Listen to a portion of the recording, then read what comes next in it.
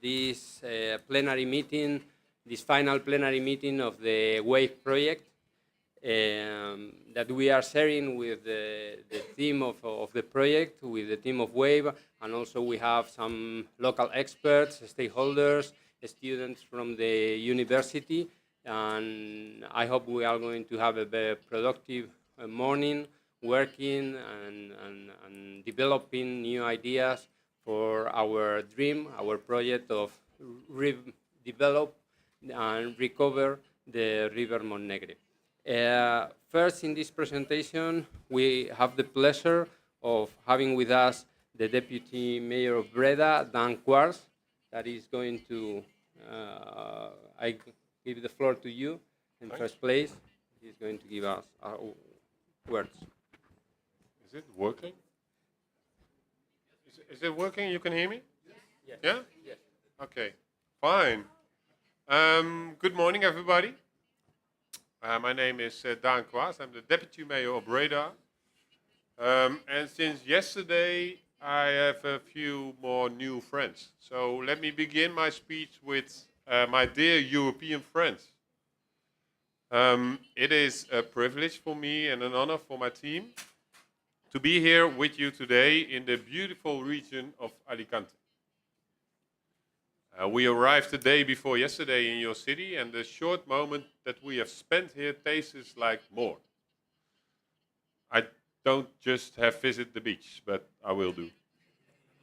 For me personally, it's the third time I'm visiting your beautiful region. It was because of the preparation of La Vuelta 2022. I'll come to that in a minute. Breda and Spain share an interesting common background. You may have heard of the painting of Velasquez. La Rendición de Breda. Did I say it well? La Rendición de Breda. Representing the surrender of Breda in 1625. After a siege of about 9 months, Justinus van Nassau handed over the keys of the city to the Italian officer, Ambrosio Spinola, who allowed the Dutch revolting troops to leave the city with arms and other resources. So it was quite a gentleman. And this cultural connection is felt deeply. The painting is exposed in the Prado Museum in Madrid, the original one. And the replica hangs in the hall of the town hall in Breda. And we have a secret hope, let me tell you that the original painting will be lent from the Prado to Breda in the near future. But today, you can still see the relics of important moments in the history of our cities and regions. Relics that are often related to water as a sort of existence, often a condition of a vibrant place of trade, often also part of the defense system of cities and regions. Inundations were as strong as brick walls, and the combination even stronger. They are still elements that refer to this moment about 400 years ago. Like the redoutes now functioning as part of the water management system in the wetlands of north of Breda. And for me, being an elder man responsible for also sports in our city, I had the honor last year to facilitate a new addition to the mutual relation between Breda and Spain. For 2 days, we hosted La Vuelta 2022 with a unique moment. The racers walked through the church in our city center just as ancestors did in 1625. This time in peacetime, and they paid tribute to the worldwide victims of the COVID pandemic. And in Breda, we are convinced that European cooperation is essential to preserve peace and to bring prosperity and well-being for our citizens. The horrible situation in the east of Europe shows that we cannot lay back within our own borders and nationalities. And the Interreg program is one of the programs that supports this policy of European cooperation, with a massive production and exchange of knowledge among cities, regions in the European Union.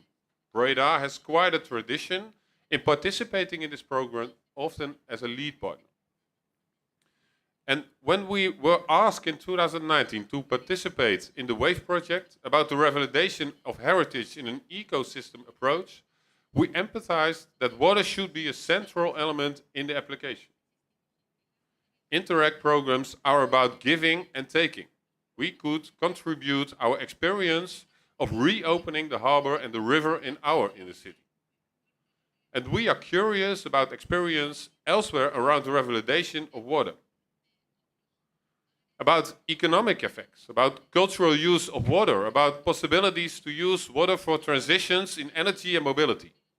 As an architectural designer in our city told me recently, we are eager to learn about possibilities to naturalize our urbanity after many years of culturalizing our nature. And today we will pick the fruits of our cooperation in the orchard of Alicante. Although the project was somewhat handicapped by COVID. The partners were all very recent and created an enthusiastic and productive atmosphere together. Action plans were drawn up and are essential to catalyze important developments in our cities and regions. We will hear about it today. The results show us a lot what the heritage of ancestors can bring in the actual challenges of today. And it's no coincidence that we are meeting here in Alicante. The closing conference was originally planned in my city of Breda. Nevertheless, we decided to move over here, not only for the weather, but mainly to support as a team the impressive ambition that Alicante developed in the course of our project. We were already impressed by the Rotas Azul and the quest of the revalidation of the Tibida. You will find blue routes everywhere in Europe in the due time, but the step towards a mind shift and cooperation with a growing number of stakeholders around the Corridor Verde is astonishing. We are looking forward to hear more from you during these days. And it's also great that our final conference coincides with the conference of the International Association of Landscape Architects. Good to hear that Adriaan Geuze of Westad, in the front row, who took care of the perspectives in Alicante and in Breda, will speak in both conferences. But for now, I would like to thank our host region, the Diputación de Alicante, for the hospitality and having us here. On behalf of the WAVE partners, I would like to thank all people of Alicante. Diputación, communities, stakeholders, present to receive us and share your thoughts with us. Of course, I want to express my respect and gratitude to our friend, Miguel Fernandez Bejuto. Did I say it well? Perfect. Okay. And his direct colleagues during the project and the representatives of the Diputación. And finally, I want to thank Eurus. Did I say it well? Arus? Orus? Yesterday I made the joke that we have to combine our cities to Bredarus. Yeah. Orus. Chertimak, Easter Granum, Ravenna, and the Technical University of Delft for sharing inspiration and innovations in the past 4 years. So, thank you very much for your attention. Please know that you are always welcome in my city, Breda. But before I gave the word to the Deputy Mayor for Tourism of Ravenna, Mr. Constantini, I will thank the President of the Water Table, Professor Melgaraccio, with a special present from Breda. And I will give it to you when it's translated.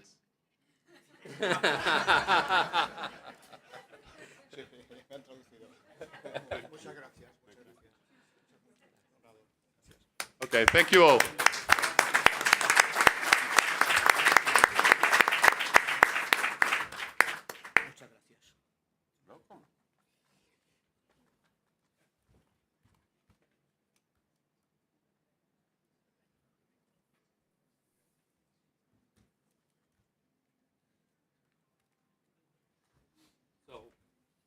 Let me give the floor now and introduce you the Deputy Mayor of Tourism and Environment of the city of Ravenna, that is going also to say a word to us. We are honored to have you here. So please, the floor is yours.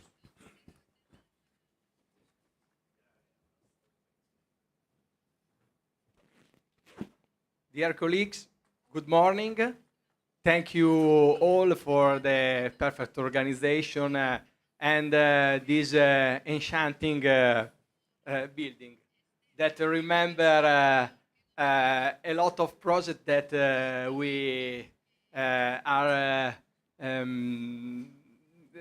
making in this moment in Ravenna, especially in the area of Darsena, the old dock of Ravenna, just behind the central station of Ravenna. And for us, is a really big opportunity to take inspiration from this European project. For this, we are grateful and enthusiastic to be part into Wave project. For a small, medium-sized cities like Ravenna, the possibility to take this inspiration and make comparison with the bigger cities or simply ahead in some important issues is a concrete opportunity to improve our actions and decision-making process. We are understood that... okay, better, okay. We are understood that water is nature, life, connection, economy, but overall culture, heritage, a sign of our identity. Water is part of our genius logic. Ravenna was born floating on the lagoon in front of the Adriatic Sea, and the presence of the water has driven the development of our cities, of our city. For example, we changed in the past the position of our rivers and dried and reclaim the majority of the humid areas. Now the awareness that the water is the key factor to tackle the climate change this is driving our new project for the city. The last year, on May 2022, we hosted in Ravenna the European Maritime Days, a very important meeting directly organized by the DG GROW, Maritime Affairs. And during that relevant meeting, all the panels was focused on the efforts to face climate change. And during European Maritime Day, we have the opportunity to join into the cities like sea network. The ambitious aim of this international network of coastal cities is to sharing good practices and knowledge in subsidence, sustainable fishing, green energy from the sea, and sea level rise. It is a big problem for cities like Ravenna. And with project for us and for this reason was like a travel from the past to the future of our city, from the ruin of ancient Roman port, close to Classe village, which remember us the importance to invest in protection of our territory and port maintenance. A curiosity, just a little story. The ancient port of Ravenna was during the period of Third Roman Empire one of the most important ports for that empire. and during the collapse of Roman Empire and the rise of Byzantium Empire, we had already in that period a big problem, the subsidence, and never take care about the harbor of Ravenna. So the decision to build Constantinople and change Constantino, maybe that decision also to create a new port because they have a big problem with the port of Ravenna. So it's a little story, not really true, but there is a little part of true in this story. So that remember us the importance to take care about our territory, because climate change increase and fastly create new challenges for us, also for your cities.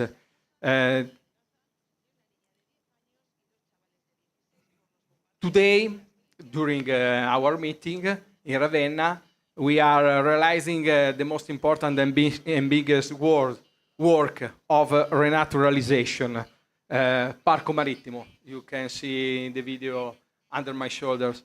And Parco Marittimo, Maritime Park, is the, for us, represent the goal to give back the right balance along our shore between beaches, dunes, and pinewood.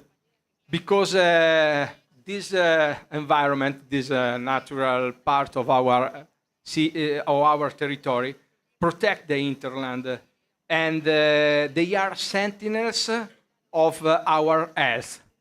So from the past, the Asian port, to the future, now in the present we have also another big challenge, the Darsena, the old dock, the trade harbor, where we discovered that in old buildings we can find the big opportunity to develop our touristic itinerary or the socialization for our citizens, the opportunity to play new water sports just close to the center of the old town. And this increase and engage a lot of creativity from the bottom of involve our citizens, young and very creative, professional intelligence. We find during this project and during Dare, that Stefania can for sure will talk about it in her speech. So the efforts of our administration are relevant, and the possibility to have this connection for thanks to Wave with other cities represent a very big stimulus to get a better future for our territory, our cities, and our citizens. So thank you very much. Thank you very much, Giacomo. Now, to end this opening, we have the pleasure of having Joaquín Melgarejo with us. He is professor of the University of Alicante and also is quite involved with the Provincial Council of Alicante, being the chairman of the Mesa Provincial de Gualagua, the Provincial Water Board that is a forum of debate and consensus between the society, different political parties, associations of irrigators, of firms, social and other social groups that discuss and trying to find solutions for everybody with the water in Alicante. Please, Joaquín, cuando quieras. Muy buenos días a todos. En principio, pedir disculpas por no poder expresarme en inglés y darles la bienvenida a todas las personas que nos visitan a la ciudad de Alicante. ¿Se escuchaba al principio? Sí. Bueno, comienzo de nuevo, parece que no se escuchaba bien. Digo que bienvenidos a la ciudad de Alicante, a todas las personas que nos visitan del resto de Europa, al proyecto WAVE, y a la amable invitación por parte de la Diputación para que esté hoy representando a la Diputación y al ciclo hídrico en este acto tan importante para nuestra ciudad y para nuestra provincia. En fin, decirles que el proyecto WAVE es un proyecto fascinante para el desarrollo sociocultural, económico y vital de las regiones de Europa y muy especialmente para nuestra región, para la Comunidad Valenciana y para la provincia de Alicante. Comentarles sucintamente que el interés por el agua en nuestra provincia es un interés ancestral. Todos los lugares de Europa han tenido un problema prácticamente histórico de drenar el agua, quitarse el agua de encima, ¿no? Nosotros hemos tenido un problema diferente y es buscar el agua. Nosotros vivimos en una región donde no hay agua. Nuestra precipitación media anual no supera los 300 milímetros y además lo hace de una forma esporádica, intensa, torrencial, que genera tantos problemas casi como beneficios asociados a la misma. La recuperación del agua, la búsqueda del agua ha sido una constante para la ciudad de Alicante desde prácticamente su comienzo, desde su funcionamiento como ciudad, ¿no? Desde época romana hasta prácticamente la actualidad, que seguimos teniendo graves problemas de abastecimiento urbano y de abastecimiento sobre todo para los sectores económicos. Hay un ejemplo clarísimo y muy importante que es el funcionamiento de la reutilización permanente del agua en la vega baja del Segura a través de lo que llamamos las aguas vivas y las aguas muertas, a través de los azarbes, que permanentemente se recircula el agua hasta en 5 ocasiones. Sería una especie de política de bonífica, como se hizo en Italia, en Ferrara y en otros lugares, de bonífica, pero en este caso al contrario, reutilizando el agua, no drenándola, sino reutilizándola hasta en 5 ocasiones con la misma agua, produciendo diferentes efectos de carácter socioeconómico de primera magnitud.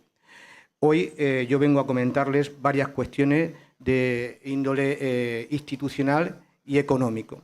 En principio decirles que la Diputación de Alicante tiene un organismo, una institución creada dentro de ella, que es la Mesa Provincial por el Agua. En esa Mesa Provincial por el Agua es donde se reúnen periódicamente las diferentes formaciones políticas junto con los técnicos externos, la Comisión Técnica del Agua, que asesora políticamente a esa Comisión Provincial del Agua, esa Mesa Provincial del Agua, y por el ciclo hídrico, ¿no? Junto a estas 3 patas, es decir, por un lado, ciclo hídrico, la Comisión Técnica y la Mesa Provincial por el Agua, generan determinados documentos que sirven para la toma de decisiones por parte del Gobierno provincial, ¿no?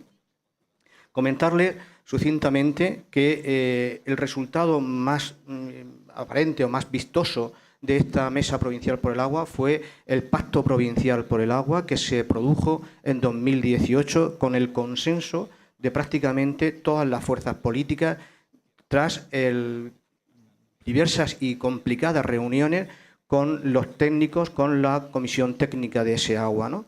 Es muy importante porque pone las bases para una política hidráulica de largo recorrido, esperemos que se cumpla y que se pueda llevar a buen término y que se siga manteniendo este consenso al menos a escala provincial. Nuestra vocación es conseguir un pacto nacional por el agua y que esto sea una de las primeras piedras, una de las primeras bazas para seguir continuando en esto que es necesario, que es fundamental, que es el consenso político para conseguir buenos acuerdos que posibiliten las buenas infraestructuras y las buenas relaciones a escala nacional y a escala provincial, por supuesto, sobre el agua.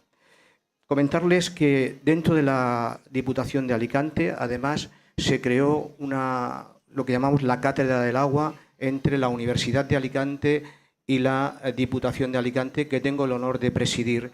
Esa Cátedra del Agua lleva 5 ediciones continuadas, donde se han establecido diferentes proyectos de investigación de diferente índole, especialmente de carácter científico, jurídico, económico, social, patrimonial, etcétera, donde se ha puesto de manifiesto principalmente los valores que el agua representa para nuestra ciudad, para nuestra provincia y para el conjunto de la Comunidad Valenciana.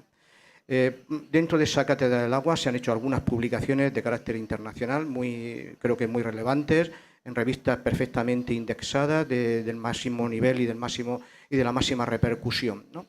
Y además comentarles que esa Cátedra del Agua es un momento de difusión, ¿no? Porque no solo nos dedicamos a la investigación y a la formación de algunos de nuestros doctorandos y de nuestros estudiantes de máster, sino también a la difusión, a la divulgación en un sentido amplio de aquellas cuestiones referidas al agua y al medio ambiente. Por último, me gustaría comentarles el proyecto estrella que durante los últimos años, con la pandemia por medio, hemos tenido con el corredor verde del Montnegre, que mañana van a tener todos ustedes la oportunidad de visitar. Simplemente querría decirles que es como un gran camino de peregrinaje, ¿no? Sería como el Camino de Santiago, que termina estando en la Plaza del Obradoiro, en Santiago de Compostela. Nosotros queremos hacer un camino que vaya desde el mar hasta la presa de Tibi, que sería nuestra gran catedral, ¿no? Nuestra gran punto de referencia para que todos pudieran disfrutarla, visibilizarla y que tenga la importancia que merece. La presa de Tibi, que fue construida en 1568, es la presa más antigua del mundo en funcionamiento. Pero no solo tiene el valor de que sea la presa más antigua del mundo en funcionamiento, sino que fue una presa que revolucionó tecnológicamente el modo de la hidráulica en el mundo. Fueron ingenieros militares quienes llevaron a cabo, los que hicieron las fortalezas de América, los mismos que hicieron las fortalezas de La Habana, de Santiago, los mismos que hicieron la fortaleza de Cartagena de Indias, del puerto de Cartagena, del castillo de Santa Bárbara, son los mismos ingenieros que prepararon la presa de Tibi, que sirvió de modelo para toda Europa, de las presas en curva, las presas en arco, ¿no? Las presas en arco. Todavía hoy seguimos teniendo visitantes de todo el mundo para contemplar tecnológicamente lo que es una joya arquitectónica, cultural, patrimonial y paisajística, como ustedes tendrán mañana la oportunidad de comprobar.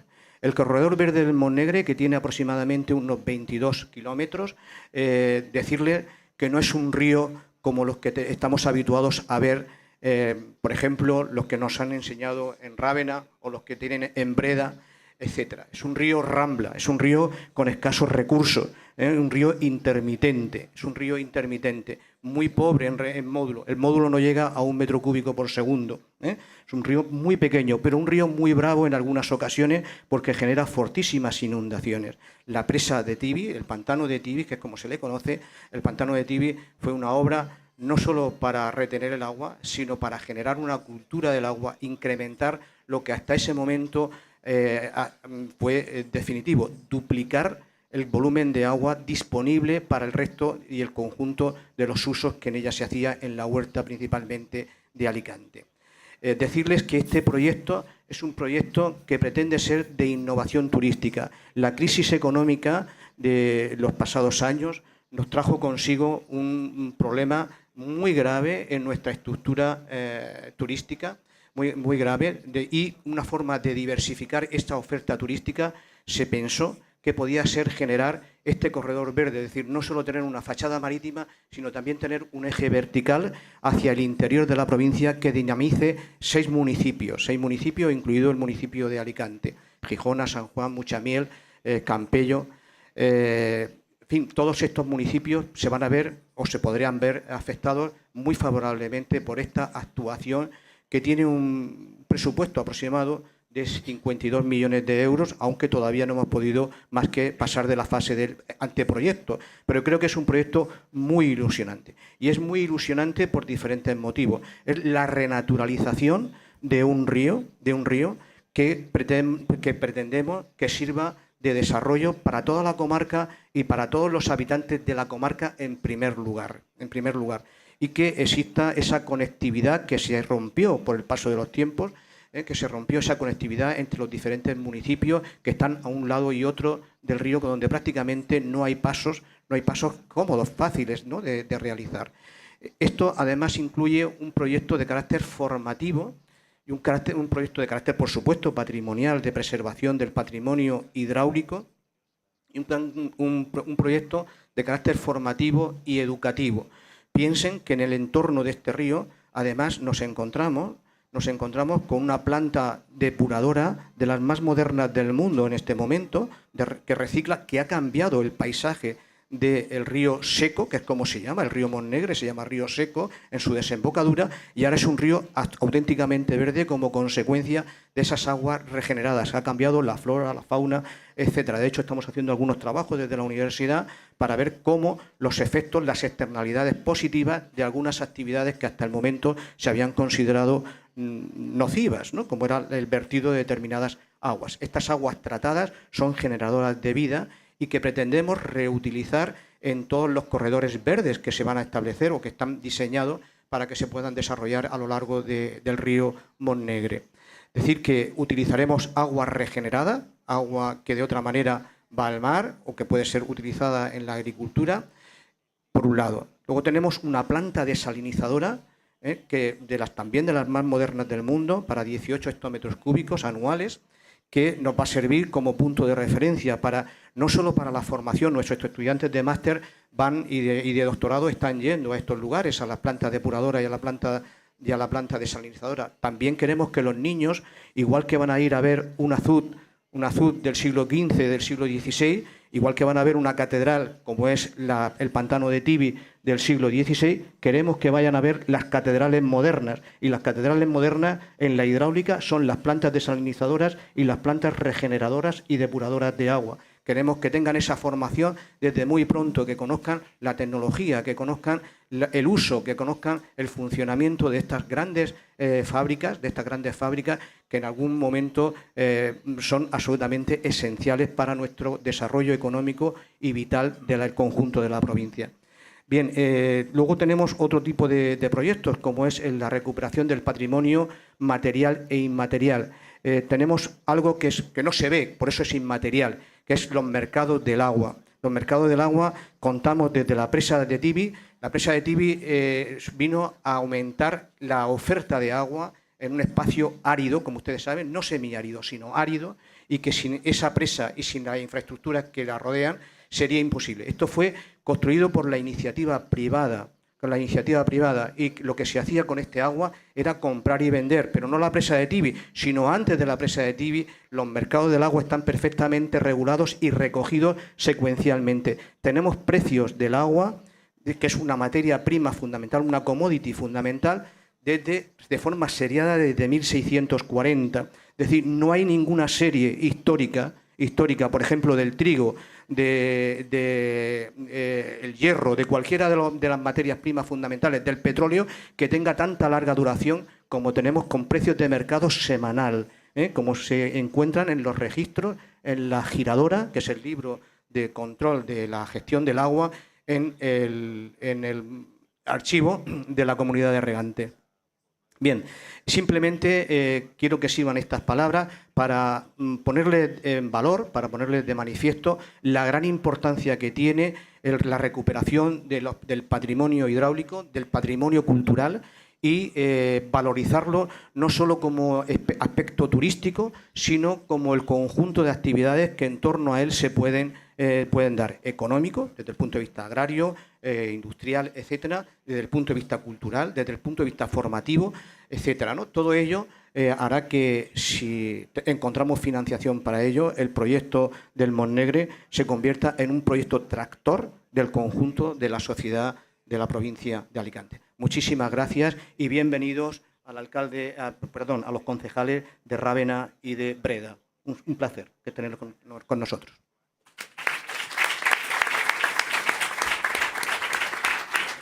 Thank you everybody for your presentation. I must say that if somehow WAVE is the mother of the idea of the green corridor of Monegro River, Professor Melgarejo may be the father. It was the one that launched that idea. So we go to the next session. Please, Adrian, Hans, Martin, Vincenzo.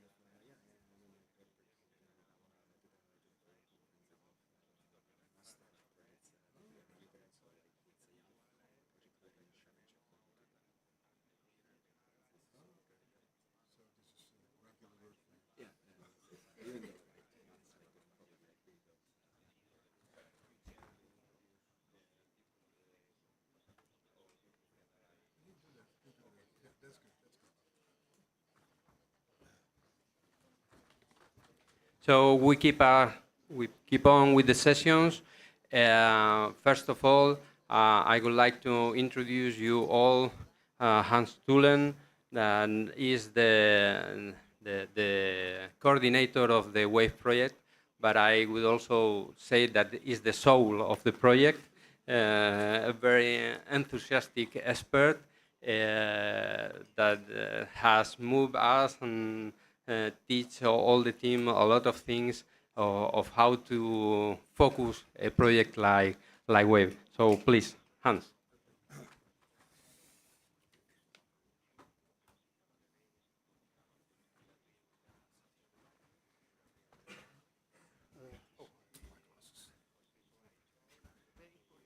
Very important. Yes, well, you can say that WAVE is a project of yuppies, of young urban professionals. And I'm a little bit an exception. I'm the representative of a growing group of Europeans. And these are the URPs. These are the old urban retired professional individuals. So this is really a growing group, and don't forget them. They have a lot of knowledge, and well, they can contribute. By the way, these yuppies took care during this period for 4 WAVE babies. So we miss a few people here because they have to take care of their children, but that's very good. And even people decide on a later moment, like Stefania, to confirm their togetherness with her husband for a marriage next week. So that's It's a, that's good. Okay, well, I will stick to the next slide. Let me see.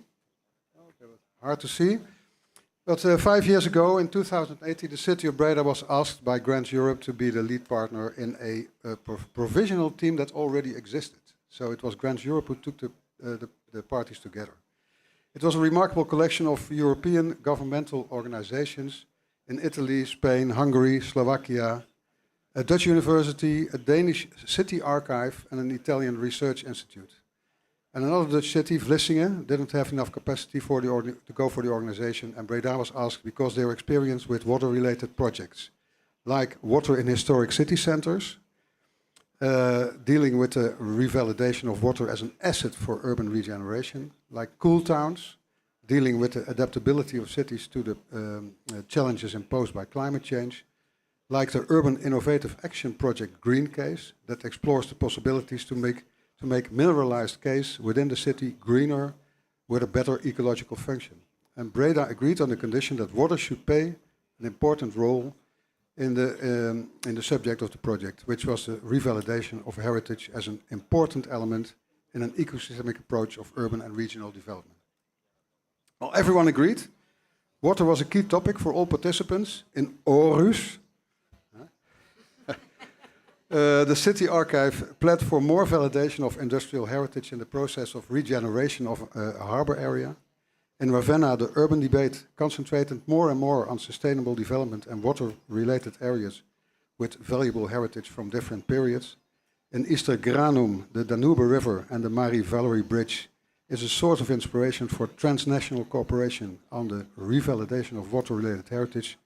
And in Breda, water is a key topic in the transformation of about 1/3 of the city centre. So important to do this right on the basis of a solid ecosystemic approach. And finally, Alicante, the driest region of all partners of our team, looking for possibilities stimulated by how our ancestors found answers to the actual challenges.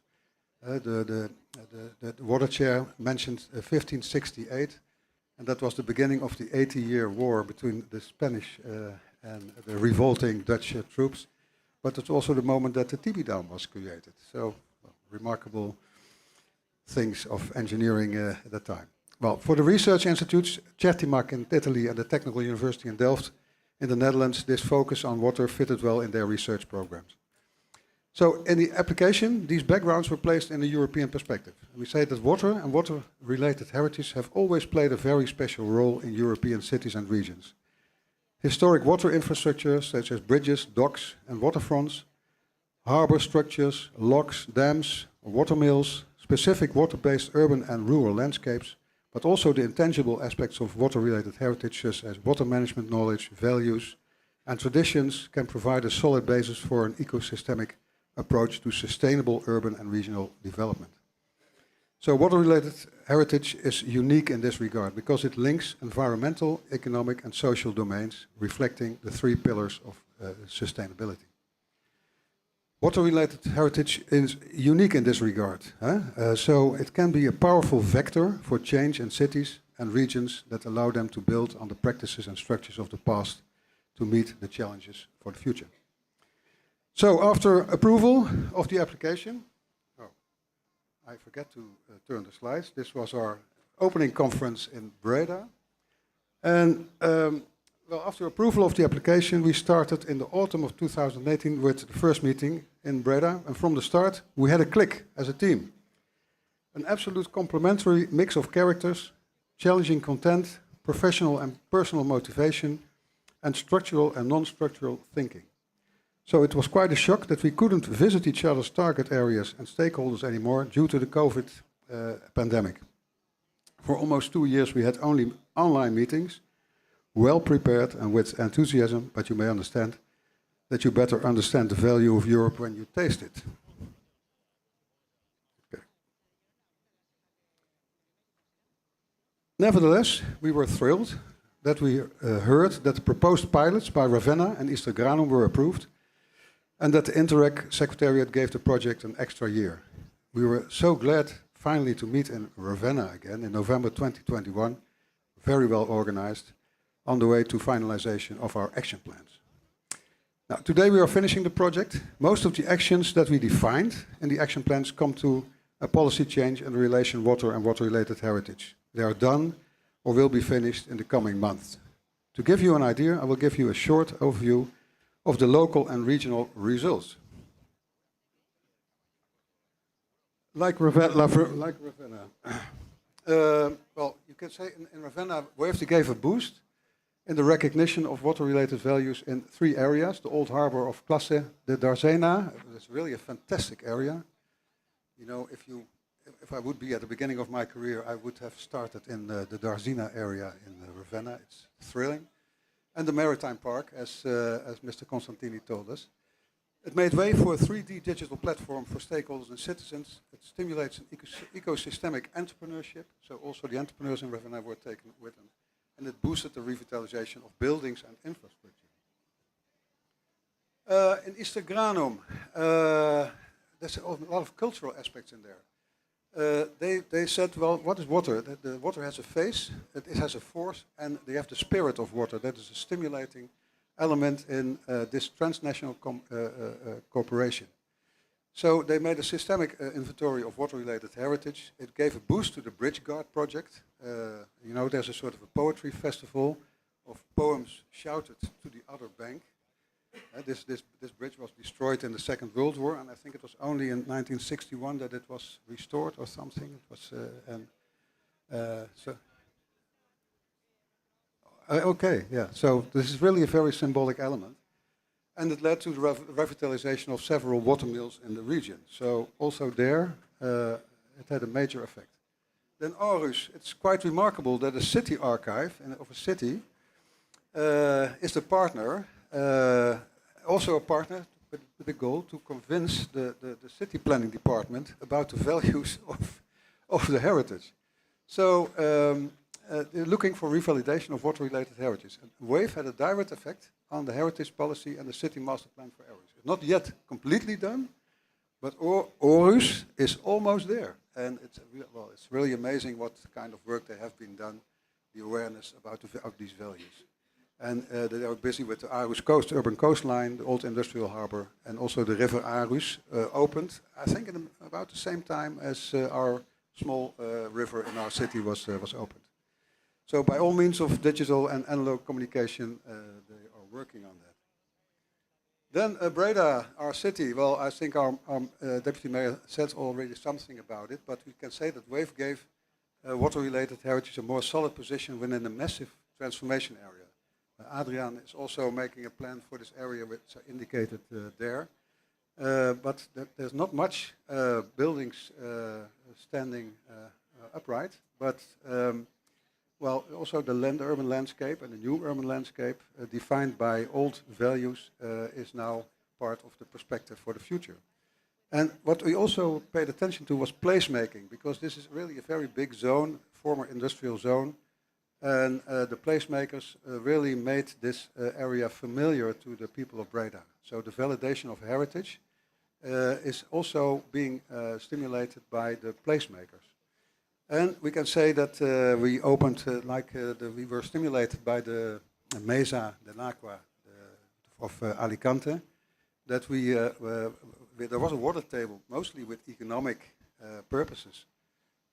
But now heritage is an equal partner in the water table conferences in our city. So that's quite a thing. And finally, Alicante. Well, of course, this is the wonder of this project, we say. It started with design thinking and imagineering the Rilla and the Tibi dams and reservoirs, and the Almoradi elaboration of the Alicante Blue Routes, which is a stimulus for us all the partners. But towards a spectacular integrated perspective, like the water chair just explained to us, it's really very ambitious, and we are very glad that we think this is a thrilling result of the WAVE cooperation. So we are very glad with it. Okay.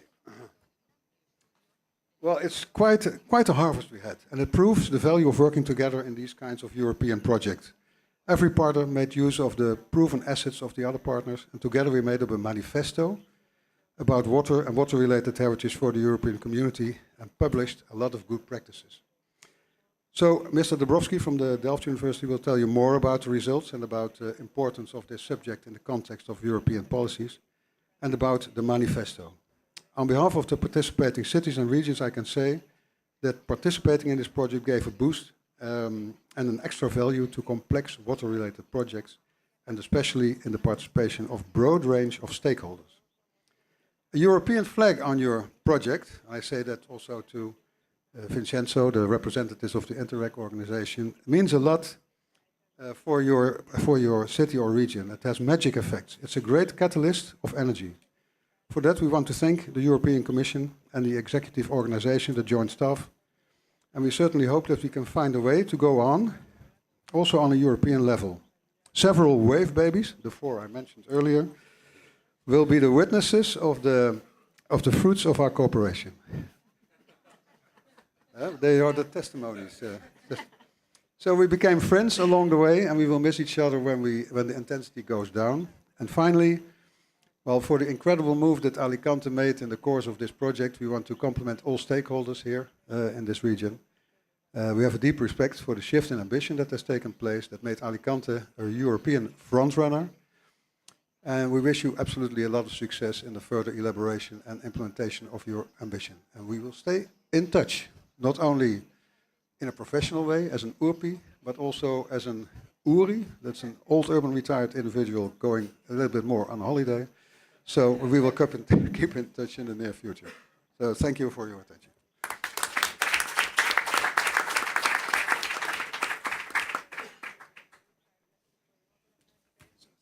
Thank you very much, Hans, for your presentation. Well, as you will see this morning, we have amazing guests. The next one is Adrian Geuthe from West 8. He has been working in the project of Green Corridor of River Montnegre, and he is one of the most important experts in the world in this kind of transformation. So it's a luxury to have him here. So I give the floor to you, Adrian. Thank you.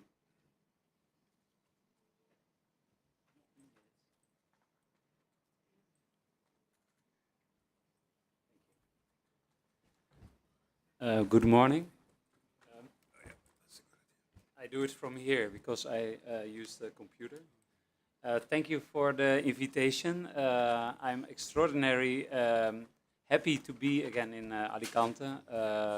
We were here during COVID, very complex, and before, easier. And this gives at least the opportunity to be together, to share good moments, debate. I'm extraordinarily complimentful for the stakeholder group in Alicante to take landscape, river, water problems as a tool for renovation, for reincarnation, for changing. And this is very European approach where we share all these values and dignity and which bring a better world. So I was asked today to give a pitch. I do it very short. And it's about perceptions on engineering. And this is also learning from the Alicante approach. This is a city, I was born, my birth house is here in the Netherlands, Dordrecht, which I consider the mother of all water cities, globally, why not? And Dordrecht has a very interesting history because in the 15th century, the entire backland of Dordrecht, which was big as a province, inundated. And not only inundated, the sea took the land. So swallowed the land. So it was not inundation, but it was like the sea took all the land out. So Dordrecht became an island in a big ocean. And it was, let's say, really a threat on the level of an epos, which is still a part of the heartbeat of the Netherlands. As you might know, the Netherlands is a very small country, over 17 million, and I'm Dutch, 17 million people, and they live in a landscape which is for 50% man-made. It's in the ocean. It's under sea level. It is swamps. It is actually land where you should not live. You understand? God did not prepare this portion of the world for people. And why are the Dutch there? So I say this because you can make the answer immediately. This land was made by engineers, by surveyors, by farmers, by monks for cultivation. It was an incredible cultural act of engineering, but it is also a European cultural landscape where people live, where is legacy, where is culture, where is nature and ecosystems. So for me, in my blood, it's very Dordrecht, and this Dutch mentality is very logic that engineering is only a tool for giving new perspectives. And engineering is not, let's say, a way. It's not, let's say, solving a problem. It's only a tool. And that is what is so interesting in your project in Alicante. And I was really thrilled to be part of that team for the research. So I gave you, and this is only from my own experience, 3 perceptions on engineering. Some of you know, we have for 2 generations a family house in north of Spain, and 2 of my friends, they went back to this region, actually a little bit south, Andalusia, 2 weeks ago, to pray and to be part of a procession hoping for water. And unfortunately, you cannot hear what they say here, but one of the ladies is more or less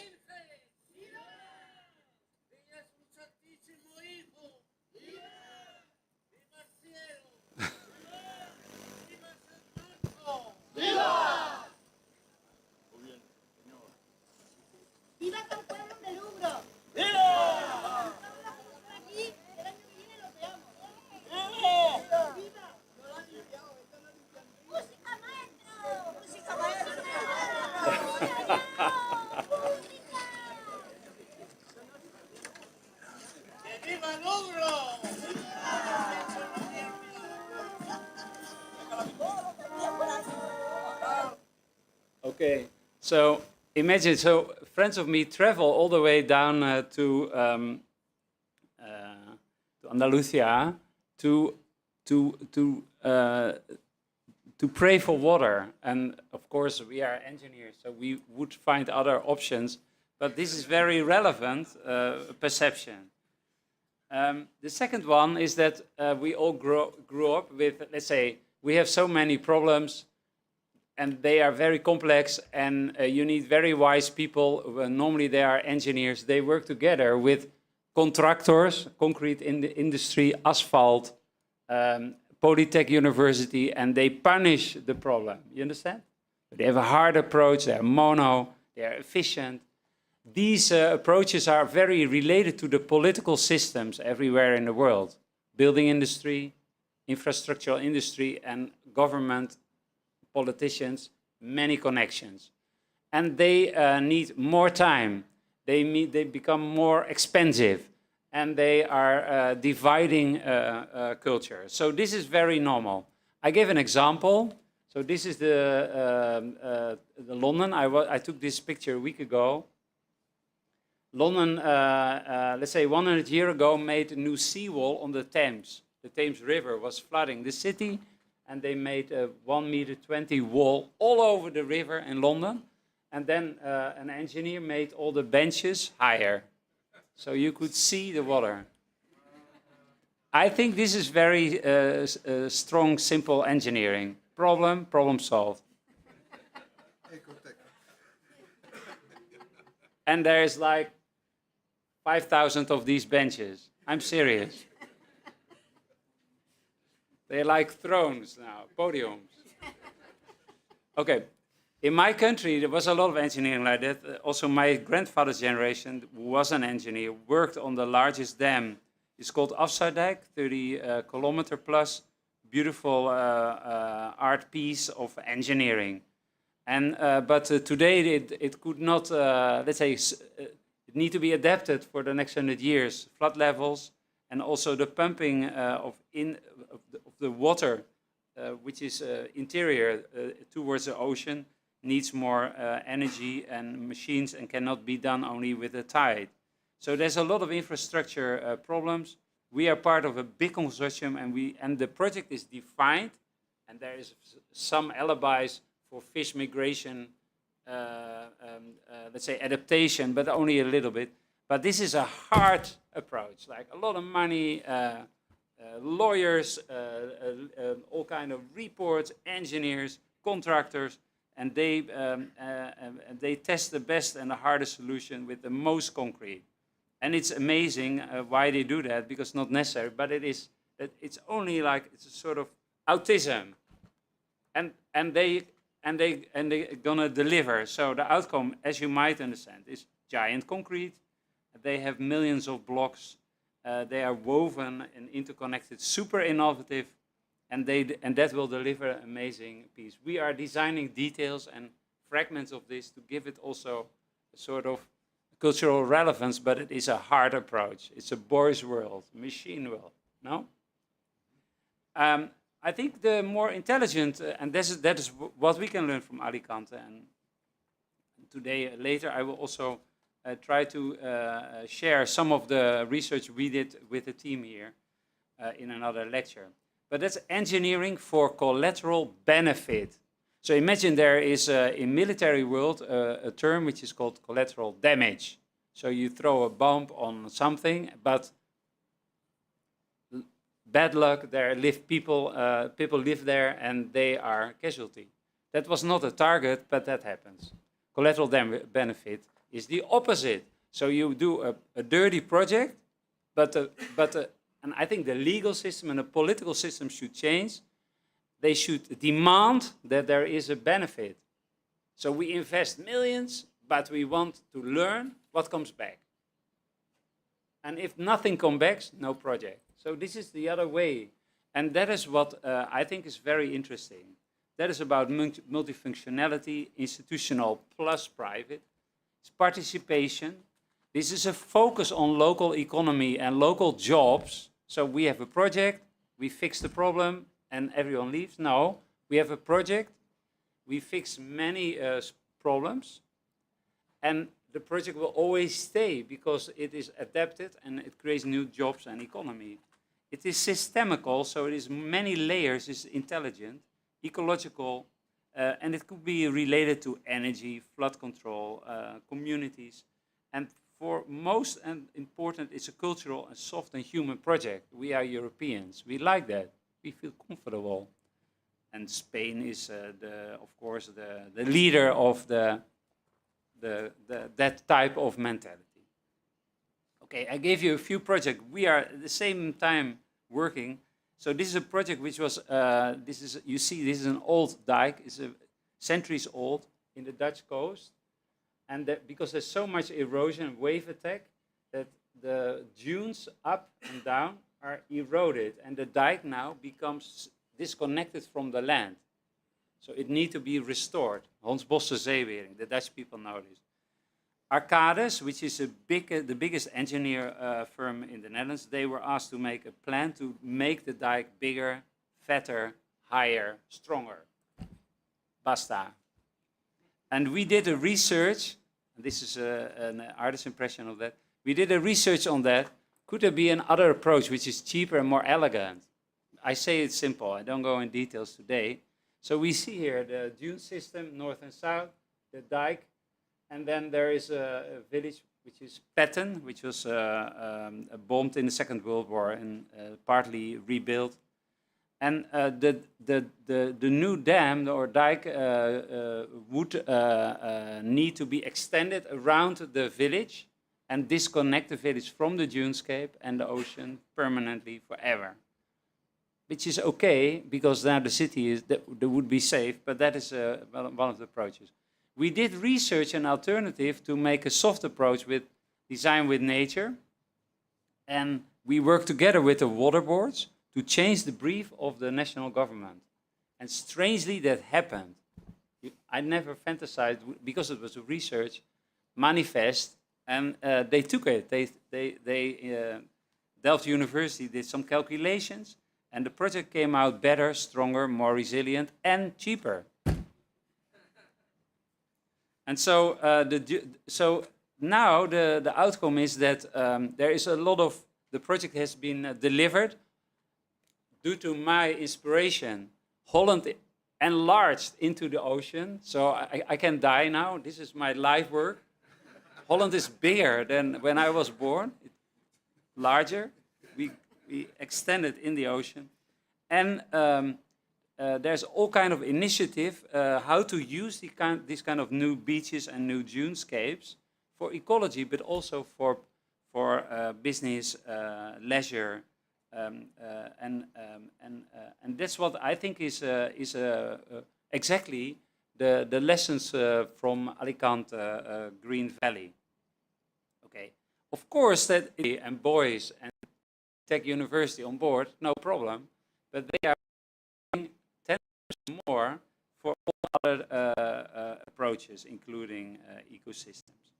Another example, and I show this because there's many of my friends from this region in the south of Holland, Brabant here, is Brabant is the most innovative province in the Netherlands, where the IT industry is on a level you cannot fantasize. It became the second economy in Holland. So it always was Rotterdam Port and Amsterdam Business and Finance 1 and 2. But now this region is number 2 economic pillar for the Dutch economy. It is amazingly strong region with innovation. That's approximately a sort of polynuclear metropolis, 2.5 million people approximately. And they have a tendency to be very proud and almost more Southern European minded on the place where people are born, grow up, the legacy of the land, which is different in other portions of the Netherlands. And there has been, the last 15 years, a reanimation of the stream valley system for all kind of water problems related to drought. In the 50s, these has been canalized, the rivers, for better draining, but it turned out to be the wrong approach, and now they have to completely reset that.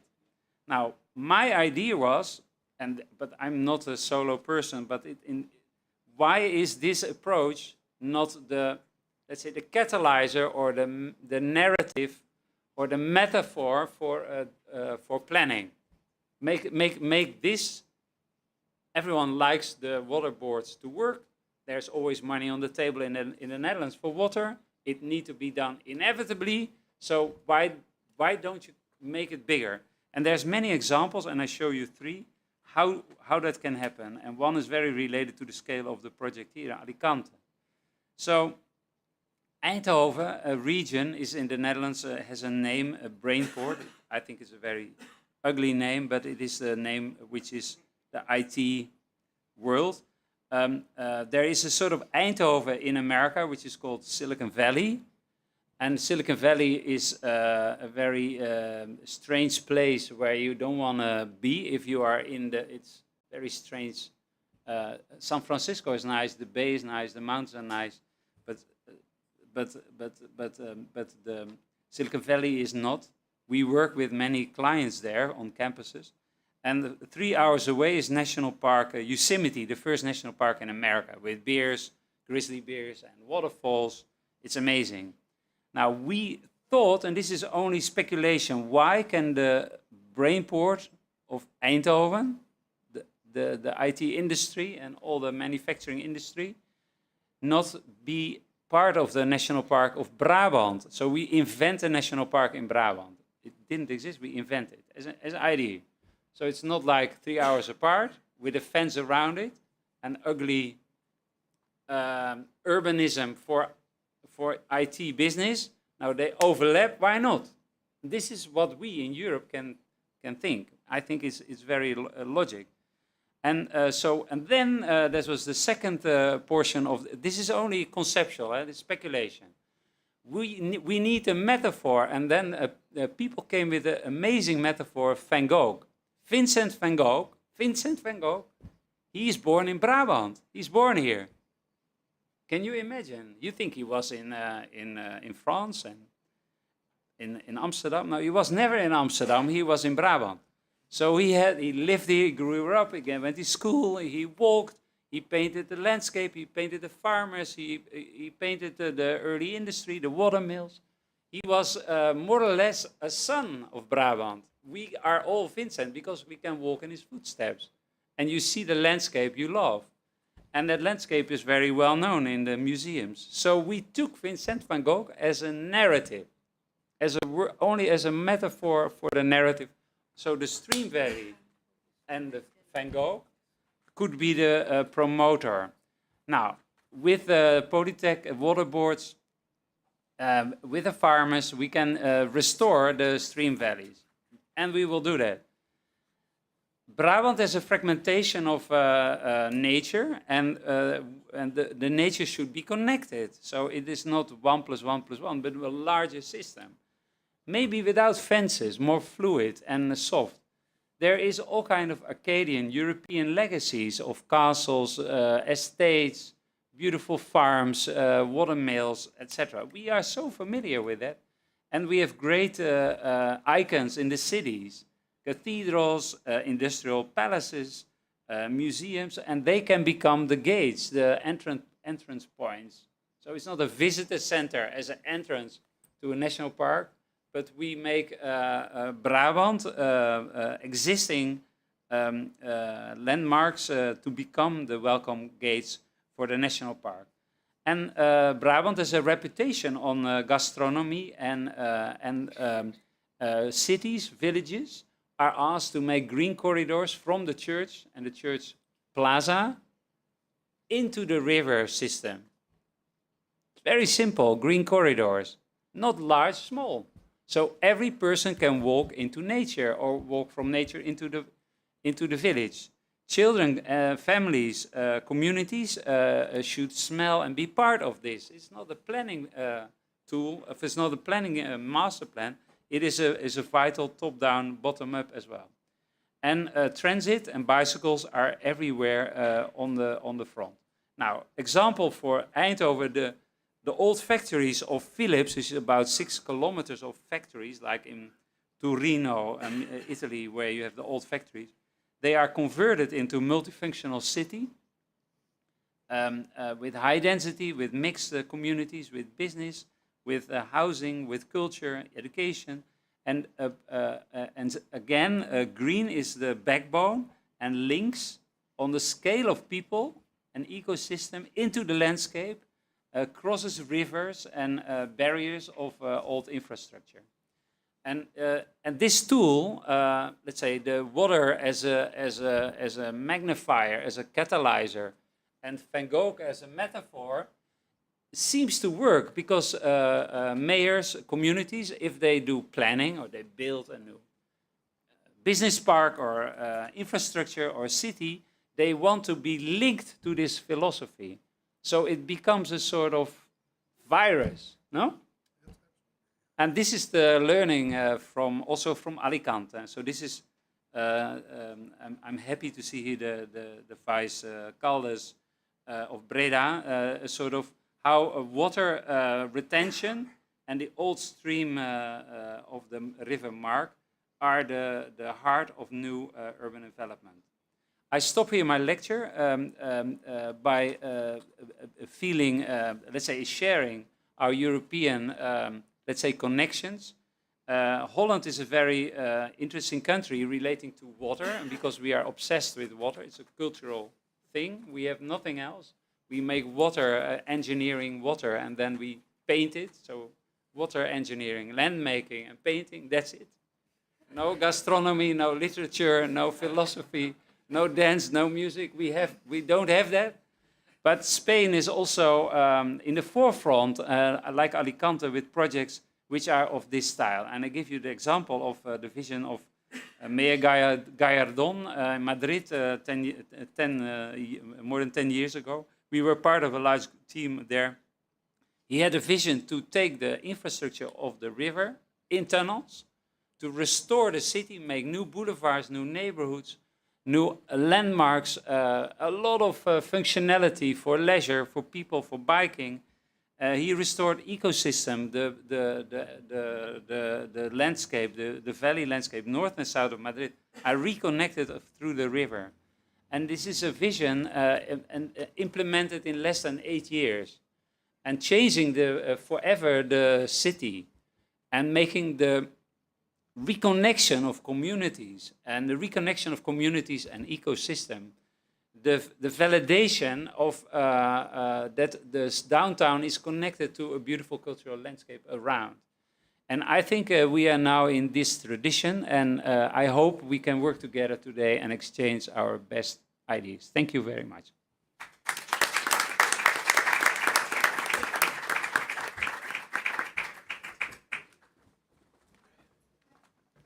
Thank you so much for your inspirational lecture. I'm sure we will be working on those ideas to bring them to Alicante and to the Corredor Verde of Montnegre. Now we are going to enjoy the presentation of Marcin Dabrowski and Ana Maria Maldonado from the Technical University of Delft. You have here, they are going to present this document, the manifesto of the project, that it is still alive. We will be working on it these days. You have it on the central pages of the program. And you know, if the Wave project were a bus, you don't need only the driver, but you need the technicians that can take care of the engine. They are the ones that have been in charge of carrying the engine of the Wave project. They have been giving us a lot of ideas and technical tools to make this work and to make this happen. So please, Martin, Anna, it's a pleasure. Thank you very much, Miguel, and welcome everybody. It's a real pleasure to be here. So my name is Marcin Dabrowski, and this is... I am Ana Maria. So we'll share the stage today and present this manifesto together to you. So as Miguel said, our role in the project was to advise the partners and provide them with methods and tools to support them in their work. But also for us, it was really an amazing opportunity to observe how ideas develop and how they travel across Europe. And the project has been almost 4 years now of continuing dialogue, interregional exchange of knowledge. And that was well summarized by Hans, how those ideas really kind of triggered change and traveled across the 5 locations. So during the project, we not only action plans were developed, but also we built on already existing practices, good practices that the partners have put forward, and they were actually the material for this kind of knowledge transfer. And on the basis of those good practices, of the action plans that were developed, and the discussions that we've had all along the project, we developed together with the partners this manifesto. So the manifesto builds on the knowledge produced, brought to the project, and really, and I want to stress this word, it was co-produced with partners. So we had done this namely in the Ravenna meeting, where we had sessions there to work together on ideas of what this manifesto should actually entail, what should be the main statements for it. And the purpose of the manifesto is really to inspire policy change in the 5 locations, but also beyond. We want to make it available for other places, other cities in Europe, and provide inspiration and guidance for policy change in the direction that we've been discussing since this morning. So a more ecosystemic, more open, integral way of looking at water-linked heritage as an integrator and as a vector of wider change. So let us discuss, briefly present to you those manifesto points. I will begin. So the first point concerns, well, water heritage as an inspiration, as a source of inspiration, as an asset for tackling climate change. And here in In Alicante province, we have a great example of that. We've been discussing also a number of times today the TB dam, and will continue throughout the day. But there's also the ancient irrigation techniques, for example, that really can provide us with knowledge and ideas about how to tackle the shortage of water in the face of climate change. Now, the second point, the second statement of the manifesto concerns awareness. And the point is that we also see water-linked heritage as a tool to build awareness of those challenges, awareness of the importance of water. And this is possible because water is really something that is crucial for local identity for most places across Europe and elsewhere.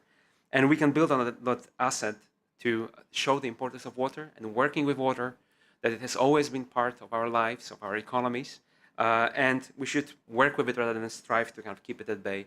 The third point is that, and this is something that we knew before, but also we learned about during the project, is that in order to valorize the work with this water-linked heritage, we really need to engage stakeholders and a diverse set of stakeholders. We cannot only stay among engineers, planners. We need to talk to the people as well, to the companies, to the people who can actually help us drive and support those changes. The fourth point is also related to well, the methodology that was behind the WAVE project, that we I think have evidence after the project that it works, hence this point, is that also co-production, co-creation of knowledge is really important here. So working together with those stakeholders allows us to see things and get ideas, inspiration that we maybe wouldn't be able to see ourselves from our desks, while working on solutions for rethinking water-based heritage. So through co-creation, we can come up with new ideas and enhance the already existing ones. And here, perhaps a great example of that, we had many of those in the project, would be the practice that was brought forward by Breda, and that's the revalorization of those military facilities, redoutes, near Breda, which really is a good example of how historical heritage could help bring attention to water issues, but also valorize the landscape and the natural areas around it. And then the fifth point would be that the co-creation not only allows to kind of build those new ideas, but also allows us to build a foundation for the long term. We engage stakeholders in a process that is not only for today, not only for now, but looks towards the future. And that's very important because we need to think in the long term, especially in the face of uncertainties and challenges like climate change. And we need to think about ways in which we can create lasting impacts and also be able to adapt to climate change in the future. Anna, I hand over to you, please.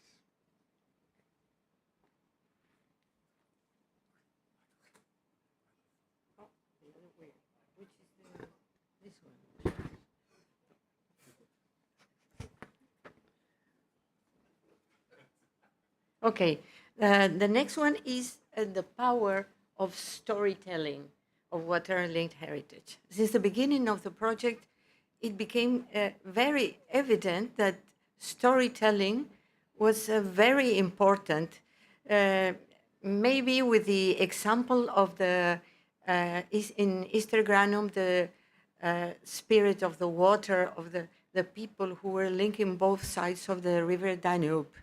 So we realized that it's really a very powerful tool for water-linked heritage in general.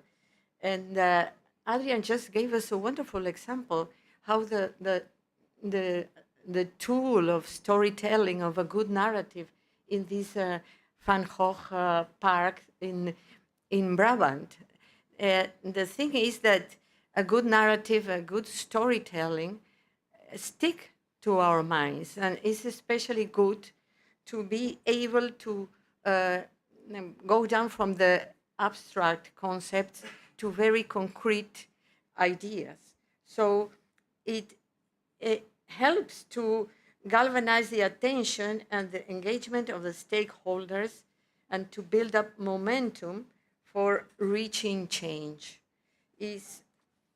Should emphasize creating the identity, shared values and connections for trust, and the potential of heritage to create better places through quality and creative engagement of the public. So then go to the next one. An ecosystemic approach to heritage supporting sustainable urban and regional futures. Instead of a human-centered approach, we think that we need an ecosystemic one in which past knowledge and heritage values inform the design of new landscapes and pathways towards sustainability. In this approach, water is an important, crucial element to connecting those visions for far-reaching ecosystemic transformations with the necessary transitions in the basic elements of the urban systems as energy, mobility, and the blue-green spaces.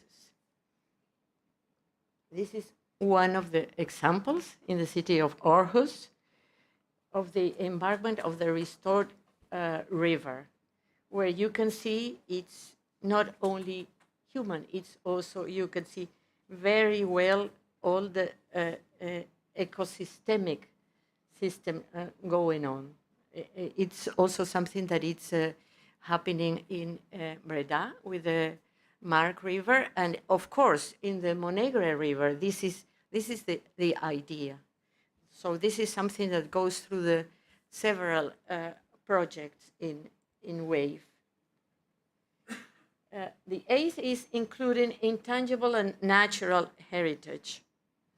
So to realize the potential of water-linked heritage to be a vector of change, we need to broaden our understanding of heritage from the concrete and tangible to include the buildings and infrastructures, to include also the intangible cultural heritage and the national heritage.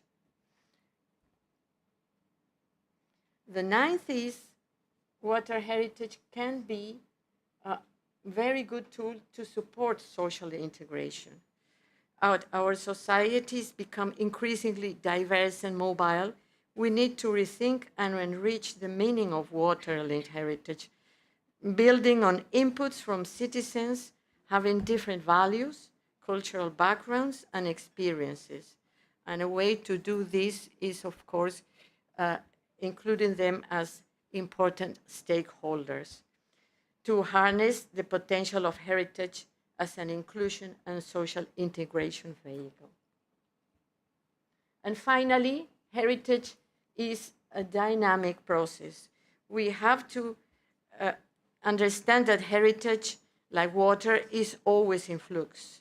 Instead of preserving in its current state, we have to be bold about using it to develop dynamic and multifunctional waterfront areas, create new values and new uses through a process of development in dialogue, nudging our cities and regions toward more sustainable futures.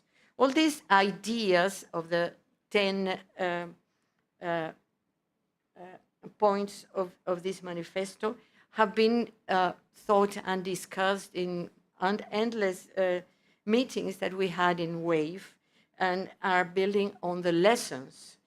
I want to close this mentioning that today we hope that we can discuss this one more time so we can revise these lessons and actions that inspired them in the workshop seminars to finalize with an action route for the Monegre River.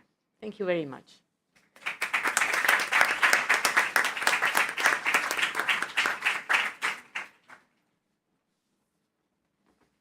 Thank you very much.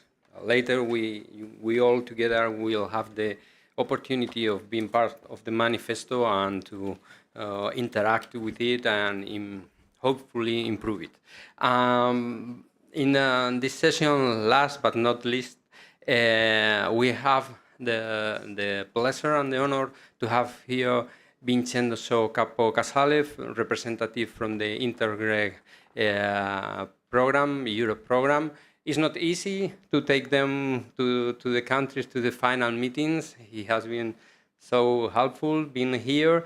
I will also like to announce that he will be the officer in charge of a new project we are launching next week that is called Nature-Based Solutions for Local, that have that approach of getting that solutions. We will keep working with Grant Europe, that is part of WAVE project, and so we are so glad. So Vincenzo, please. Thanks a lot, and good morning, everyone. I also like to thank all the previous speakers because like all the speeches were really inspirational. So really, thanks a lot, Hans, and all of you. I'm amazed by all of what you have shared with us, and I can only say that I'm looking forward to the workshop that will come after the coffee break, like to learn more about like the results of this project. So I've been introduced. I'm Vincenzo Capo Casale, and I'm a finance officer at the Joint Secretariat of Interreg Europe. That is the program that was financing this groundbreaking project. And I feel very lucky to be here today because the colleagues who were monitoring this project could not make it. And so they came to me and they asked me if I could come here to Alicante for the final conference of a project about water-linked heritage. And I tell them like, say no more, because like you had me already at Alicante, and I'm gonna come. No, but no, jokes aside, also like the reason why I feel lucky and I am pleased to be here, it's because like, yeah, as it was said and already underlined by the previous speakers, like this is an extremely important topic. It's a topic that within the current circumstances of climate change is of utmost strategic importance and relevance for the local authorities. So we are also pleased to see that like there were basically there were local authorities involved in this project, but I will, underline this also later on. So the reason why I'm here, it's also because I would like to, try to show you the project within the larger framework of the program Interreg Europe. And I will do this by first providing you like an overview of what Interreg Europe program is all about in a nutshell. Then I will underline some of the achievements of the old program that is currently coming to an end, and within which WAVE project was actually financed. And Pinky promised that the part on WAVE project will be very short and supposedly certified to be spoiler-free. So I really don't want to, reveal the contents of the upcoming presentations during the workshop after the coffee break.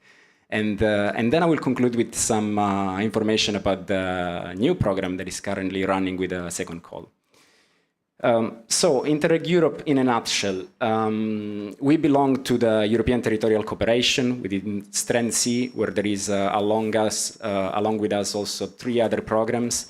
And just in few words, the aim of Interreg Europe is to help regional and local authorities to improve their regional development policies, and we are doing this by trying to create an environment where we can bring policymakers together so that they can meet each other, they can actually learn from one another, and they can try to bring the lessons learned from the other regions back in their home regions to address the challenges that they are facing in their regional development. And so basically, yeah, the main targets is public authorities, and the focus, the method that we promote in order to improve regional development policies is exchange of experience.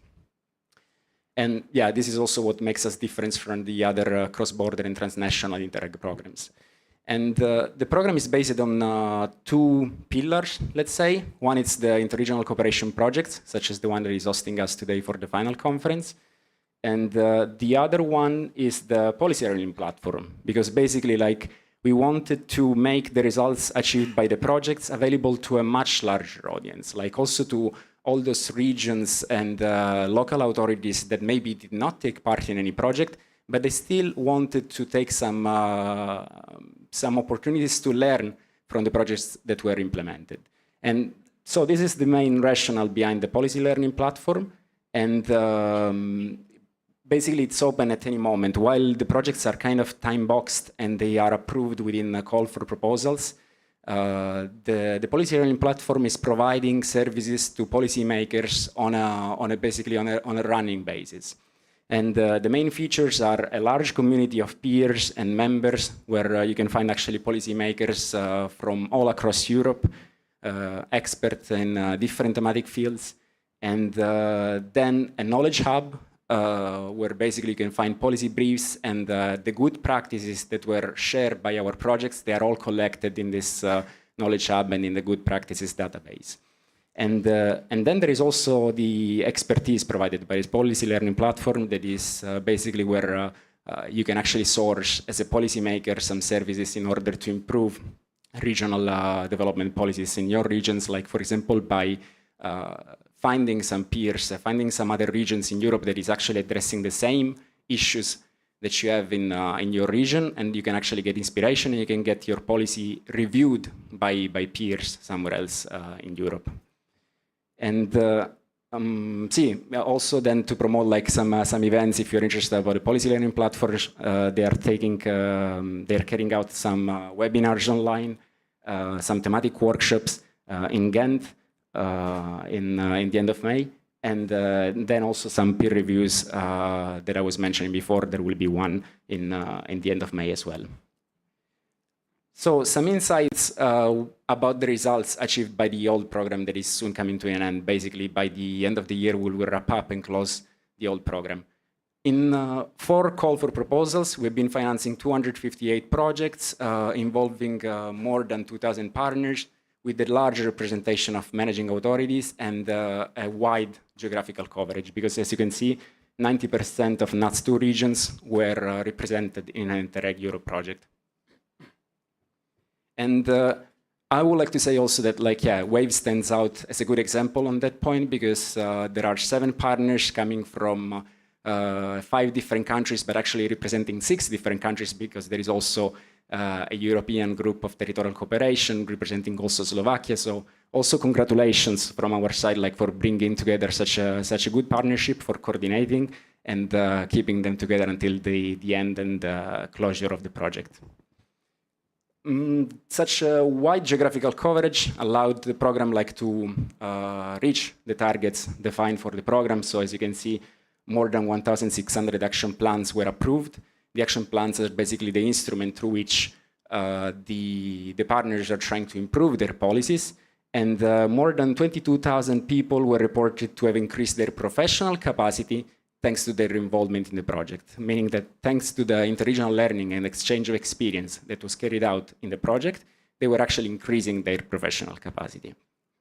And but looking at another indicator, the good practices, also there you can see the number are quite striking because more than 3,000 good practices are now part of this good practices database that I was mentioning before, and that is always accessible and available for policymakers all across Europe. In terms of results then, more than 1,000 policy changes were already reported by the projects.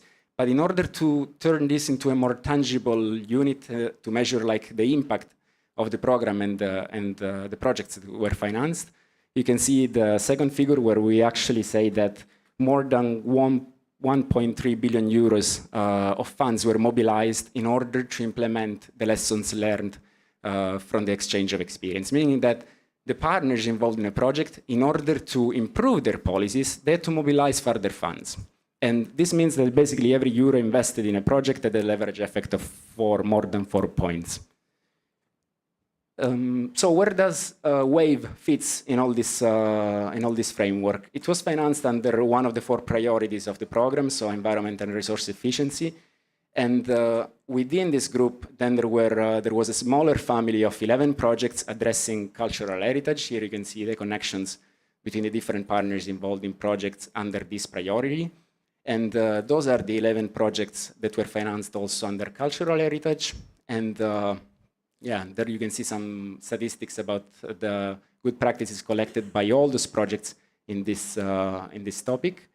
And what else I can say is that, some of the strengths of this project is that as I was mentioning already, like the topic is really high on the EU agenda. You can see some of the legislation framework at the EU level that is relevant for this topic. Then there was a clear focus on structural funds programs because like 3 policy instruments out of 5 addressed by this project were structural funds program. And then there you can see the contribution of the project in terms of achieving the targets of the program. So 60 people were actually reported to have increased their professional capacity. There was already 1 policy improved and 2 pilot actions that was mentioned before, like they were carried out during phase 1 of the project. So congratulations also for that. And then all the involvement in the policy learning platform. I was mentioning the good practices before. 12 out of the 14 good practices identified by the projects are already part now of this database of good practices that are groundbreaking and relevant at European level for policymakers all across Europe. And yeah, so now looking at the future, or better to say, the current program, what I can tell you is that it's again a pan-European program, so covering again all EU member states plus Norway and Switzerland, similar budget and 1 cross-cutting priority. But this actually means that the cross-cutting priority is capacity building, because we really want to keep the focus on the methodology used by the program to promote the improvement of regional development policies. But in fact, the projects can be financed in all the different topics of the cohesion policy. And here you can see also how much, for example, the green priority is important because there is a concentration principle according to which a large share of the program budget will have to be concentrated under Smart Europe, Green Europe, and partially Social Europe. Here you can see also some statistics from the first call for proposals, which was running last year. Fortunately, the concentration principle was already respected by the proposals that were submitted. And there was, I would say, a high success rate because 52% of the proposals were approved. And yeah, one of them was NBS for local that was mentioned before. And we are currently running the second call for proposals, so where all the topics are open. Because like currently we do not foresee to close the call to a specific topic because, as I was saying, like the concentration principle is already respected. And here I can only invite you, if you are interested in submitting project proposals, there is different services that the Joint Secretariat is providing to the applicants. Some of them are available anytime, and some of them, they ask for feedback in particular is available while the call is running, which means that basically you are allowed to submit your project idea to the officers at the Joint Secretariat, and we will get back to you by telling you how you need to improve like the project proposals to make it relevant for the program. And if you're interested, there is also our online community, our website. You can join the community that I was mentioning before, and also sign up for our newsletter. So thanks a lot for your attention, and like maybe before leaving the floor back to the moderator, I also would like to apologize with the simultaneous translation because I have the tendency to speak very fast. So if there was something that didn't make any sense in the translation, it was not them, it was me. So thanks a lot.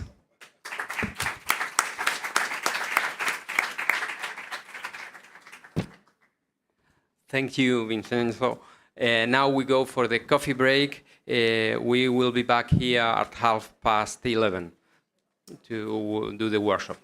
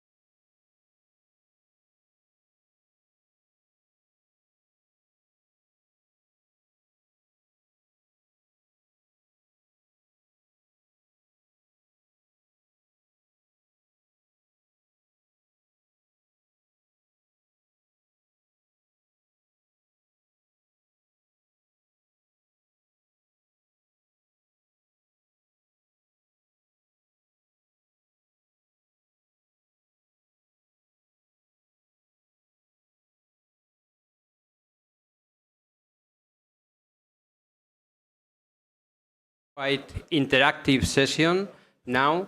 We will start with very short pitch presentations from the partners, speaking about one of the topics of the WAVE project and also showing their experience in the regions and also during the project. And afterwards, we will have time to move in the room and to discuss. The facilitators of this session will be Marcin Dabrowski, that you already know him, and Chari Camara. She's a graphic designer and game expert, and she has experience also as facilitator in the European project. So she will give us the creative part, the creative vision of what we are going to work in this workshop. And I'll let you with Marcin, and we start the workshop. Well, so just following up and briefly introducing what we're going to do. So we'll have 3 activities. We begin, as Miguel already explained, with the pitch presentations from the WAVE partners to get us going. And then we will engage everyone in group work, in discussion, in the workshop activities, to discuss, the lessons for Alicante and for the Monegro River corridor. That will be our activity 2. We'll brainstorm on some of those ideas in groups.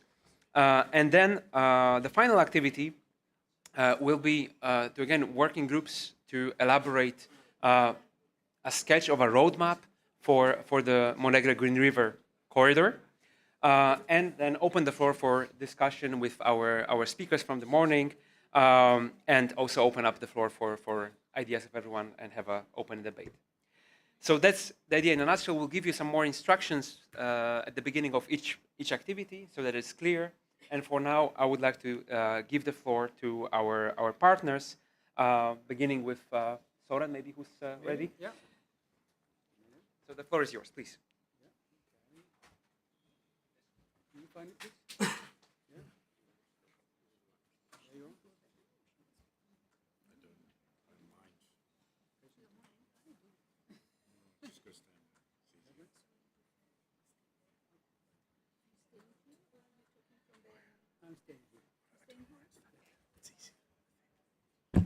Hello, and thank you very much for the introduction. I've been getting. I have only 6 minutes, so I'll just start talking and do my presentation about placemaking, with the example of the uncovering or the decanalization or desurfacing of the river Aarhus.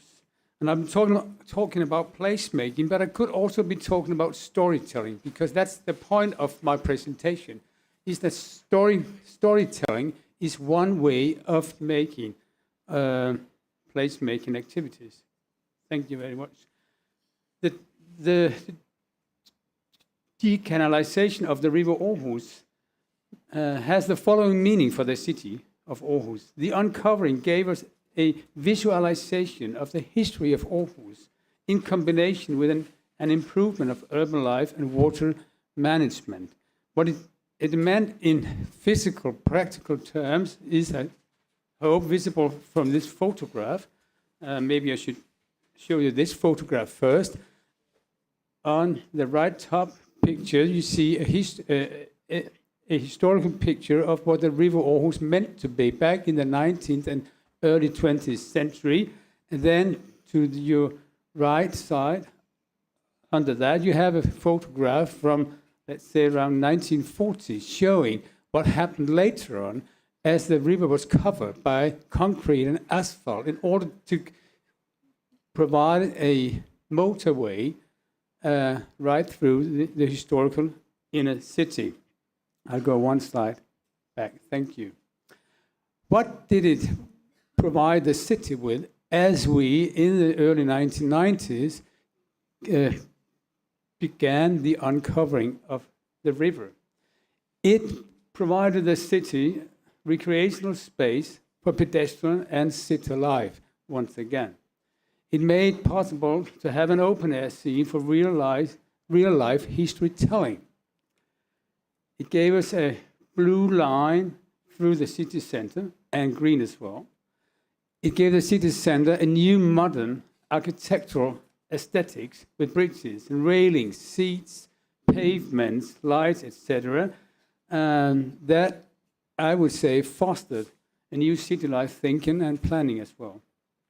It also gave us modern solutions for water management, as the uncovering of the river included reservoirs for sewage and surplus water, a thing that was important in the 1990s, but has become ever more important nowadays. And we are very happy to have had these early solutions for water management within the city center. In the last phase of the uncovering that took place over 15 years almost, we introduced near the mouth of the river a sluice mechanism that regulates the level of sea water outside of Aarhus. Once again, a water management solution that was important at the time, but has become even more important. Placemaking is normally about adding values to an empty space, I would say, or an area of redevelopment or transformation. But this is not the case here, you could say. In this case, placemaking has more been about reinforcing the historical identity of an area, and in this case, related to the WAVE project, we have been involved in reinforcing the historical identity of this area and its meaning for urban identity and civil life. So that was our action. Action one, I had 3 actions. The first thing was getting the story right. So at the City Archive, we made an immense historical documentation from our archives about the history of the River Aarhus and put it online in an open format that allows citizens to involve in the historical documentation of the area. That was action 1. Action 2 was communication. And that will be, I think, one of our main points, that communication is a vital and indispensable part of placemaking. We celebrated the 25th anniversary of the uncovering of the River Aarhus by making movies and a lot of media content, and I think it had a huge impact. Action 3, communicating the story by physical signs that have been and will be put up along the riverside. And then on to my last slide, lessons learned. Strength, I think, from our actions have been the strength of storytelling and documentations. Weaknesses, I'll leave the weaknesses to the end. Opportunities, storytelling and local identity have large powers in terms of citizens' empowerment.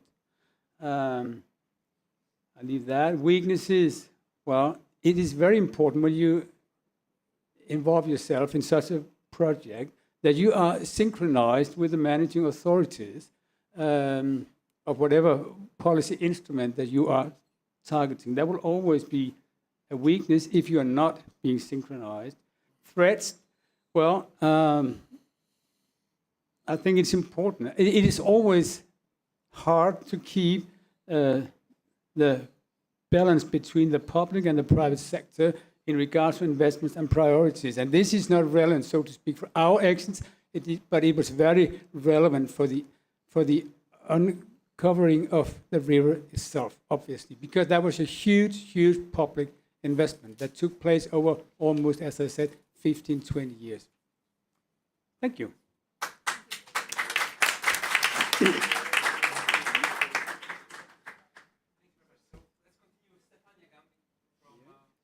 Can you hear me? Yeah, okay. Where is that? It's better if I stand there, no? It's easy then, you can see yourself. Yeah, it's better if I stand there. Which one is it? Oh, you better do it.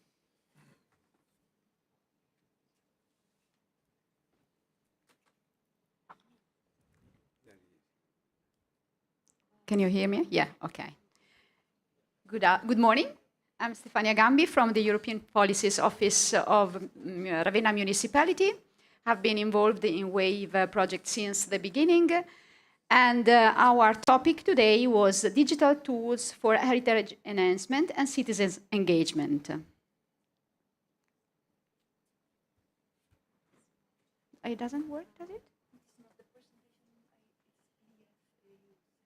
Okay, next slide, second slide then. Okay, how digital tools can help enhance our water-linked heritage and engage local stakeholders. This was the question that we started asking ourselves at the beginning of the project. As our coordinator explained to you, most of the project was online because we had no opportunities to meet. We only met 3 times, including this final meeting. Therefore, this, I think, was not only a hot issue for Ravenna. Next slide. Where is Ravenna? Ravenna is a medium-sized city in the north of Italy, on the Adriatic coast, and it is a main tourist destination, a city of art and beaches. Main tourist attractions are the ancient mosaic monuments, 8 of which are enlisted in the Heritage UNESCO list. But Ravenna is also a town of waters. We have sea, marshland waters, fresh waters, and groundwaters. Our water-linked heritage includes environmental and built assets, from archaeological finds to contemporary industrial areas and buildings. My deputy mayor already told you before. A WAVE project helped us systematize all of this water-linked heritage, and we started thinking of developing water-linked storytelling. Thanks to the exchange with the partners of WAVE, and inspired by their good practices, we started by classifying and linking all of these kind of waters. You can see on the top right side, this is the Darsena dock. It represents our urban heritage, industrial period, and industrial function. But it was dismissed in 1980s, and now the municipality has been investing in trying to restore and recover and revitalize this area.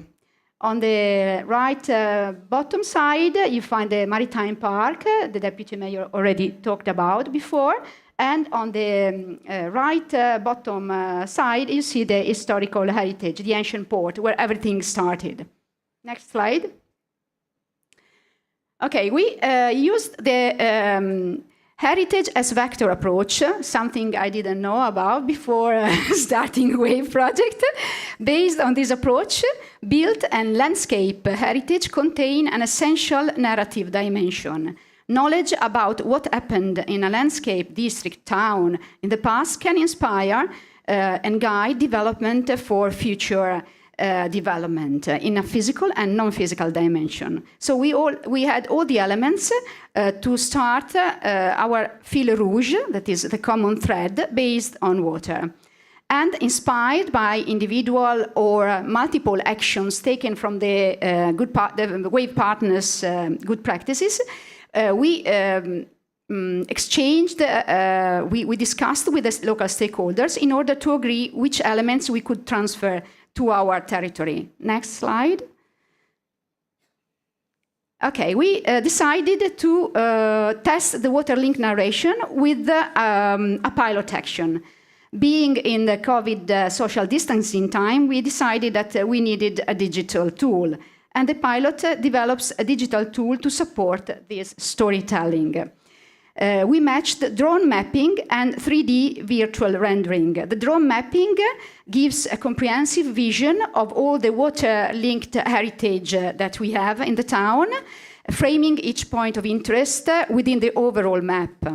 The 3D rendering, instead, gives the opportunity to virtual visiting our civic museum, Classis Museum, and giving the possibility to do virtual tours as in presence. Okay, next slide. Okay, while WAVE pilot helped us to digitally connect all the water-linked heritage of the town, a more localized, though very ambitious pilot action was being carried out in parallel with the WAVE project. Its DARE project, it was funded by UIA program in the same period as WAVE, and it connects urban regeneration with digital transition. Okay, the objective was to develop an urban regeneration based on digitalization and on citizens' involvement. While the WAVE process mainly involved the core stakeholders represented by local authorities such as professionals, universities, professional associations, and cultural foundation, DARE project focused on the skills of the people living in a specific area of the town, the Darsena dock that Hans and Giacomo already told you about, which is one of our redevelopment sites of WAVE project. I have no time to explain this project, unfortunately, because it's pretty complex. But we capitalized a lot of contents that were produced during this project, mainly open calls for citizens. Citizens were asked to provide images, stories, and other contents to be used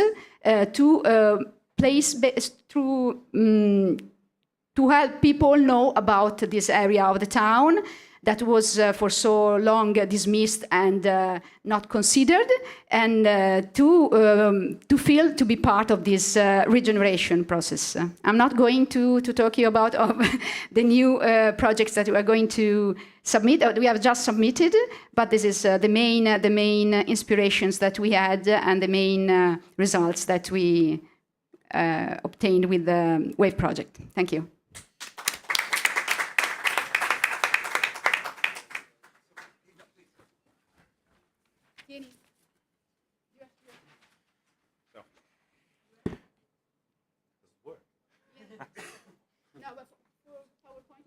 Okay. Yeah. So good afternoon, everybody.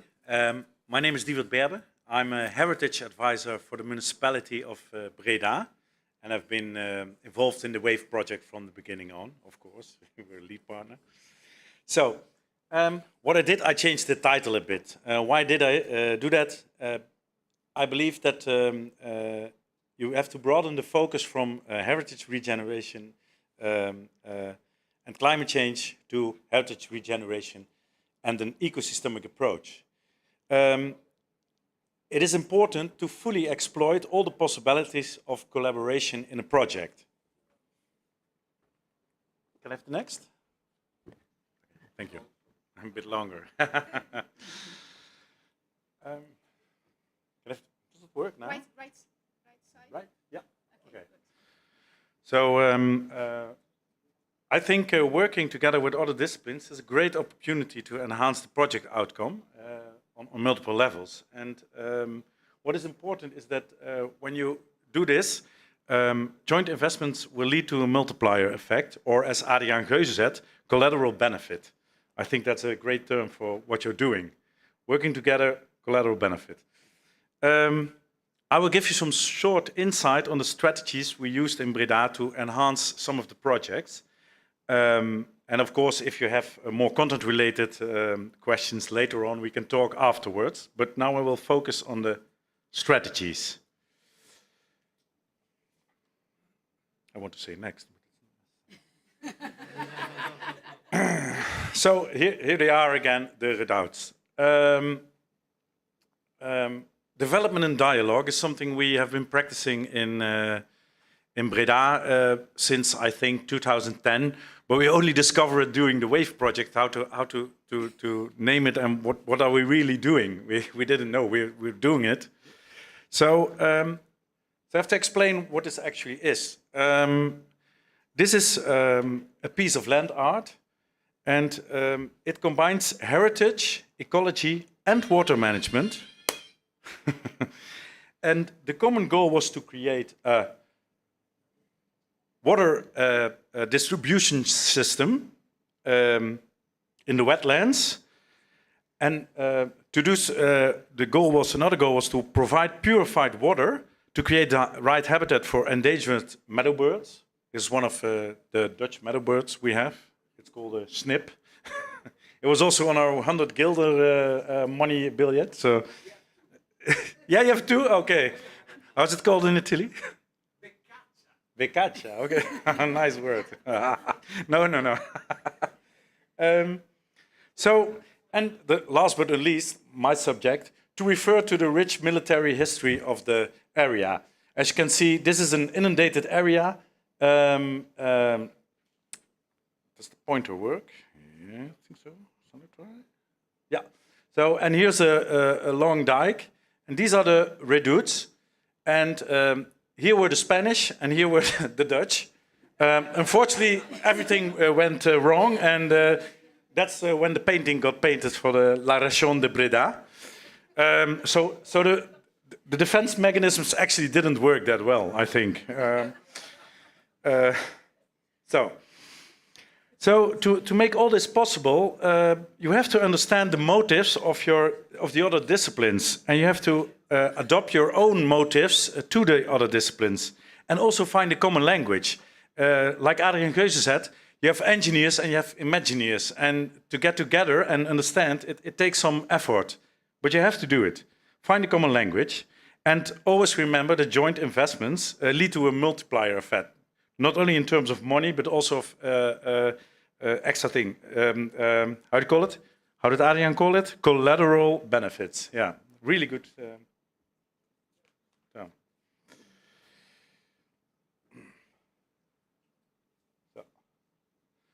So the next part of development and dialogue is actually not really ours, because it's when you see it is the why, the how, and the what.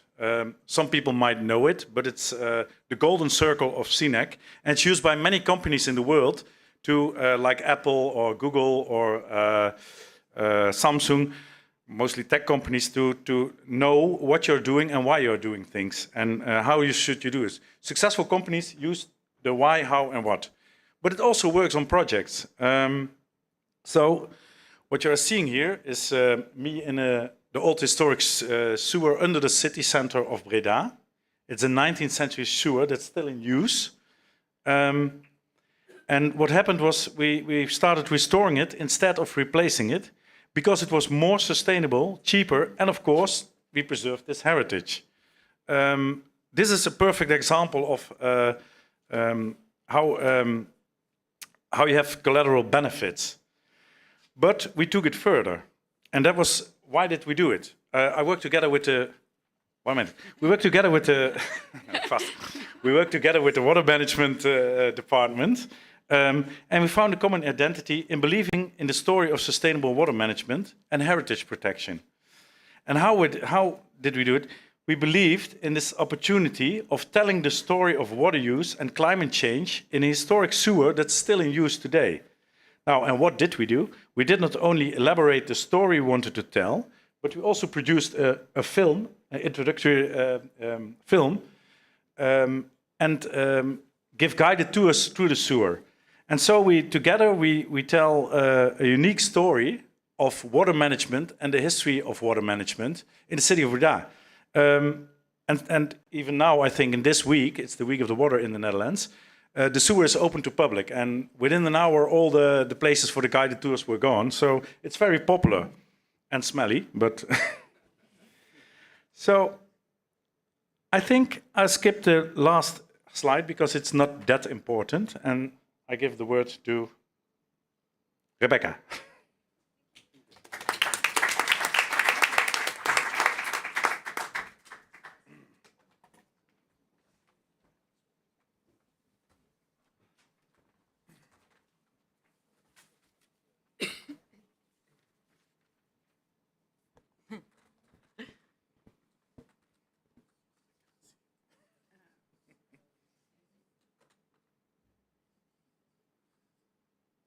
Okay, my name is Rebecca. I work together with Miguel Fernandez in the Water Department of Diputación de Alicante.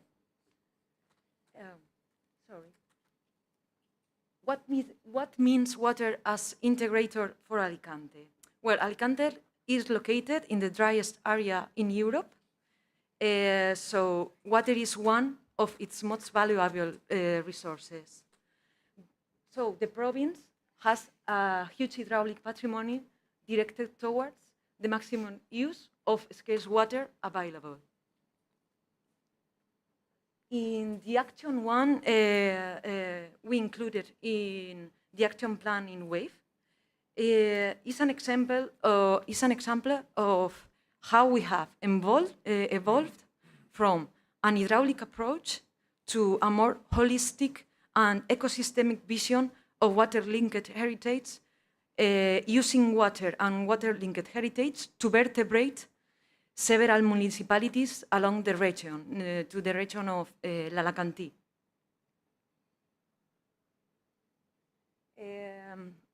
I want to highlight that in this action, water is a powerful vector for change.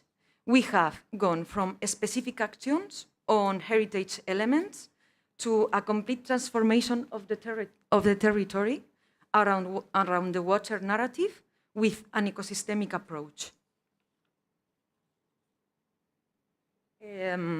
The work done is reflected on the agreement about the Green Corridor of Montnegre, signed by the President of Diputación de Alicante, the mayors of 6 municipalities, and the University of Alicante. Also, the agreement with the regional government in the frame of natural-based solutions for local Interreg Europe project to collaborate in the use of nature-based solutions and heritage to minimize the effects of extreme climate events. And another example is including Green Corridor in the manifesto of stakeholders for the Alicante Horcha, La Huerta de Alicante, in Terra project. This project is directly linked with the WAVE project objectives. Another action we want to highlight in the WAVE project was Blue Roots. It's a previous work of Diputación de Alicante. There are 2 books re-edited, a web page where you can download both of them, the second volume also in English, and an app, an app to follow Blue Roots of the second volume. Under the umbrella of WAVE project, we worked together with the City Council of Almoradí, a municipality of Vega Baja region in the south of Alicante, to create a new route, the water route of Almoradí, through the narrative of water and water-linked heritage to enhance its valorization, the traditional irrigation system of Vega Baja to reuse water, including not only the infrastructure, the tangible heritage, but also the know-how, intangible heritage developed during centuries, and promote leisure, tourism, sports, local products like artichoke, landscape resources, etc. Okay. Now, the lessons learned in WAVE and with all these projects. We want to highlight the strengths of our actions is the awareness about the importance of this resource, of water, the local identity as it is collected in the manifesto, in the Proyecto WAVE manifesto, in the middle of the program, and the storytelling, all the stakeholders' involvement from the beginning of the project in 2019, and the policymakers' commitment, like we can see in the agreements, at least at a local level. Opportunities.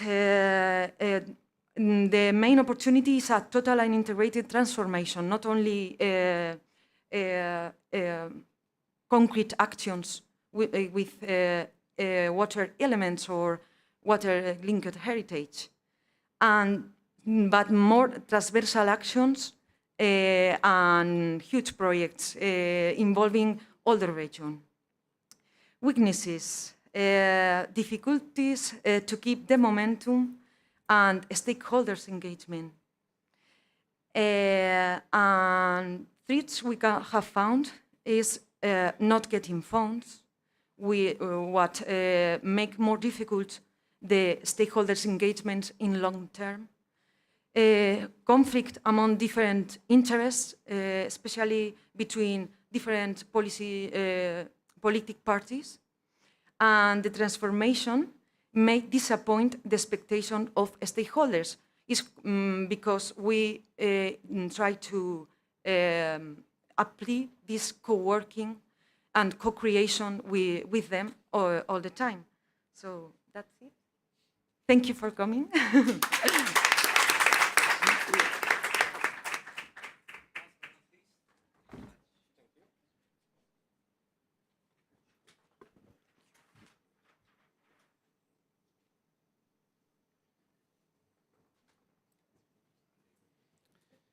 Thank you.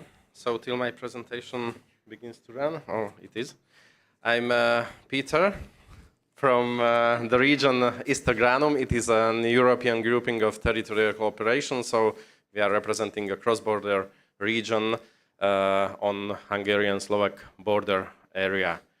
And I'd like to present you what we have done in our part of the project.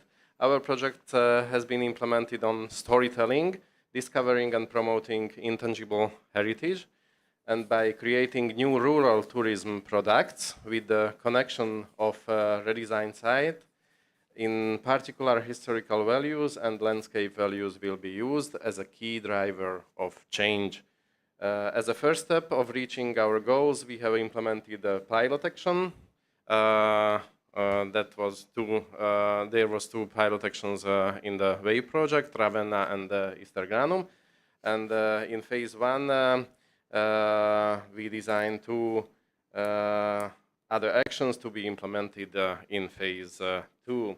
So here is a graphicon on how it was realized.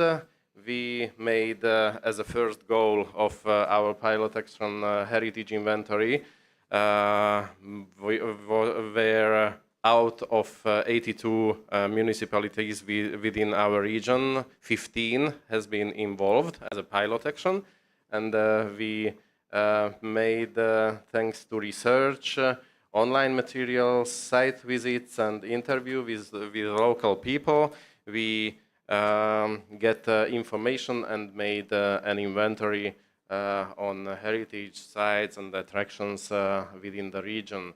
And then interesting was we made a contest to get information from the mainly older people in the region. So we created a video which we put on social media, and then we get information from people who were also integrated.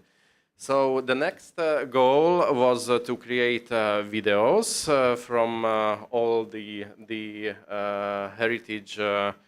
heritages on the sites. So 12 videos has been produced, and so two goals with these videos we have.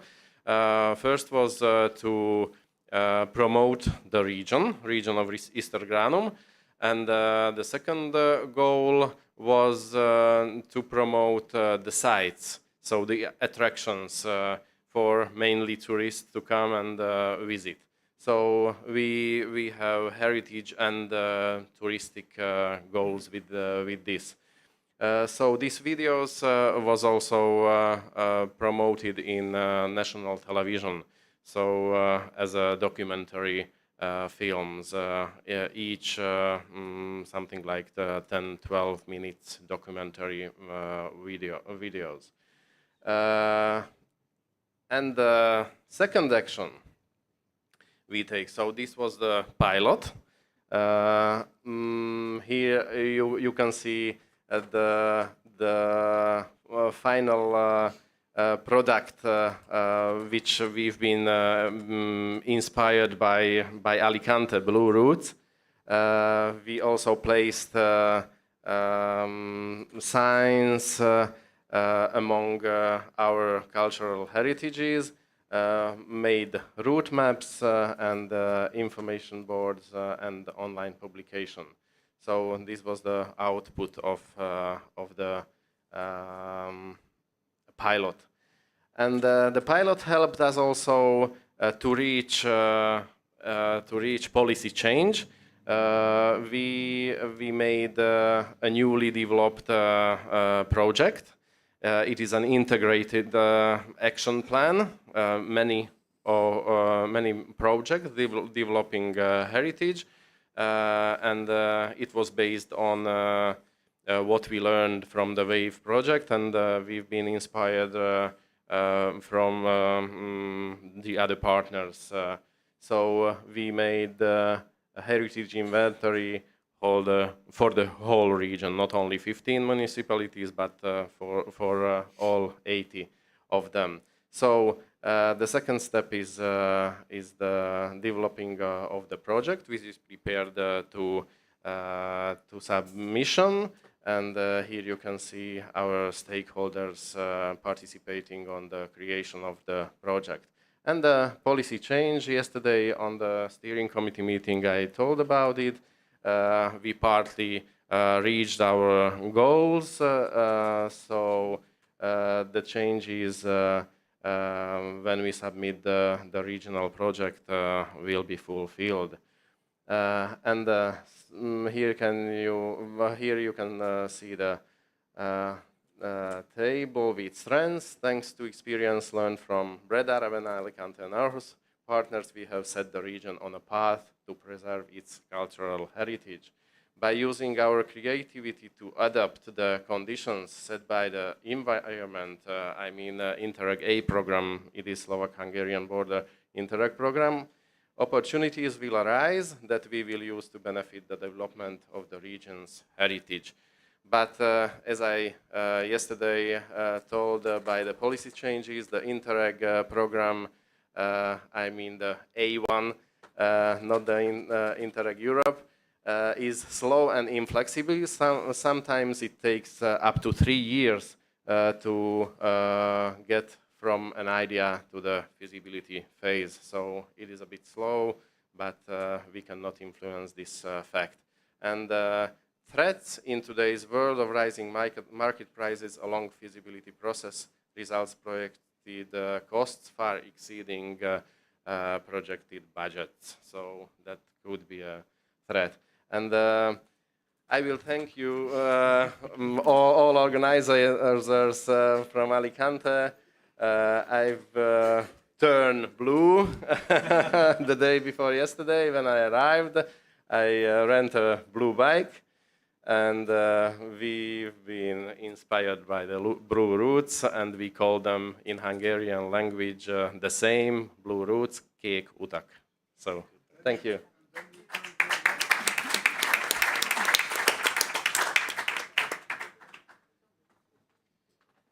Thank you very much for those inspiring presentations. It was really a good overview of what has been achieved, and indeed we are learning some languages. Thanks to that. So I will explain now what we are going to do in the following session. I think that the room thinned a little bit, but that's not too bad because it will help us actually with the discussion. We have like more cozy groups. So the purpose of this activity that we will have now is to form groups and have a brainstorm on what can we learn from the discussions that we had earlier today, but especially from the projects that were and actions that were presented from across the 5 locations. What can we learn for Alicante, and in particular for the project of the Green River Corridor, the Monagre Green River Corridor? And this will be done in 3 groups. So we will divide you in groups in a moment. And we will have to be a bit creative about how we use the space. I think that one of the groups could, or maybe 2 groups could stay here, but also some of the discussions could take place in the big hall, just outside. Sorry? The beach. The beach is a bit too far, I think, but yeah. I think within the radius of 50 meters, that would work. So, and then Chari will be also facilitating the discussion. You saw her already being very busy with summarizing the main ideas in those kind of idea clouds, and she'll be helping us further in the process, and I will hand over to her in a minute just to explain to you the tools we'll be using. But maybe first I would like to do a very practical thing, is to divide you in 3 groups, if that's okay. So for those 3 groups, we have a different theme for each group. And for the first group, that will be the question of stakeholder engagement. How do we keep them involved in the Monegro Green River Corridor? How do we keep them motivated and maybe attract new ones also into the process? The second theme is about how can we ensure a momentum over the longer term? How can we turn this into a long-term strategy that unfolds way beyond WAVE project and over several years? Because those actions will obviously take a lot of time. So how can we keep the momentum over the longer term? And the third group will look into the questions of what are the opportunities to attract funding for those actions and maybe connect it to other policies so that synergies can be created. So what I would like you to do now, everybody in here, maybe even starting with me, I would like you to count to 1, 2, 3. And then that way we will have 3 groups. So I will say 1, Peter will say 2, Rebecca will say 3, and they will continue like this throughout the room. 1, 2, 3. And then we will have groups. Okay? So 1, 2, 1, 2. Done? You are 2? Oh. Ah, you are? You 2? 3. 1, 1. 2, 3. 1, 2, 3. 1, 2, 3. 1, 2, and then maybe jumping to the Jofia. 3. 1, 2. Okay. 3. 1. The gentleman. 1, 2, 3. Okay. Does everyone know their number, more or less? Yeah. The idea is to spread you out and have diversity. So those who have number 1, please raise your hand. Just testing if you listen. Okay, so you follow me and Anna, right? Okay. Yes, yeah. Number 2, please raise your hands. Hans, you'll be actually in 3, but yeah. Okay, so you will follow Miguel and Rebecca. Where's Miguel? Miguel's outside. Yeah. I think we'll have to change. Yeah. And then people with number 3, please raise your hands.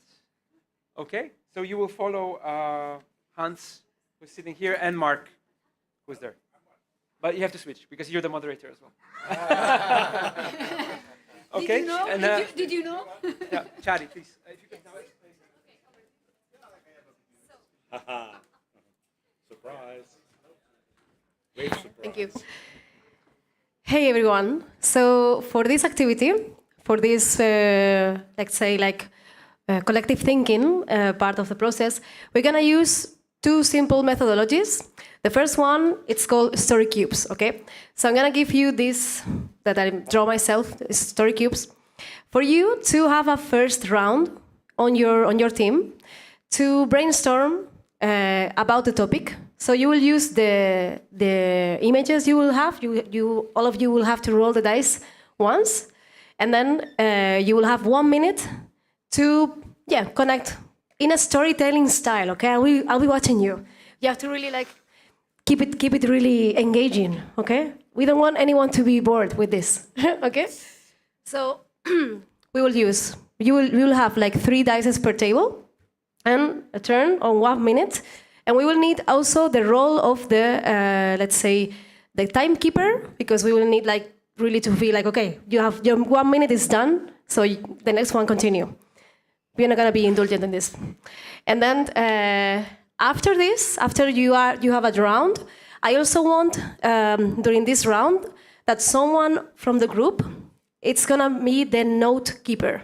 So you will be in charge of doing something like I was doing here minutes ago, just collecting some words that are engaging you or that you feel like are needed to be noted down, because that will help me for later later part of the process. Okay. So first, storytelling storytelling cubes for this round of brainstorming together. And after this, we will have like 10 minutes for this in each group. After this, we're gonna work with this sociocracy methodology that I shared with Martin yesterday. And it's for us to keep it simple, but still get the most out of it regarding like how can we engage with the topics we are given and how can we connect the situations that are there, the effects that we see regarding the situations, the needs that we see, and what are our desired outcomes. So we can get started to think about what will come next in the roadmap. So I will ask you in the second part to follow this structure. So first you will connect what is the current situation regarding your theme, the theme of your team. Then you will go to the second one, which is like, okay, what is the effect of the situation? I think we will focus on Alicante's case on Montnegre. Then the third, what do we need? And the fourth, what are the desired outcomes? And let's say we can configure this last part as ideas, so we can connect with already ideas that we can harvest from the process. And for that, I will give you also post-its and different things so you can define the different 4 aspects to make it also easy to transfer to me for the next part. Is it clear? Any questions? Mm-hmm. And after this, we will have a moment to share in every team here. Yeah? For this task, I think we have half an hour? Yes. Overtime. Okay, so yeah, like 10 minutes for the story cubes, storytelling, brainstorming, and then sociocracy, you have half an hour. So you can have like more like thinking time. Okay? So you can go outside, I think in the round tables around the co-working area. You will be standing so you don't get too cozy. Yeah? I will leave you the materials there.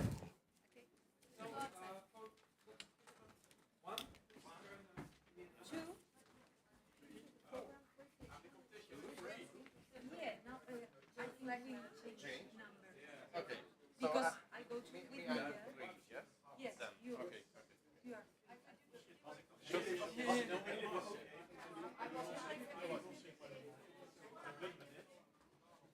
Okay.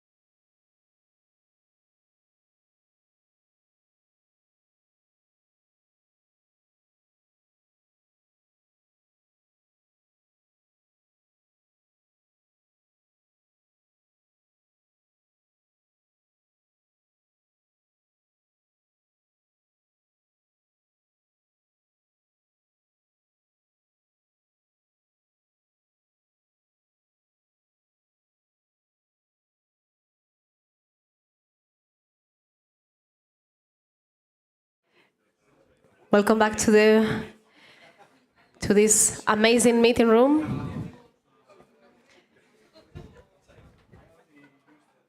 So maybe you can sit with your team. You can be sitting like close to your team. You know, team spirit.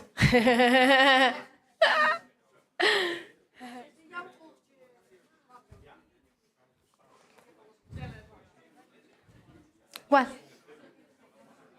What's happening? Ah, they are still like landing. I know. People is landing. You can sit down. Thank you. It's a free spot. Okay.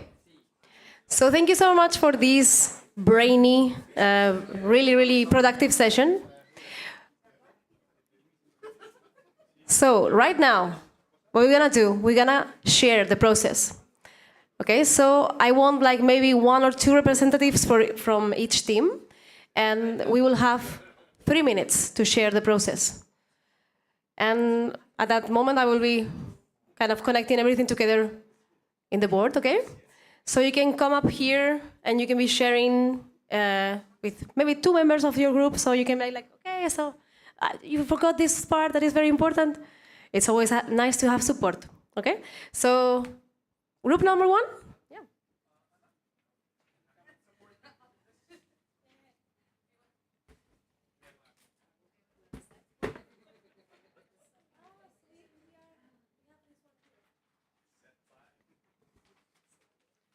Okay, 3 minutes is going to be difficult. I will have to make very big shortcuts.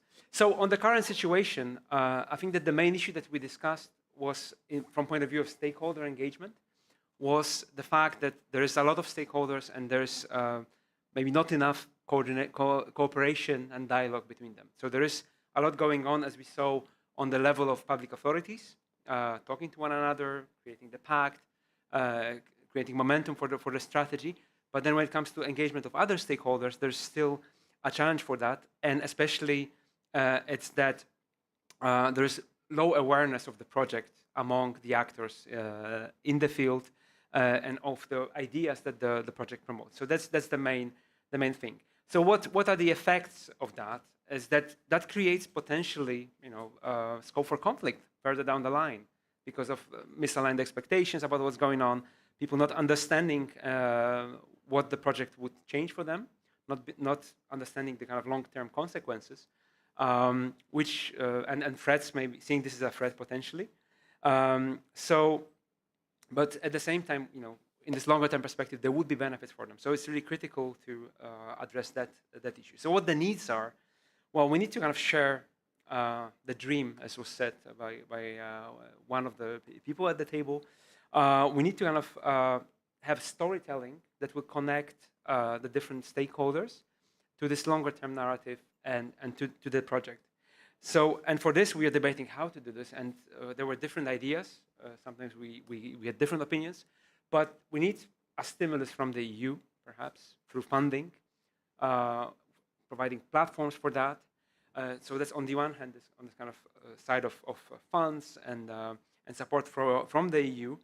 But at the same time, the counterpoints that were made to that we need to also have an understanding of what the community needs, what their concerns are, and we need to kind of discuss across disciplines. And for that, we don't necessarily need a lot of money or funds, but it's really kind of important to maintain the dialogue and engage others in it.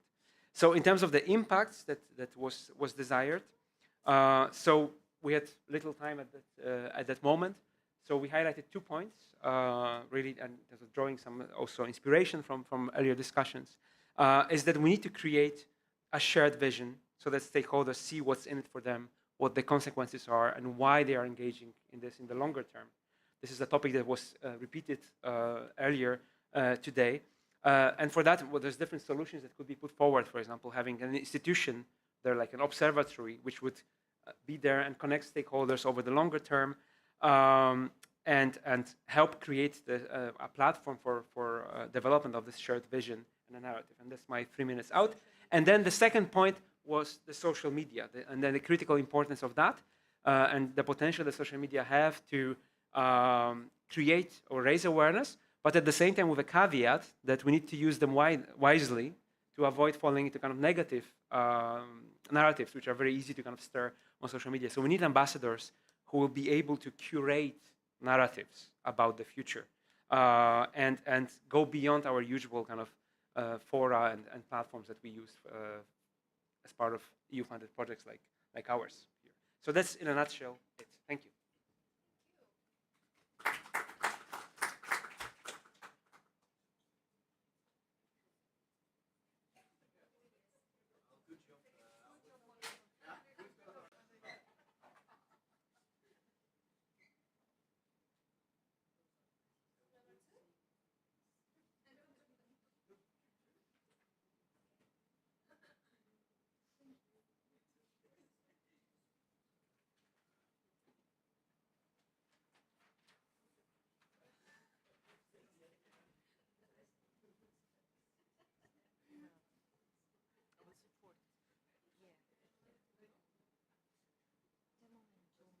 Yes, long-term strategy.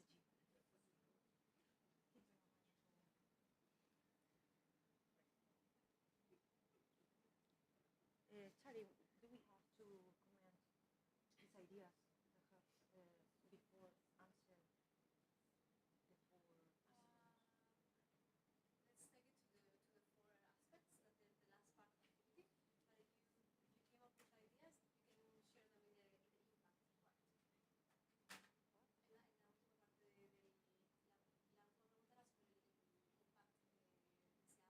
Sí, pero digo, comentamos ahora las cuatro preguntas. Okay. Okay. We have talked about the need of creating a story to connect all the different municipalities of River Monegre to create this local identity, not for their municipality concrete, but with the river, with all the course of the river. How to keep the interest, we have considered providing info, continuous info, and getting info also from stakeholders, which could be a good idea, having places where people can meet and talk about the project and share ideas and the different points of view and interests. And this is linked to the other idea. So, with the key, how try to find out what keep people interested. Maybe to take this to the long term, create a continuous small changes, events, experiences, like Mercy have said. So people go to these places again and again, making little activities, keep they engage, and help to create a long-term strategy. And something people can enjoy. With music and landmark. Yeah, we have talked about the interest of create a festival along the river, for example. Something people can enjoy and be proud of, or ensure this long term of the project. Well, we can comment also the 4 points, the fourth question, or later. Okay, so later we can work in these aspects. 1 minute. Can you? Well, I don't have the questions. So the first is like, what is the current situation? Then what are the effects of the current situation? Mm-hmm. Okay.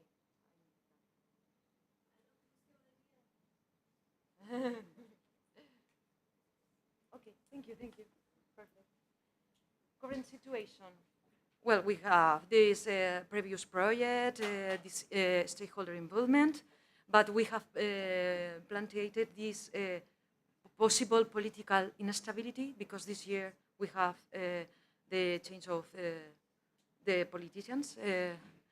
And the effect of this situation is that we have no certainty about the commitment will continue in the long term, the continuity of the commitment with River Montenegro Green Corridor.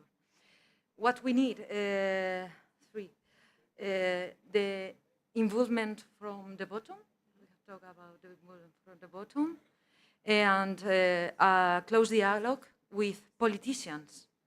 And you can talk about this.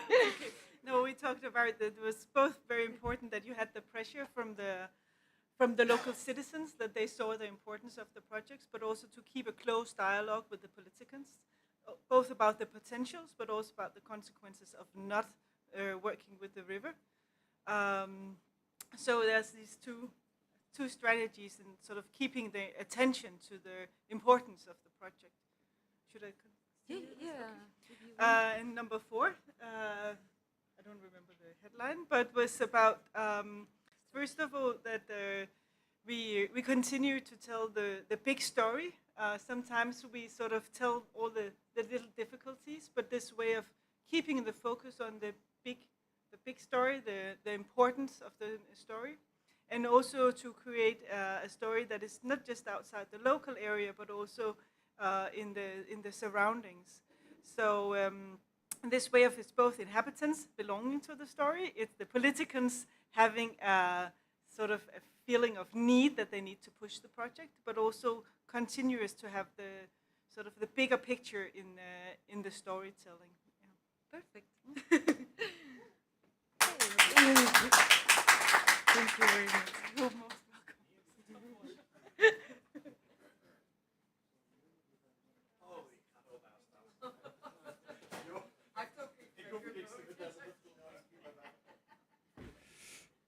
Okay, group number 3. Our subject was funding. Okay, the current situation. What we discussed is that there is a lot of enthusiasm, but it's not spread all around the the region. So that needs a little bit more dissemination, as a matter of fact. So the basis is okay. There's a good idea, there's a good concept, and it's really a very great ambition. There are some unknown elements still there about the history, but when we talk about the effects, at this moment you can say there is a rising awareness, but there's also a sort of a conflict of interest is becoming more open at this moment. That's the interest of the agricultural people. That's about the owners of water.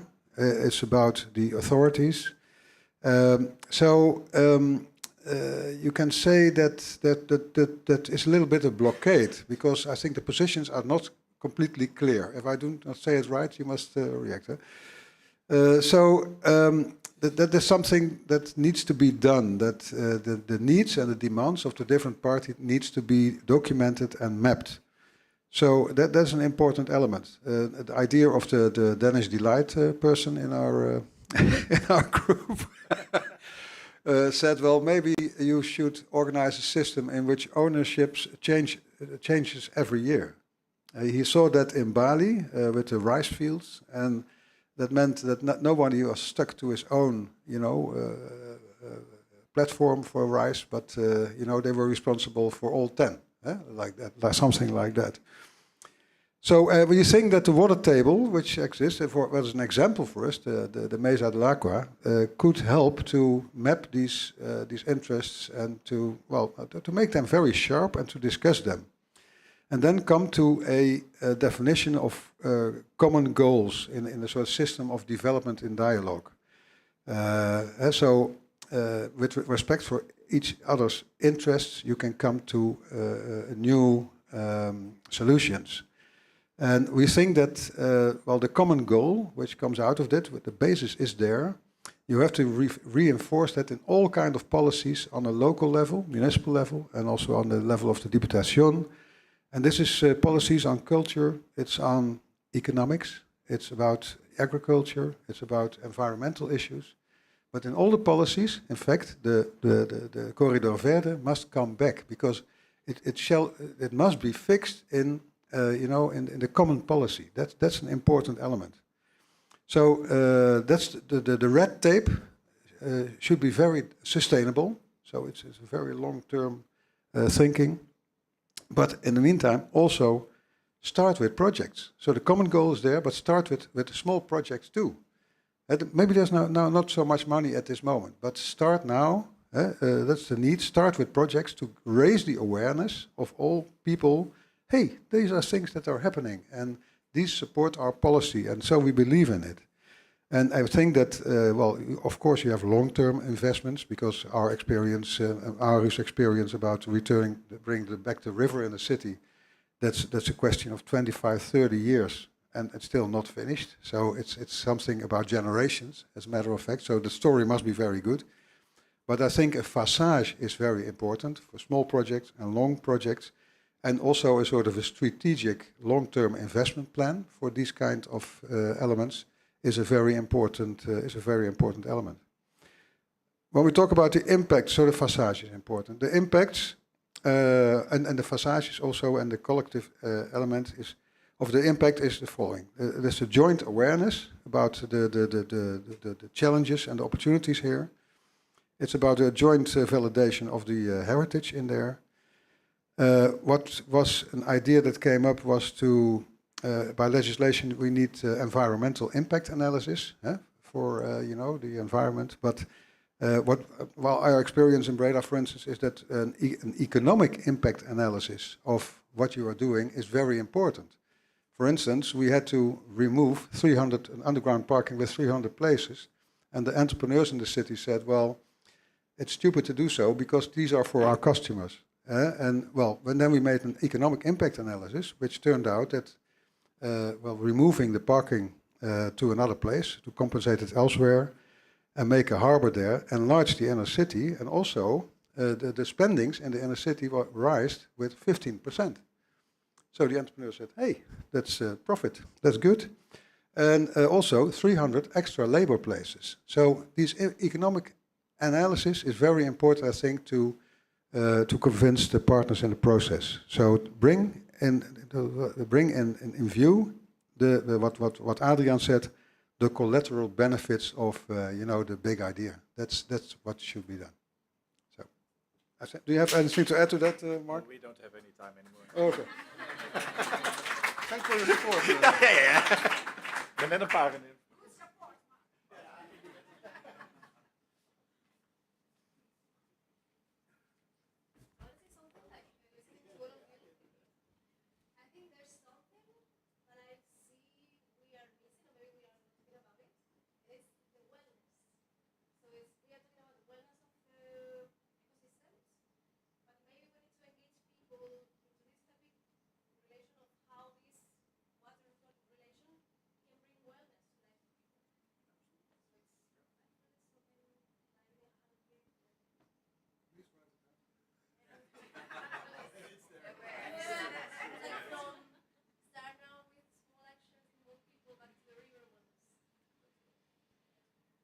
Okay, I think we have to move to the third activity. We are quite massively over time, so I'm looking at your energy levels and your hunger levels. Mark is already almost depleted, but I hope we can still carry on for a bit. So this third activity will again involve quicker discussion, I think, in the same groups. In order to elaborate ideas for a roadmap for the Monegre River corridor. And we would like you to get inspired by this and follow, let's say, 5 keywords, 5 ideas that Hans will explain in a minute. And then we will divide in the same groups, spend 20 minutes discussing that, putting some ideas on paper, and then we come together again, and Chari will help us visualize that on this big sheet of paper, And after that, we'll have a set of closing remarks on the key messages. And then we will, I think, be able to call it a day. All right, so Hans, please, could you come forward and explain what we mean? Well, with Vincenzo, we discussed during the lunch break a new European project, and that is the rise of the URI's, the old urban retired individuals. So that will be a massive project. Well, I have about 42 years of experience in doing projects, and what I want to explain is that 5 elements in successful project management are the following. The first thing is soul. You must have the soul of the project must be a shared soul. So that's about the spirit of the project. That's your inspiration. What is your motivation? What is your drive? That's the soul of the project. That must be shared and must be common. The second is trust. Trust between the parties. So all authorities, private sector, all kind of organizations, they have to be on the same level. The trust. That's the second element. The third is quality. Do not go for average. Like Adrian also always explains, the world you can make the best out of it. So do not be satisfied too early about possible results. So only water comes back is not an issue. No, it's something about more than that. So quality is super important. The fourth element is theater. So expose what you want, expose the idea, that's the idea of the communication, but also put it on a theater. Engage the cultural sector about these things. Engage the people, organizations for heritage, for wellness, to put it on the floor and show it off. And show the results, every result of your project, show it off. So that's theater. And the last is sheer courage, guts. So take care of an atmosphere in which people get the freedom to be courageous and to show more ambition and give them space. Give the professional space, give the volunteer space, give the citizen space, and let them speak openly and without blockades. And that's the fifth element. And these 5 elements together create a sort of a common pride, and this pride nourishes the 5 elements. Because when you're very proud of your project, you have more soul, you have more trust, you have more quality, you have more theater, and you also have more guts. So it's a self-enforcing process. And these are the 5 elements I wanted to share with you. And my experience is if these 5 elements are in your project team, then you have a fantastic project and also a fantastic result. That's it. Adrian, do you want to add something to that?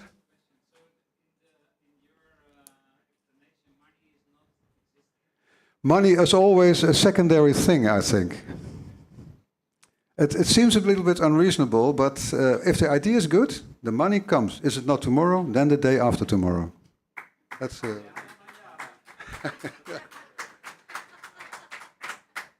All right, so we have the structure for the discussion now. So what we would like you to do is, probably we won't have time to work through all of those elements, but try to kind of give some, again, post-it notes to put down some ideas for La Diputación de Alicante, for the Green Corridor, along those 5 categories. What could we concretely do? What kind of tips and practices could be implemented using those 5 categories? Okay? So we have 20 minutes for that, and then we come back and we summarize the conclusions. All right, so let's use the same groups. Maybe you can go to the same places for simplicity, and see you in 20 minutes. Or change places, that's also fine. Yeah.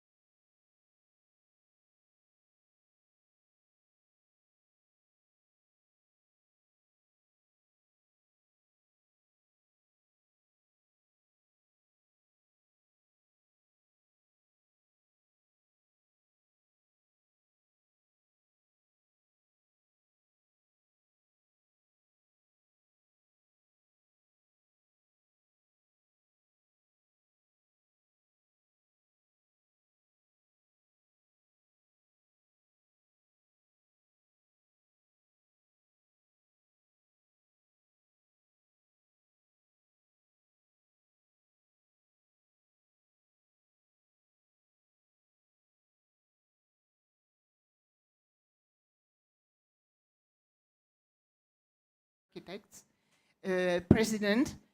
It also has countries from IFLA Africa and from IFLA Middle East. So it is a true representative of the cultural melting pot that the Mediterranean has always been. Our mission is, as I said, to exchange knowledge and to share it. And we decided we do this with an annual theme. Every year or every 2 years, we decide on a theme which is actual and which is a focus point in the attention of our profession as landscape architects. And we gather information and images and examples about these themes. These examples and these informations we have are transformed in a very, very down-to-earth, not only scientific, but very communicative way. Because we know that between landscape architects, we don't need to predicate about these themes anymore. Everybody knows what we're talking about. But, you know, we don't want to talk to each other, and that's it. We want to spread the word. We want to spread the knowledge, what our work is about, what our mission is, and what we can do for the people and for the places, for to enhance the quality of life in the different areas, in the different situations. So to do this, we in the past we had the first research theme was stormwater management, and the outcome of it is I'm very proudly showing 4 languages of this brochure, which treats the question of stormwater management and what a landscape architect can do to contrast it, and what very, very practically and concretely can be done to face these problems. So it's not and it's explained in a very, very easy language, which is understandable for everybody. With the same formula, the next theme was trees in the Mediterranean city. And this is what's coming out of it, or what has come out of this research. You will have the Spanish translation shortly, this leaflet, booklet in Spanish, thanks to the generous contribution of AEP. So we do hope that you'll enjoy it.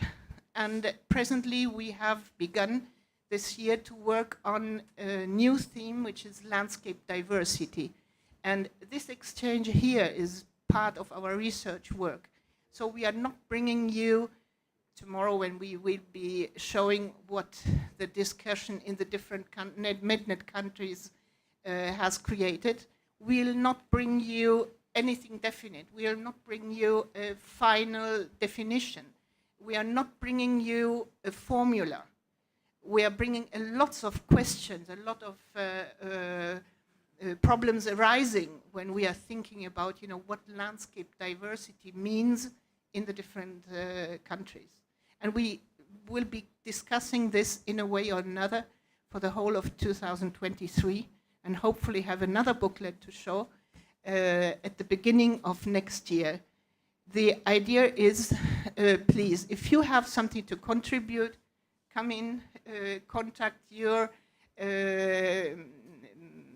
Spanish MedNet representative, Manuel, and let us have all the good projects, the representative examples of what landscape diversity means in the place and with the people. I think this is a theme that goes more towards the social, also towards the social aspects of landscape architecture. So we are very, very thrilled to learn a bit more about this and to share with you tomorrow what we have been thinking so far about this theme. Thank you very much, and enjoy the conference.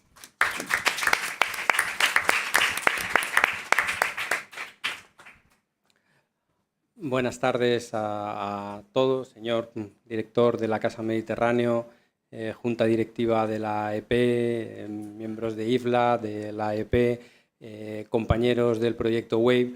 Bueno, yo intervengo esta tarde en nombre de la Diputación de Alicante como coordinador del grupo español en el proyecto WAVE, que habéis visto por ahí la información ahí fuera.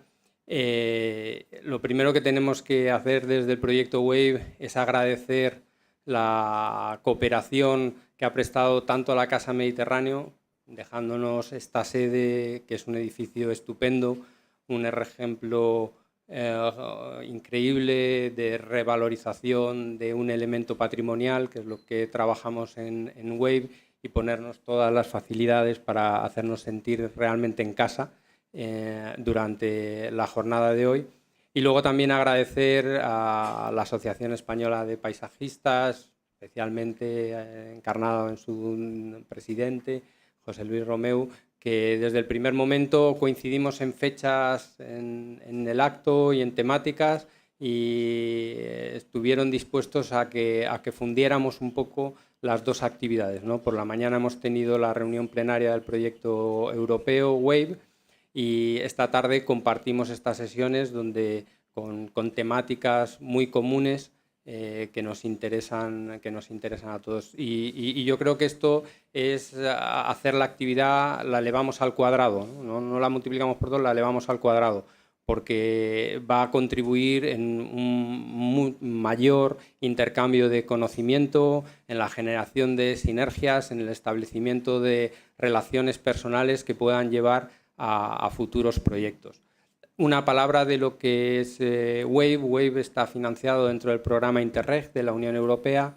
Interreg financia proyectos sobre todo de aprendizaje interregional. El objetivo es aprender unos de otros, colaborar distintos países europeos para aprender unos de otros y llevar ese aprendizaje a cambios en las políticas, en los instrumentos financieros de la Unión Europea para favorecer el cambio.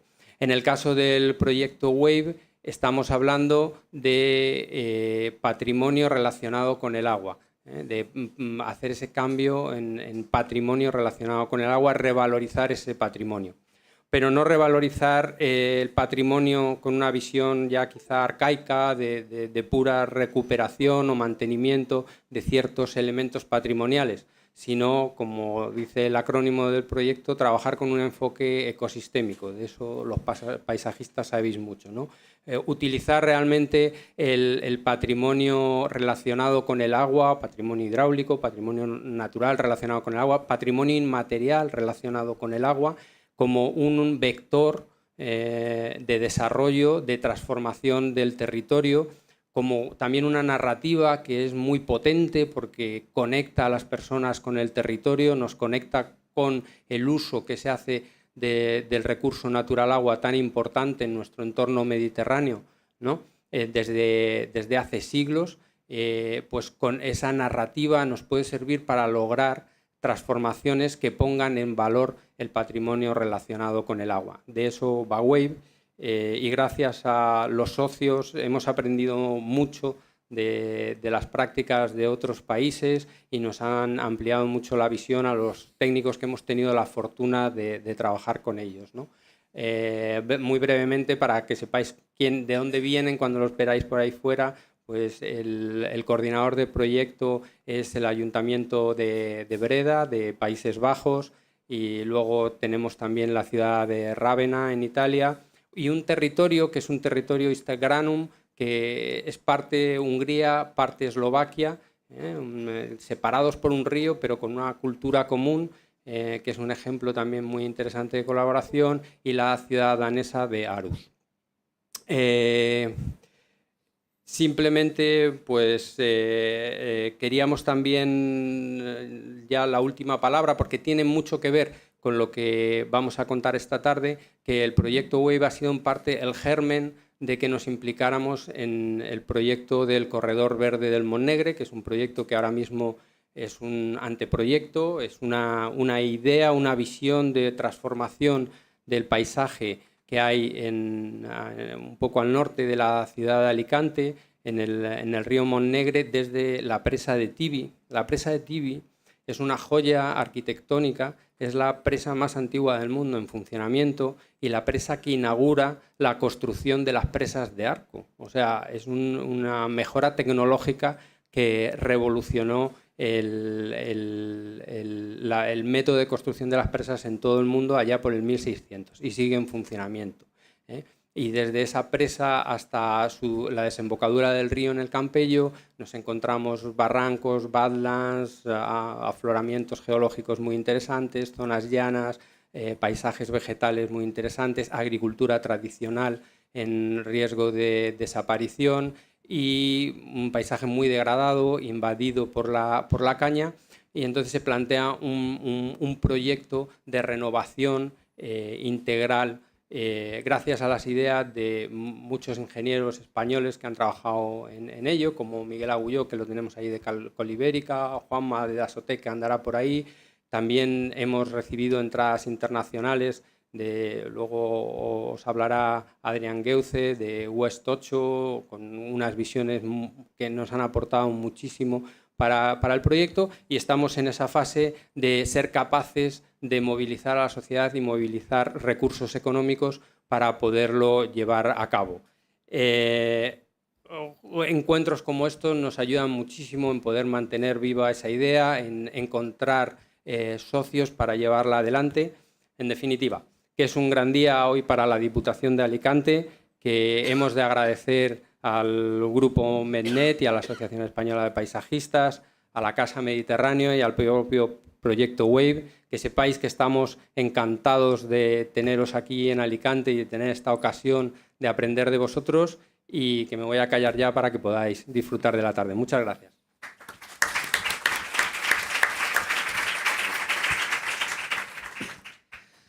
Pues buenas tardes, bienvenidos a esta casa. La Diputación está hoy aquí 2 veces, porque está como Diputación y está como Casa Mediterráneo, porque también forma parte del Consejo Rector de Casa Mediterráneo y colabora estrechamente con nosotros, por tanto está doblemente representada.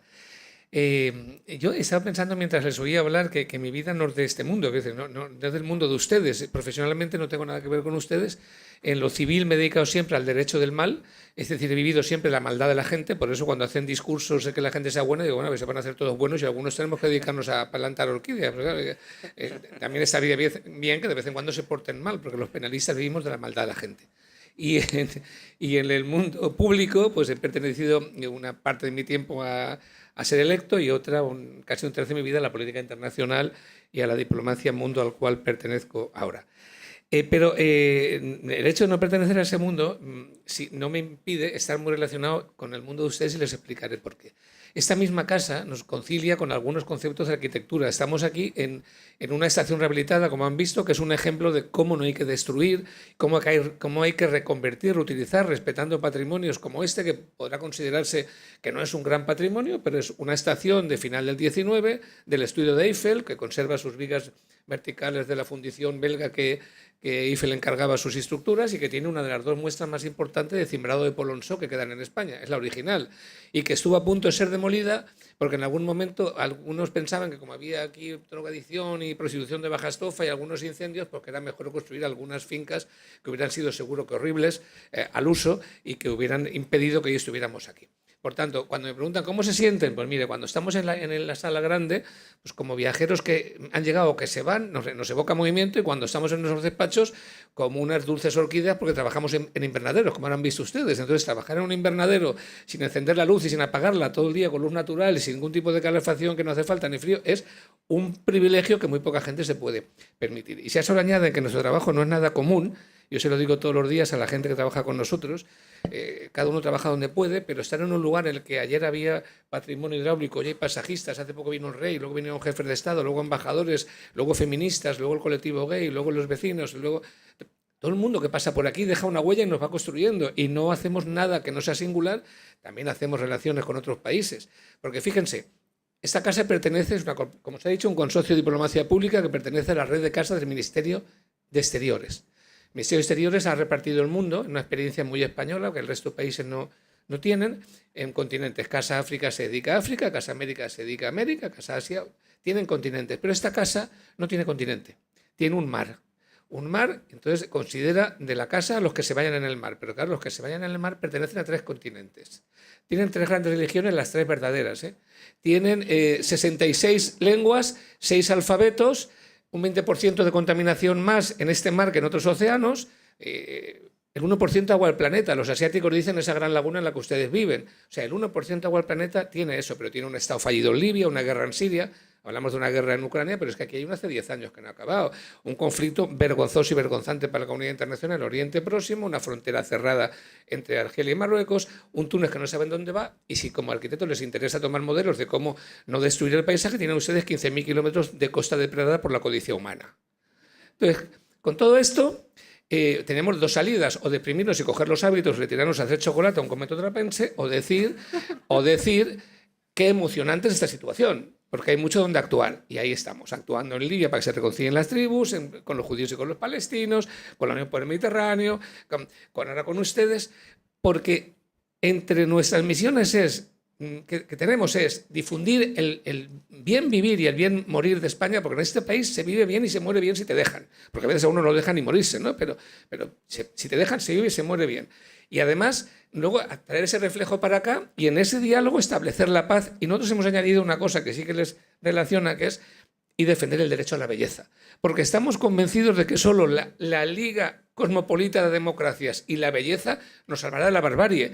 Porque miren que hay bárbaros. Creo que en el Eclesiastés decían que el número de imbéciles es infinito, pero yo no pensaba que era tan grande.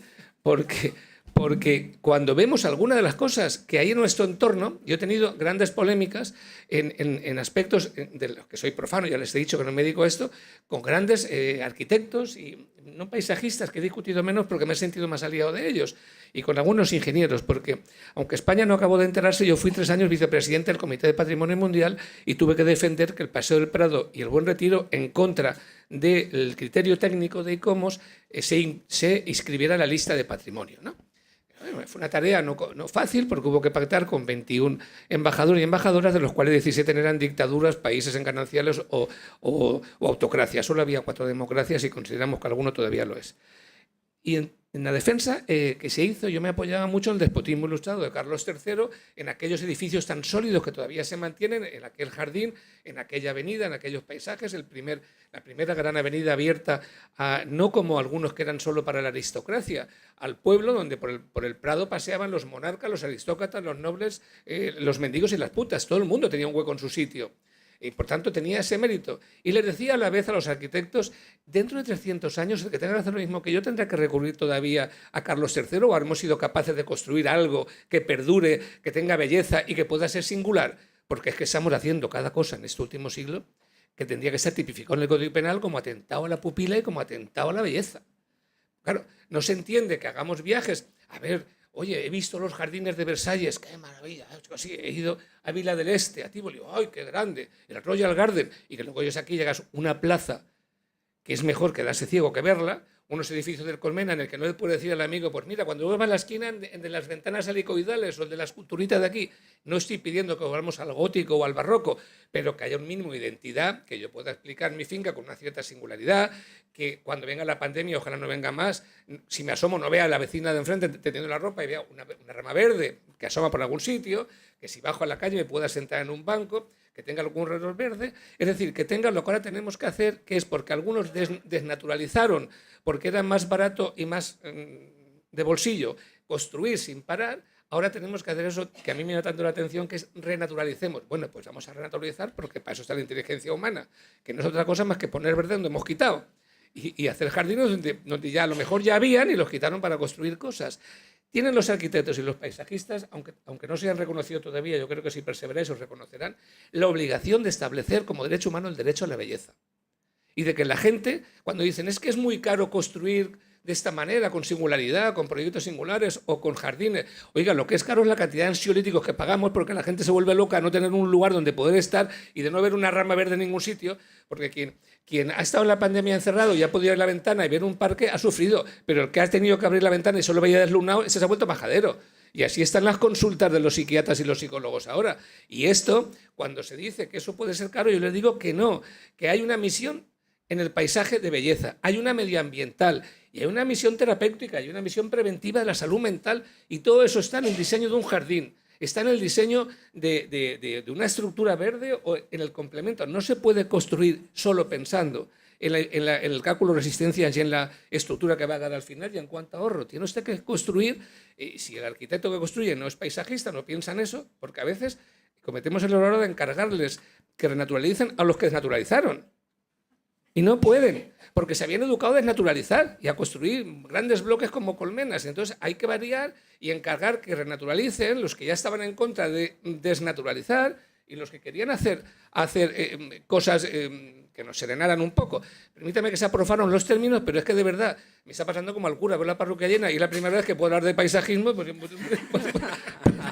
voy a aprovecharme, porque no tengo foros nunca donde poderlo hacer, y ustedes están en esa historia y les digo que hacen muy bien, que lo tienen que seguir haciendo, que perseveren, que no se desanimen, que da igual que estén reconocidos que no, mejor si los reconocen, pero que tienen una misión que supongo que lo saben, pero que hay que poner en valor. Tienen que devolverle la belleza a esta sociedad, tienen que decirles a todos los arquitectos y a todos aquellos que construyen que no se puede construir sin belleza, que no se puede hacer ciudades absolutamente anómalas, que sin jardines, o que donde había jardines se han quitado para que nos quepan más edificios, que no se puede destruir estaciones para colocar torres absolutamente absurdas, y que tenemos que acostumbrarnos a gestionar el espacio y el urbanismo con rostro humano, y pensando en que lo que van a vivir allí son personas y no gallinas ni conejos, que van a vivir personas que necesitan eso que se llama ahora conciliar. Conciliar no solo es si el marido o la mujer hacen la cena, es cuando se baja con los niños al parque, tener un sitio donde sentarse, donde convivir, donde hablar, donde leer, o tener una biblioteca donde uno deja un libro y otro lo coja, porque la gente libros no roba, porque la gente como no lee, si dejas un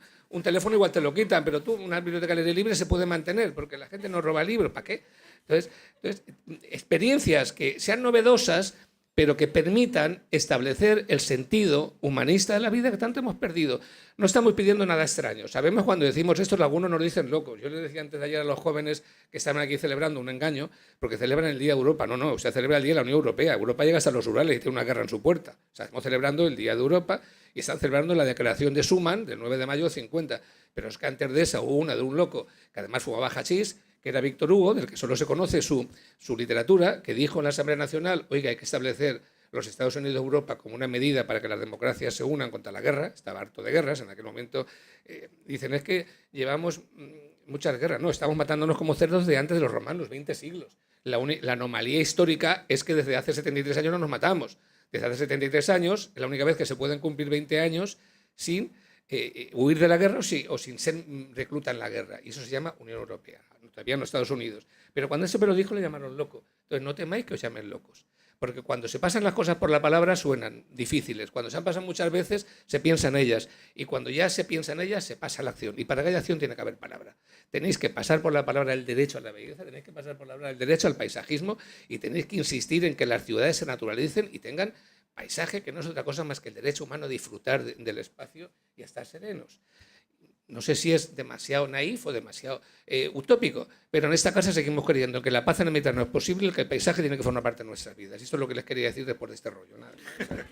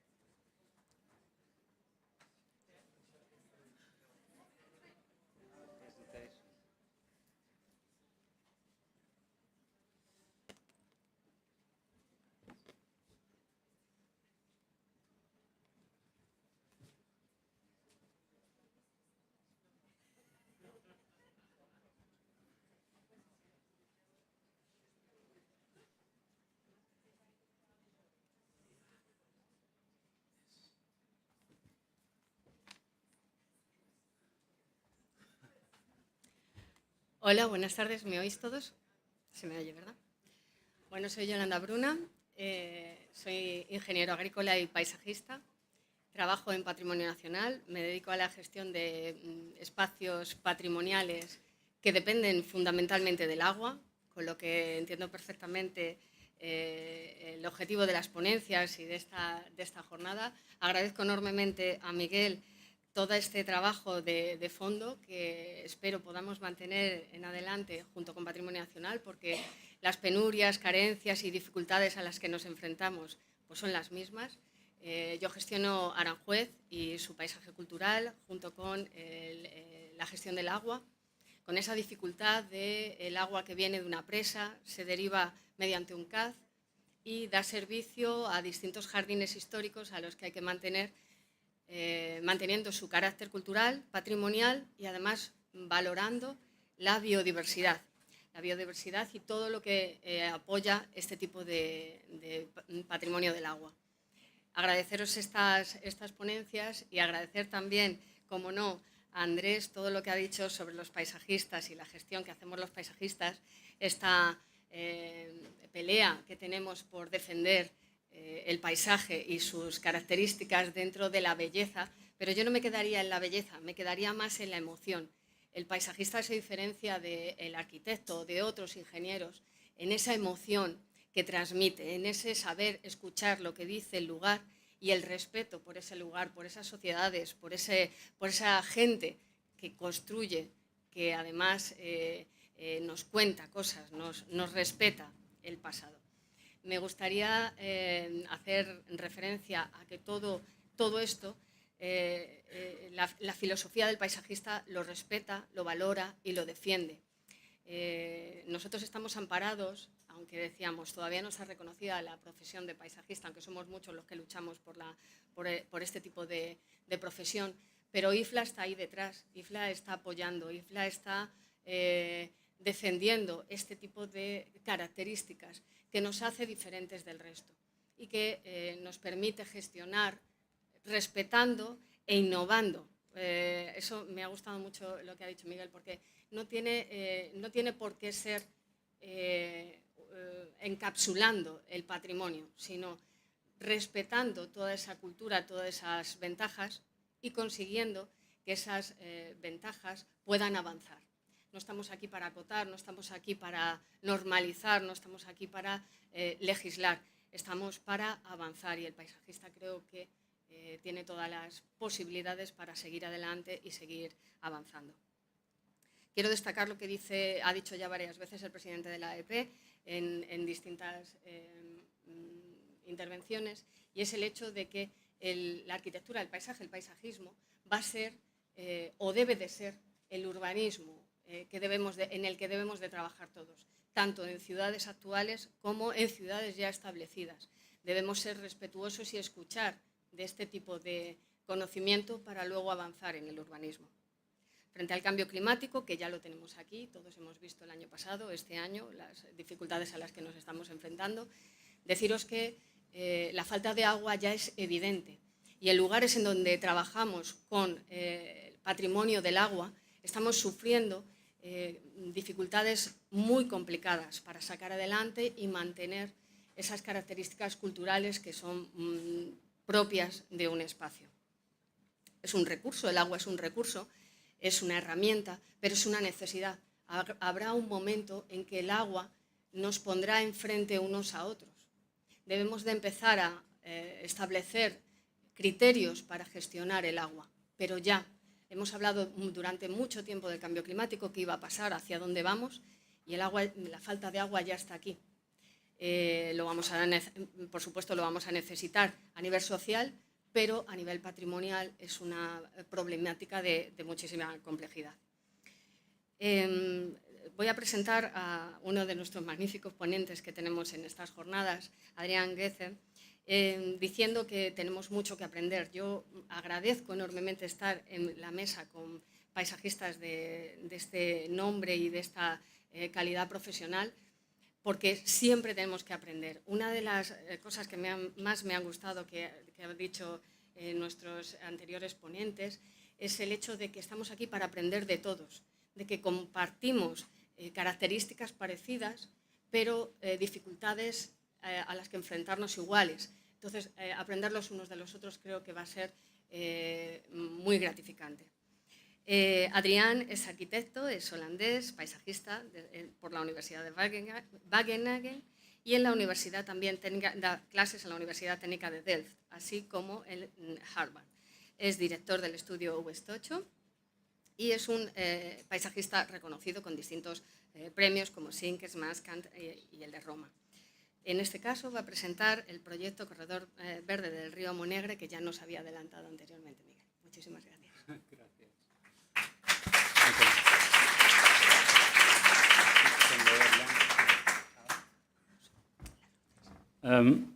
Yeah, good afternoon. It's a long day. I have a little bit of exposure, too much, having 2 lectures in one day. I feel extraordinarily happy to be invited for IFLA, for landscape architecture, which is the profession of my heart, with such an interesting Spanish and international audience. I think it's important, before we start to talk about the project of the River Valley, to understand that the project, let's say a few years ago, we were asked to participate in a debate, in a research with people from all kinds of authorities and the university, the water boards. Of course, there were architects in this research, but the idea was not to make a design. So today I would like to share the project, and there's images, but it is not a design. It's a sort of speculation, a sort of ideas, a sort of grasping, fantasizing. I come back to that. To help understand, is it possible to dim these lights? Because then we have better imagery. No? Mucho sol. Yeah. Okay, no, it doesn't matter. So last week I shared a little bit of, let's say, the impressions of a few days. I had the luck to buy a ticket with my wife for the Vermeer tentoonstelling show in the Rijksmuseum, which is very interesting because at the time Spain, Filippo II, was having war with the Dutch and the Flemish. In Delft, Vermeer was painting the liberation of the woman. The woman is no longer Madonna, she's no longer a queen, it's the girl next door. And she, from that moment, she can be seen as modern. And while Velázquez was painting the conquering of Breda, he was painting the girl. And this, I saw it with my own eyes. It's astonishing about the quality of light, the character, the mystery. I share this because I think this is in the project of the river. That's why I share it. Then I had to travel to Madrid to debate, and this is I had the luck to see the Madrid Rio project. We worked with a very big team in Madrid for many years to deliver a metropolitan park, the scale unprecedented in Europe. Delivered amazingly, used by people. But I went there to, let's say, to debate with other friends. We work together, Fernando Porres, Paz and Marco, you are involved in the botanic team as well. The new idea is to make a shade park in Madrid. And we are fighting climate resiliency. Landscape architects could deliver ideas to solve climate problems in downtown region. And this project was a project, and luckily we had the vision of the mayor compared, let's say overlapping the design, to make shade on top of giant railroad emplacement. And in this park, as a narrative, of course, we introduce a tower of wind. And actually, the idea is to, and we are very serious, to make a sort of vertical installation with shade, in which in the center is a column made by ferns and mosses, aquatic plants, which cool down the air because they are wet. And the wet air sinks, and maybe with the help of a propeller, we bring in a cold breeze. And inshallah, we have 4 or 5 degrees lower temperature in this park. And then the cold wind under the shade of the trees will penetrate Madrid and make people happy. No? Life is simple if you speculate. And so we are busy with that with the team, and you will hear from that. Then I traveled immediately with my wife to north of Spain, where we have for the second generation a family house. Due to the history of family, there's a lot of ties with Catalonia, and we have a lot of friends and family around, and so and that is where the real that is what living is for. So to enjoy, to see the flowers and the smell of wisteria. This week it was just over. At the moment I am building, because I'm a little bit nervous person and de-stressed completely if I am working in a garden. It's the only thing I can save myself by gardening for the last 30 years. I collect stones from the bosque and make every year one mosaic hexagon filled in with rock. It's a silly life project. You need an entire life for this, and I have too many hexagons. I cannot finish it. I know already. And then I have a small orchard with mulberries,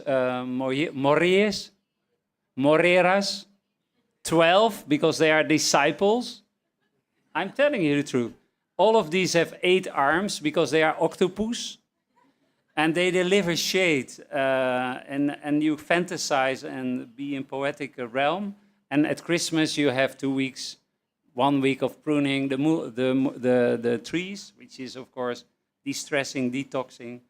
And 2 days ago, this was let's say a quarter of time. I had 6 kilograms of moros for the marmalade. When I was working in the garden, it might be a sign of God. From heaven, from the sky, fell a snake.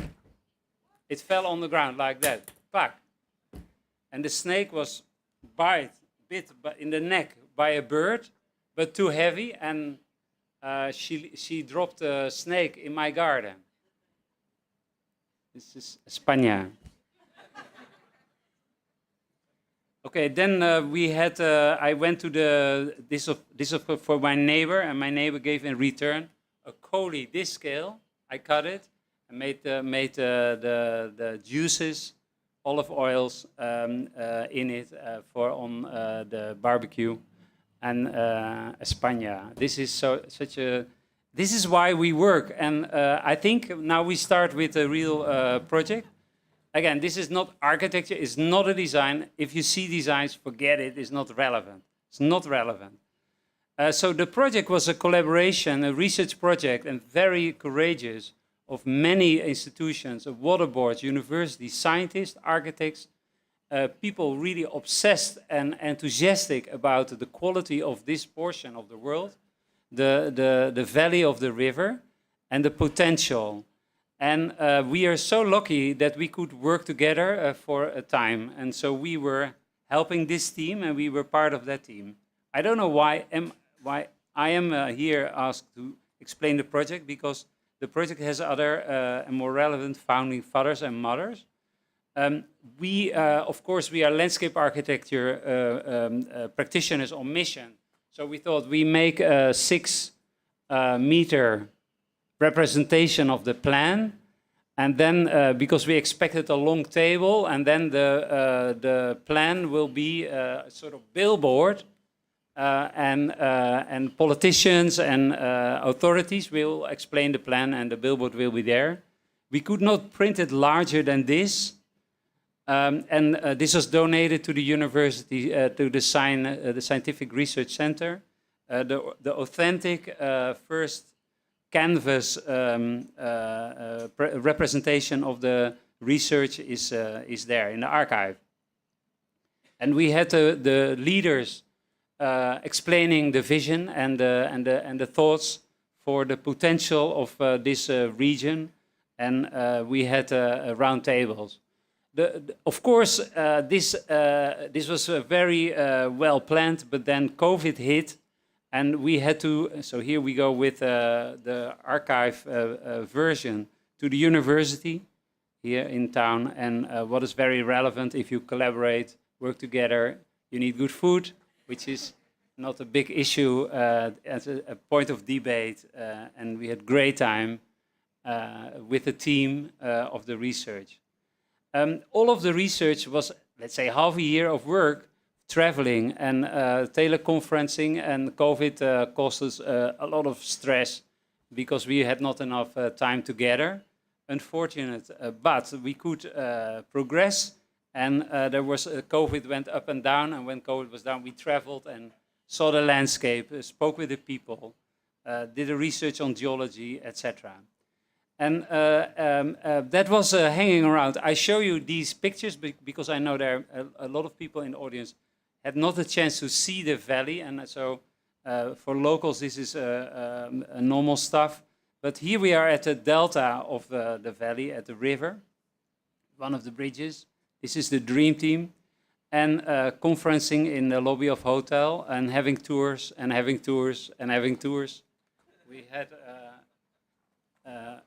one, let's say, he is the backbone of the project, Miguel, and so and we have which is almost the chauffeur, and dropped us almost with helicopter precision on every portion of the valley, meeting the right people, understanding the project also from let's say what it is about.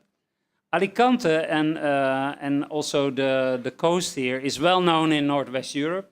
People who like beer and sun and madness, they go here. And this is sort of, mass tourism comes with a sort of strange attitude. The mass culture has euphoria, but also banality. And the good news is that Spain has a tourist industry making a lot of pleasure for Northern Europeans. But it comes with a price. They pay the price for it because they were pioneering a tourist industry, and the banality portion of it is sometimes pretty complicating. And we as planners, we think about these things. In the today reality of debating and researching a valley, this is a very important issue. Because imagine the valley is part of this, then you have no valley. You understand? So you have to see the photo of the Mont Blanc, and you put a Coca-Cola sign on the Mont Blanc, it's over. If you are at the Niagara Falls and there is two, let's say, suburban bungalow hotel lofts next to parks next to it, it's over. So it is very relevant debate and learning process. How can the valley be kept for the future? Maybe more people learn and enjoy and be part of it, of the experience. But you cannot steal it. You cannot sell it. It's not your, let's say, the most precious thing in the world, like morals, are not for sale. You have them, you cannot buy them, and then you share it with your neighbor. That's it. And this is the valley is a little bit like that. Of course, Spanish culture, food, festivals, music, everything what makes life special is all around, and there is a potential of a stunning environment. From my point of view, because I know Spain a little bit. When I came here, it took my breath. I was like, I could not understand that 1 mile away from tourism, there is a sort of sleeping beauty, a sort of virgin European cultural landscape with astonishing geology, and great landmark engineering. And I'm an engineer, so I can, besides Filippo Secundo, as for me, a bad reputation, he delivered here UNESCO world level, no? To build a dam with blocks, nobody does that. To build it higher than ever, and she's still there, the dam is still there, wow. This is something. But so the Sleeping Beauty. What is a Sleeping Beauty? Can she be used? Should she be protected? This is the story and the research, and we have no answer. But this is why we need conferences like today, and we need to enlarge the group for the debate. The lower portion has a sort of delta quality. Theoretically, if it's cleaner, because portions are more or less full of waste, and maybe there is some areas where you cannot cross with dogs, so there's more wildlife, this kind of logic, it could be better easily. This is also an area where it is very ambiguous, whether it's nature or wasteland, because it's so close to the city. So people use it maybe too much as wasteland and should start appreciating it as ecology. Everywhere, let's say there's a bridge or a mill or an old factory or a farm, you smell European quality of cultural landscape. So we are so much aware of the beauty of this from, I would like to say it needs to be seen as a little bit like Tuscany. If you're in Tuscany, everyone accepts, well, it's in Tuscany, wow. You need to have Hollywood income to buy a villa here, but it is public accessible, but nobody can pollute, not really, Tuscany. You cannot banalize it. So this is very, why, how do they do this? So for me, I don't have an answer. This for me is very relevant. So maybe we need to invite Tuscan specialists. Why not? How to make Tuscany as a concept, as a sort of, that we all appreciate, that we pay 4 times more, that we walk slowly, that we speak silently, that we whisper, that we are more in poetry, in good food, that we feel sharing and democratic and enjoy each other. So there is seasonality, there is the cultivated land, the farmer is plowing.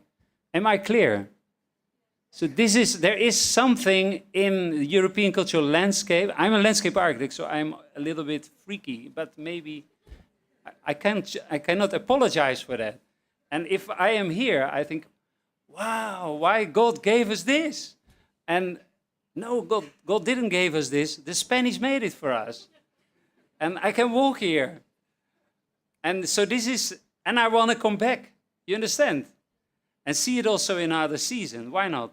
Then we go up, and for people who haven't been there, and then you come in madness. There is, if you like infrastructure, you have to go there. It's beautiful.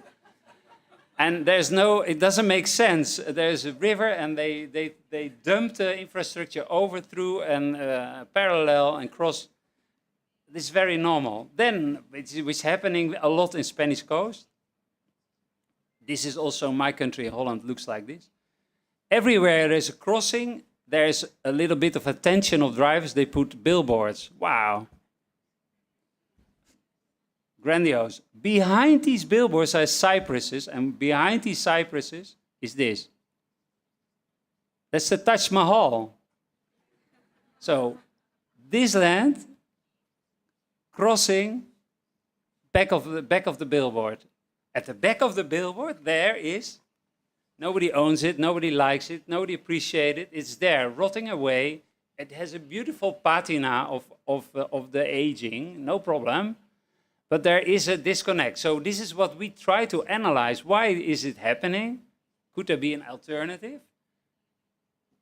Maybe people should protect it.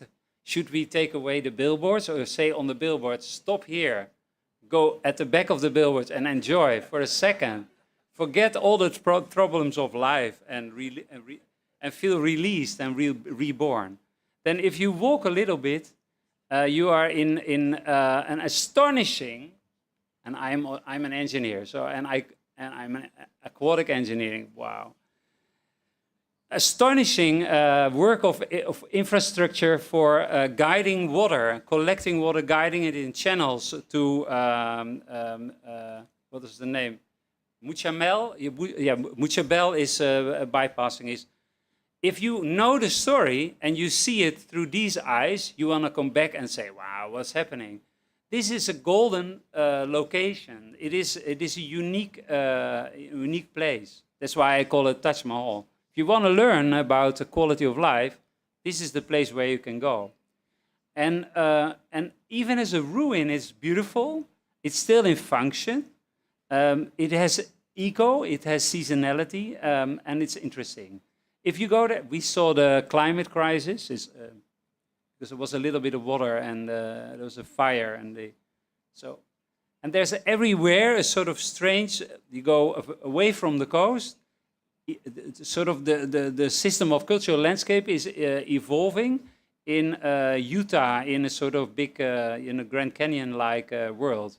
Again, another 2 or 3 of these amazing waterworks, very detailed. They could function still. They are very old, and they are miraculous. And from there, we spent more than a few days in the field. We saw geology of very complex formations which cause, in combination with water, acid, which is bad luck. You have sometimes good luck, sometimes bad luck. And a sort of Grand Canyon valley with a river where you can hardly imagine that it is less than an hour away from civilization. This is unbelievable. And what a precious site, and yeah, this is for you normal, but if you have never been here, this is like mind blowing. And when I saw this, I told my family to go here, and they two of them even did visit the site and came back with the same story. So something strange is that in a place of mass culture and contemporary lifestyle, there is a sleeping beauty which is a little bit ignored. Why is it ignored, and how can we protect it? Villages, communities, sometimes in the valley or 2-3 kilometers away. And I saw the work of Filippo Secundo, which is better than Escorial, the dam, where and I mean that's always happening. If I am in such a beautiful landscape, the moon came up and reflected for me personally in the water. So one of you live here, so you explained you are rich. No, how did you call this? Yeah. No, that people, rich people, they own a beautiful apartment on the boulevard, on the Malecon, and you live there, but you feel you are rich, no?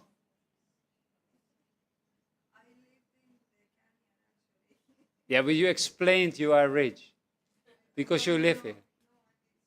She did.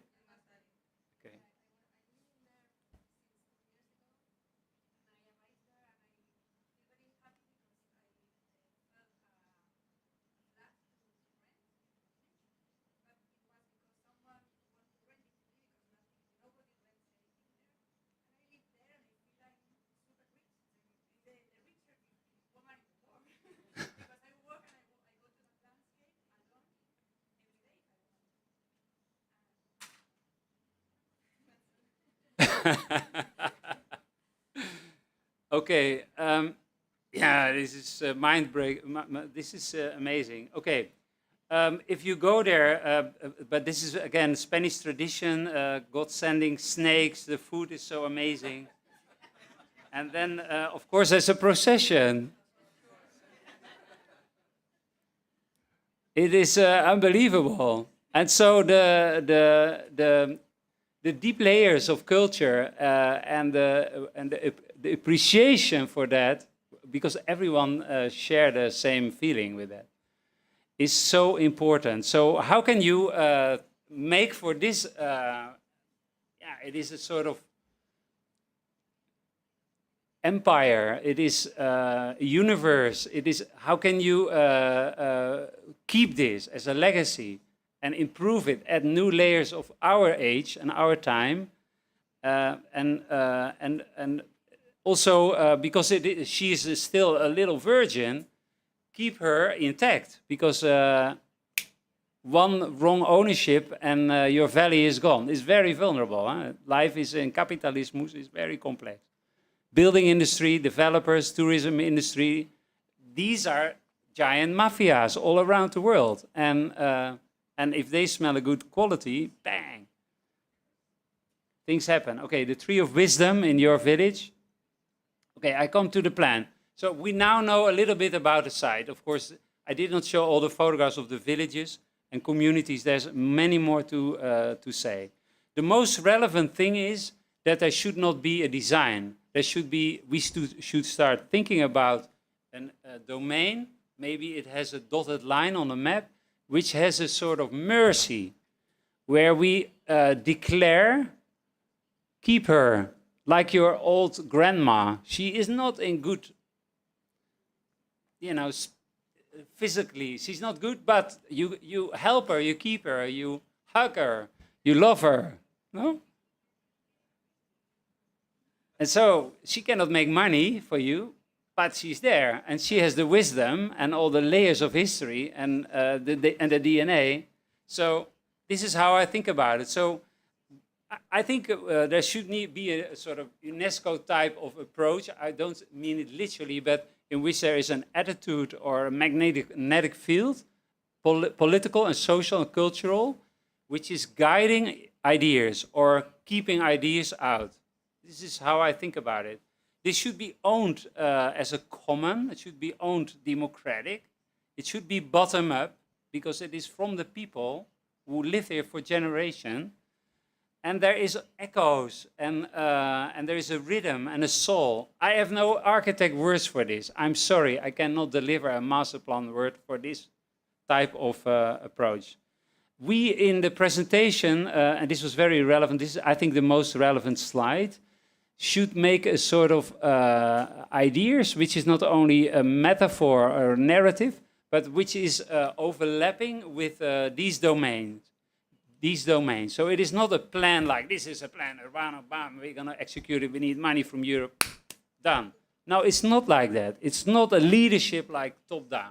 There should be things happening in every domain: education, children, ecologists, environmentalists, activists, people from the farm traditions and the food and the products of the land, archaeology, geology.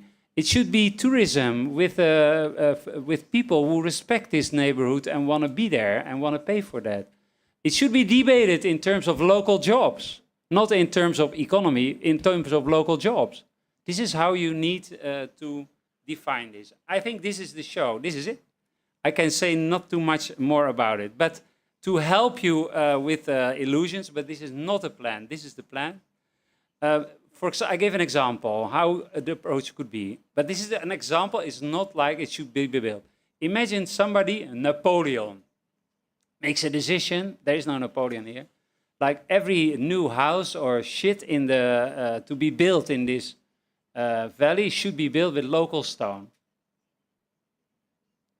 I'm not saying it's an intelligent idea, but imagine. Then there should be a local quarry where local masonry and quarry people make a living. They have an income because they know we should carefully do the quarry, not against environment, and we deliver building material for all the architecture infrastructure for this valley for the next 100 years. Why not?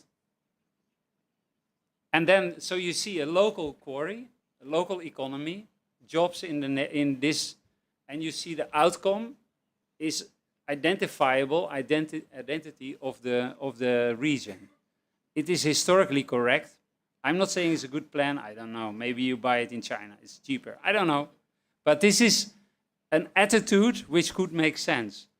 There is so many complexities because Spanish, I'm an outsider, so today I'm more free than my companions to speak because I am naive.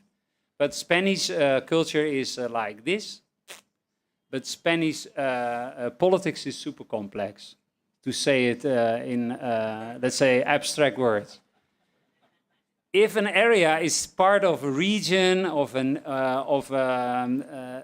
water system, institutions of archaeology, and 5, 6 municipal authorities, and you have Spanish politics, then it is, let's say, if you talk about normal planning, it's extraordinarily complex. It is maybe surreal, maybe. It's close to circus. So it's very relevant to analyze that we have often situations in planning with the municipal authorities that you don't make a plan for the river, but to make an idea, magnetic field for the valley, and then figure out what in each community, in each municipal authority could be an interesting position, which support the total idea, but is more seen from their angle, with their lens. So in the one municipal authority, it could be jobs, and the other one could be local farmer. And next one is bed and breakfast. There is different options. So you don't need one plan, you need maybe 6 plans, you understand? Or you need one plan, but you have to explain it in many different ways. So you don't need a strong politician, you need a lot of ambassadors. That's what I think. There is a reason to take everything on a cultural level maximum. So don't think, oh yes, money. No, everything is culture. In 100 years, you will really bless this generation if you take every subject on the cultural level. Because this is a portion of Europe with great cultural resonance. I'm very serious. And maybe for you it's daily business. Monday is Monday, you work hard for the money. But believe me, this river, the gradients of geology, ecosystem, cultural landscape, archaeology, economy, if you take all of this small universe, it is a cultural sublime condition. Don't make a concept, make 5 concepts, because the valley is everywhere a little bit different. So it is not one fits all. You don't need one plan. You can make a portion of plan. It can be a growing thing. Maybe she will, like my wall, hexagon, never be finished. God knows. So this is the idea. Try to fight for the water, the geology, the environment, this ecosystem, but also the let's say the layers of hydraulic engineering should be seen as the Parthenon, as the archaeology of something unique, and I think it should be protected on a maximum European standards, without doubt. This is unique. People try to tame the river, make a valley with a lake, organize the distribution of water, farmland, mills, everything, organize the society and created the culture of this region. And you can read it in the landscape. So it is a cultural landscape which is vital and which is still intact and there. So can we make an approach for the valley? I think it is very complicated. So to avoid the one approach, we made a lot of, let's say, we throw a little bit of sand in the eye to make clear that it's about sharp ideas and not about the one master plan, the blueprint. So it's very clever to recognize the valley, but it's more clever to see all the communities along the valley. That would be the starting point for us. And for us, it's the team of researchers. Along the river, there is very strong identities, which are already enjoyable. You don't need to invest nothing. It's not about money. Tomorrow you can enjoy this. But if you want to bring it into next and next generations, there could be also a protocol for interventions and maybe some simple ideas. For example, could I theoretically walk or bike without a guide, or should I always have a guide through the valley? Very simple question. If it is a walkable thing, then you need to mark the trail. And if people break an ankle, they need to know where to go. So this is very simple things. It's not rocket science. So these things can be invented.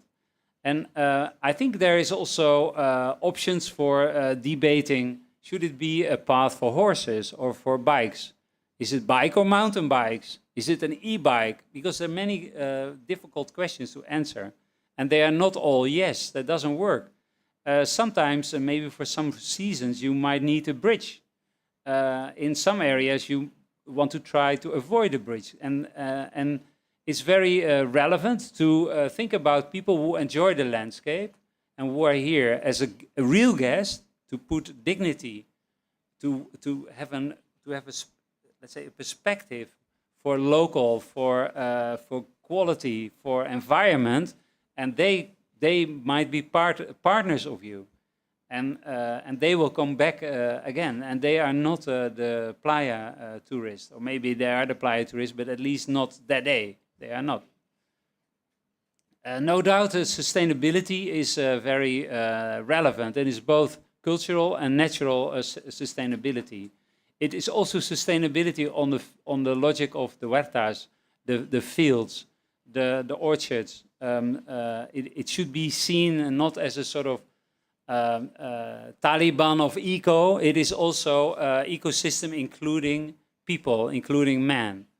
No doubt, tomorrow from the villages, from Alicante should start an education program that children will be brought into this valley system to participate, to have classes, to participate in building. And it could be very, and I'm Dutch, so I am a little bit, again, over-focused. The water should be clean, and if there's problems with the dirt, the clean, it should be part of exercise. Sewers could maybe give back water to the valley. Why not? That is not a rocket science, but it needs to be delivered by somebody. There should be a protocol with professors, old professors, which are a little bit stubborn, which wear glasses and look over their glasses to you, and they should say, what is good architecture and bad architecture in the logic of the valley? Why not? That's what happens everywhere with patrimonium, and that is a normal attitude. In Italy, they are very used to that. Okay, so, and we need a sort of interesting debate that infrastructure related to water should be seen as landmarks, not as sort of leftovers of a gutter or a runnel. No, these are the cathedrals. That was somebody mentioned today. We think that there's a lot of ruins. We don't know which family owned them and what kind of catastrophic problem the family is and cannot whatever. But these beautiful ruins should maybe participate in the concept. Maybe there are meeting places, maybe there could be a restaurant, or they could have public functions where you could have a wedding, I don't know. So then we started to also look further for the, let's say, the way to engage people. So what is and these are reference slides from elsewhere, where you see activity where I could consider, why not here? So, but it also demands, can you define it? Can you explain in words? What is that? What business relate to that? Does it deliver jobs? Is somebody taking care for the bicycle? Is somebody the guide or take care for the horse? This is very interesting, because if not, then there is no local contribution. And when investors or people start to initiate things, we believe it should be non-architectural. It should be more green landscape, cultural landscape related. Maybe there is some craftsmanship or artist in the region or architect in the region who could deliver objects built from local stone, which are a new layer, but are all the same, not everywhere different. Maybe, I don't know. Maybe places where we see infrastructure from above, you add some shade so people appreciate to be on the bridge instead of being burned. And near to the, let's say, the more eastern portion, there could also become a lot of biking and others. So we split the area in 4 pieces to be more focused on what could be the different identities. In, I have to be sure that I don't say the wrong name. In near El Campello, the approach could be that more horizontal, fertile land with sediments, or naked land where we bring sediments, will be in position for larger complexes of huertos. Why not? There could be parks where people enjoy and jog, who are maybe on the beach, but also educated in a sort of delta approach, and see a little bit more of the river. Boot camps, skating, yoga, things could be organized near or in the floodplain. And of course, areas need to be more shaded because there is a reason for that in climate situation of today. No doubt there should be a start of a bike trail which brings you at least into half of the valley, so you can have a 1 or 2 day trip, and people meet each other on that type of tour. The tour should not be a sort of park design. It should be, you know, connecting to the city, to the villages, to the farmland, so people smell the region and are not in a sort of artificial architecture or landscape architecture la-la land.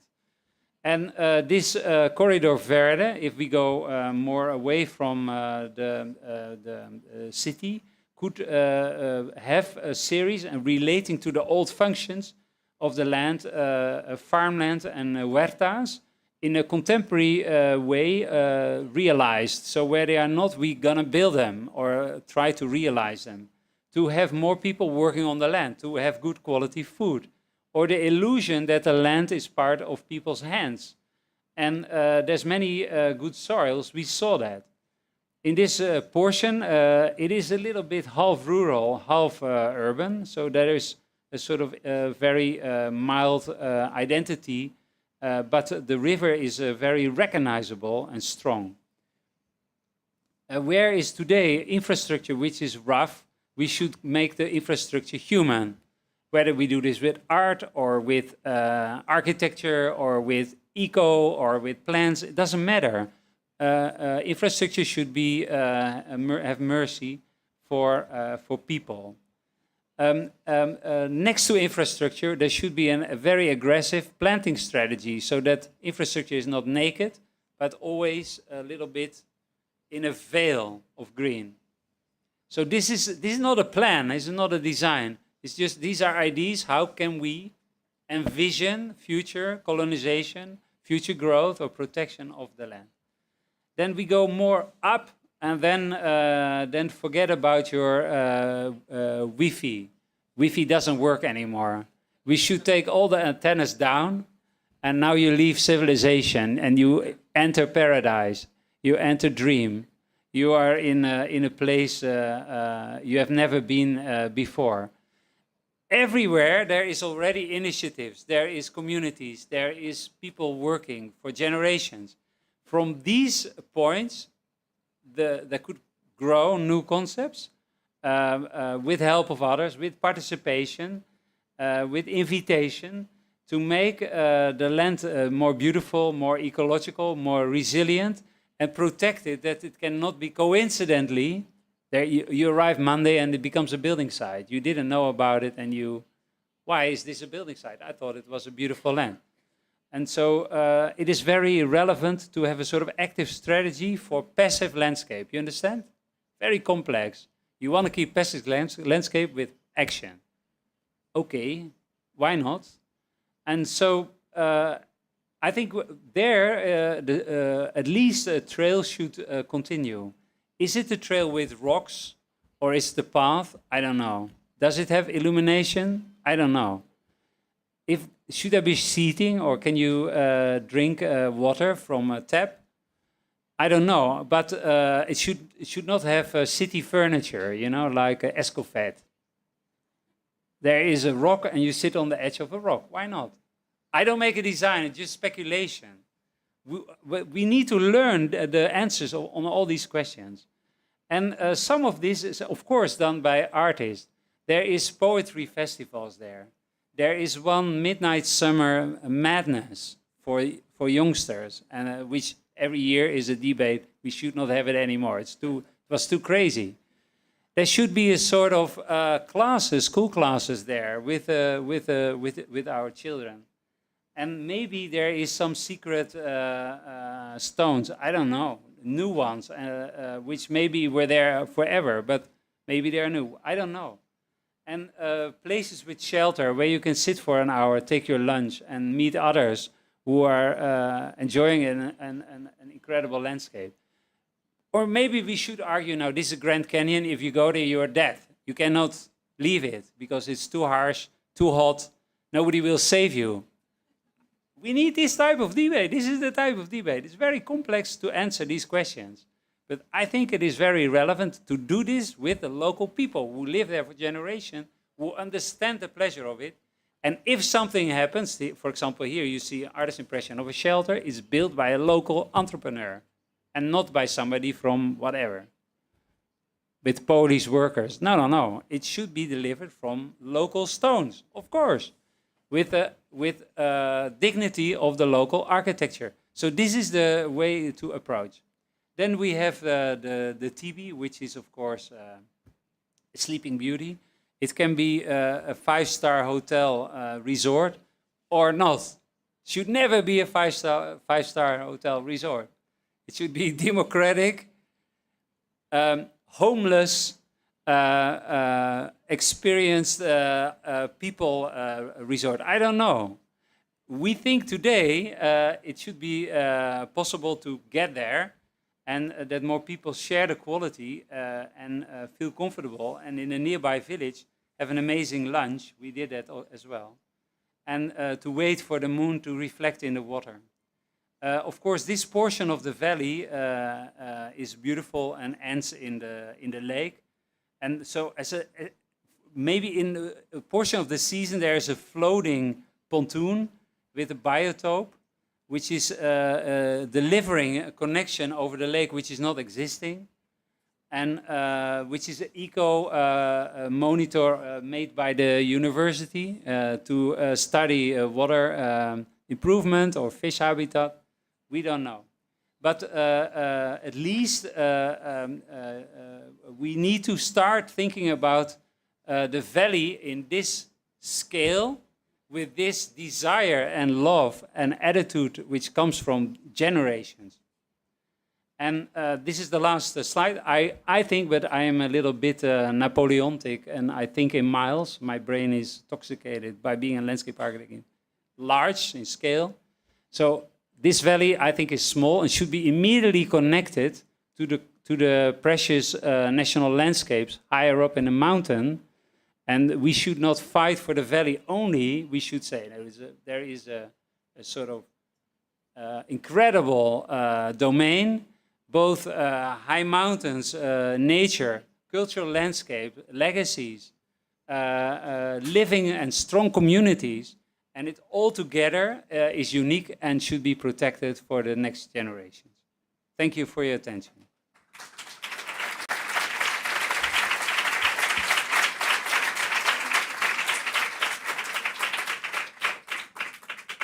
Michael, did I forget something? No? And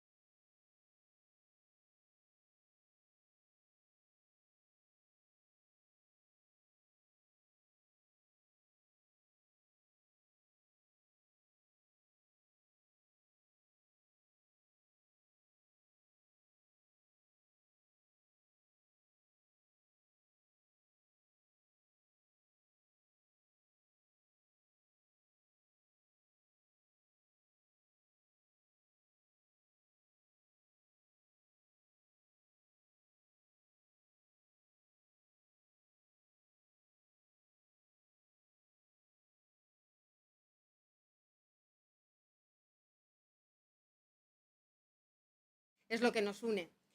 Fijaros la dificultad que planteaba, el abandono de ciertos espacios que el propio ser humano ha creado y ha dejado huella, como el propio ser humano es el que tiene que recuperar y mejorar. Ahora contamos con un ponente excepcional del que estamos enormemente agradecidos su actuación y que comparta con nosotros su conocimiento, como os decía al principio, para aprender de todos ellos. Vamos a ver una nueva manera de entender el jardín, el espacio, la naturaleza, desde un punto de vista muy novedoso, aunque lleva mucho tiempo estudiando este campo. John Battle es arquitecto y es paisajista. Pertenece al estudio de Battle-Roy, que es especialista en la adaptación de las ciudades al cambio climático. Esta utopía de la que hablamos todos, de la que intentamos aprender y mejorar, pero de la que todavía nos queda mucho camino por recorrer. Nos va a hablar de la ecoefectividad, este tema tan ambiguo, tan amplio para comprender. La naturaleza en la arquitectura, en vez de la arquitectura en la naturaleza, que es una ciudad biofílica. Vamos a intentar aprovechar esta ponencia y os rogaría que cuando termine, tanto a él como a Adrián, hagáis esas preguntas que os ha quedado en el tintero, que nos gustaría resolver y que nos generen ese pensamiento de análisis. Bueno, pues muchas gracias.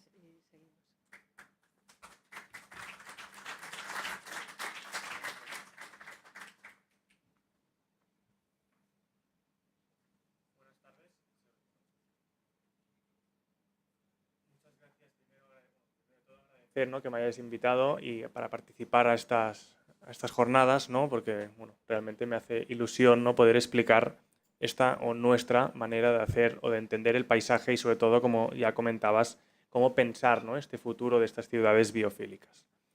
Primero de todo me gustaría empezar, ¿no? Con esta reflexión que decía George Wagensberg, que decía, si la naturaleza es la respuesta, ¿cuál es la pregunta? Como paisajistas, urbanistas y arquitectos nos preguntábamos, ¿cómo debería ser la ciudad del futuro?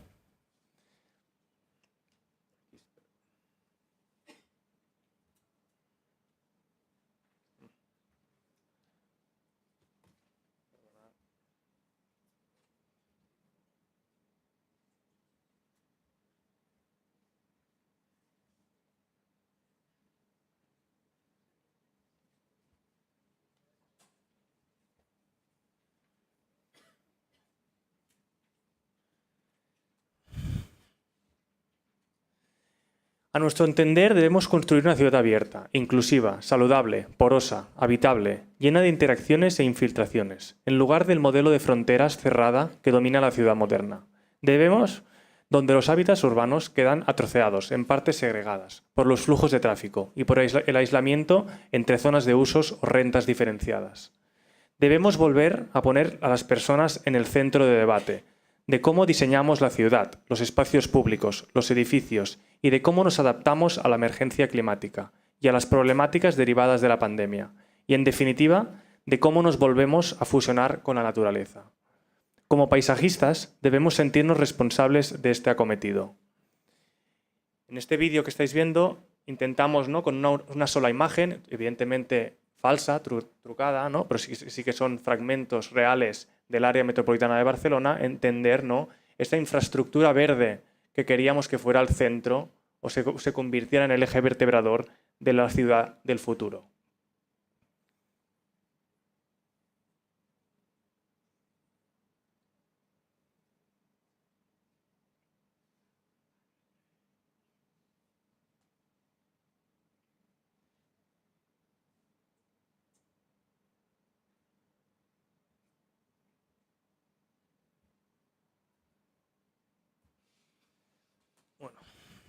Para perdonar por la espera. En 2020, cuando se declaró la emergencia climática, en Batlle-Roig nos preguntábamos ¿qué podemos hacer? ¿No? ¿Cómo podemos dar respuesta a esta emergencia climática desde el ámbito del paisaje, de la arquitectura, del urbanismo? Y de aquí salieron 10 conceptos que se basan en dos grandes objetivos, que es la salud y bienestar y mitigar la isla de calor o la isla de frescor, y 8 retos. 8 retos que son la biodiversidad, el agua, la movilidad sostenible, la productividad, el reciclaje, el ciclo de vida verde, las emisiones casi cero y la autosuficiencia. Retos, ¿no? Unos retos que nos aplicábamos nosotros mismos y que teníamos que dar respuesta a cada uno de nuestros proyectos. ¿En qué proyectos? En los 3 proyectos, en los 3 ámbitos de proyectos que trabajamos, ¿no? En ciudad y territorio, en paisaje y espacio público y en edificación y construcción. Y posteriormente, en el año 2021, un cliente llamado Conrent Tramway nos encargó esa pregunta. ¿Cómo debería ser la ciudad del futuro? Y nos lo encargó en el concepto de la ecoilla La Mercedes. Un proyecto que se definía, ¿no? O que definimos como un barrio mixto, compacto e inclusivo. Un lugar para trabajar, jugar y vivir. Un recinto industrial y cultural, en un entorno fértil y autosuficiente, dentro de una ciudad limpia y saludable, preparada para combatir la emergencia climática. ¿Pero qué es este proyecto de La Mercedes? Es una superilla, como los que conocéis Barcelona, ahora mismo estamos inmersos en los conceptos de las superillas, tiene el tamaño de 9 manzanas del ensanche de Barcelona, por lo tanto es de un tamaño considerable, y la idea es que forme un nuevo barrio en la ciudad de Barcelona. ¿Por qué La Mercedes? Porque es la antigua fábrica de coches de la Mercedes de Barcelona, un complejo industrial hoy en día cerrado y totalmente que bloquea ¿no? el tejido urbano de la ciudad. Además, este complejo de la Mercedes tiene una historia arquitectónica también con un alto interés arquitectónico, como podéis ver en la imagen, con esta gran nave de producción y sus edificios que son de un arquitecto moderno catalán, que es Josep Terradas. Un barrio que se sitúa además en uno de los ejes piloto de Barcelona, que es el eje de la Sagrera, en donde se están desarrollando la mayoría de proyectos transformadores de la ciudad. Pero si empezamos, ¿no? Siguiendo los conceptos o los retos que os he mencionado anteriormente y hablamos del primer macroobjetivo, que es salud y bienestar en estas ciudades, tenemos que hablar del espacio público. Espacio público que nuestro ideal sería destinar al 100% al usuario, al peatón, ¿no? Un espacio público que si queremos destinar al 100% al peatón, debemos pensar cómo hacerlo y por lo tanto debemos pensar en un subterráneo inteligente, subterráneo que englobe todas esas infraestructuras necesarias para el funcionamiento de la ciudad, que incluye los coches privados y también las mercancías, la recogida de escombros, etc. Por lo tanto, cuando nos planteamos esa utopía, debemos ser conscientes y pensar en las soluciones concretas cuando planeamos la ciudad. Si bajamos de escala y pensamos en esa ciudad del futuro, en cómo deben ser en concreto esas calles o esos ejes, ¿no? Debemos sustituir el vehículo privado, que ya ha desaparecido, y poner en el centro de atención a la vegetación, a la naturaleza, a esas secciones que veis simétricas, asimétricas, ahora no voy a entrar en detalle, pero que son el centro de este proyecto. En ese punto verde central es donde se desarrollan las actividades, las zonas de juego, las zonas de estada, las terrazas, etc., ¿no? Es la vida de esta nueva ciudad. Y sobre todo hemos de poner el usuario en el centro. Para diseñar un espacio público y privado donde el usuario es en el centro, hemos de entender qué se está promoviendo, qué actividad económica, dónde vive la gente y dar respuesta a este espacio público también en consonancia con estos espacios privados. ¿Qué quiero decir con esto? Pues, por ejemplo, en la plaza central de este nuevo barrio, que se sitúa justo debajo de la estructura de la nave de producción, de la antigua nave de producción de coches, ¿no? Pues diseñamos un espacio público que intenta dar respuesta pues, a las oficinas, al coworking o, por ejemplo, a la sede de la Escuela de Diseño Elisava, que también se moverá de las Ramblas de Barcelona a este nuevo barrio, ¿no? Esto significa, pues, por ejemplo, que proponemos un gran anfiteatro donde se puedan generar actividades didácticas del coworking o de la universidad en este espacio público. Y no solo estamos diseñando el espacio público, sino que estamos diseñando la sala de estar de esa universidad, ¿no? Y cuando digo que el usuario está en el centro, y antes me ha gustado mucho en las charlas iniciales que se ha hablado, ¿no? De ese disfrutar del espacio, ¿no? Porque si ahora hablo del disfrutar, pues el espacio público ha de servir para disfrutar las ciudades, ¿no? Evidentemente ha de ser un barrio donde se viva, porque habrá vivienda, y se ha de trabajar, porque habrá oficinas, habrá industria, y se ha de aprender, porque habrá escuela, hasta habrá una universidad, como ya os he comentado, que se moverá a la sede de la Escuela de Diseño Elisava. Si pasamos al segundo macroobjetivo, ¿no? Que nos planteamos, que es la isla de frescor o mitigar la isla de calor, ¿no? Hemos de hablar de la geografía, ¿no? La geografía. En este proyecto concreto, que es el Parc Central de Sant Cugat del Vallès, una ciudad que está al otro lado de la Sierra de Collserola de Barcelona, habemos de hablar de este proyecto, ¿no? A ver si se ve el curso de este proyecto que hay situado aquí, en comparación con otro proyecto, que es este otro barrio que está aquí, que se llama Collfabà. Ambos proyectos, los espacios públicos, los ha diseñado Batlle Roig, pero veréis que las conclusiones son mucho diferentes. Aquí, ¿no? Como sabéis, las ciudades producen el 80% de los gases de efecto invernadero y uno de los principales motivos, conclusiones, ¿no? de este hecho es que las ciudades no generan la isla de calor, ¿no? Se calientan como mayor densidad y, sobre todo, uno de los principales motivos es la impermeabilización del territorio. Aquí hemos hecho un estudio científico que ha sido publicado en varias revistas científicas donde hemos estudiado estos dos barrios que os decía y en concreto el del Parc Central, que es el de la imagen que veis. Como paisajistas diseñamos no solo el paisaje, el espacio público, sino también la ordenación de cómo debía ser este sector, este barrio de vivienda, ¿no? Este barrio, ¿no? Lo que hicimos en este sector, que es esta mancha que veis aquí definida, lo que hicimos es centrar, ¿no? Todos los espacios verdes resultantes del planeamiento en un único punto central, ¿no? O sea, aglutinamos todas las zonas verdes en un punto central. No era un punto casual, era un punto que reciclaba, ¿no? O ponía en valor un pequeño torrente que se iba a tapar de tierra y canalizar, y propusimos mantenerlo, ¿no? Mantenerlo y plantar toda esa vegetación o esas zonas verdes alrededor de este pequeño torrente. Esto, como sabéis como paisajistas, ha causado que la vegetación en este lugar ha crecido más que si hubiésemos tapado el torrente. ¿Por qué? Porque se mantiene la humedad, etcétera, etcétera. No voy a entrar en los detalles técnicos. Este hecho, en comparación con el barrio de Collfabà, que es el que tenéis a la derecha, que no diseñamos nosotros la ordenación del territorio, pero sí que diseñamos los espacios públicos con las mismas ganas, ¿no? Además, Collfabà, si veis el tanto por ciento abajo, tiene casi un 10% más de espacio libre y tiene también un casi 15% más de superficie permeable, ¿no?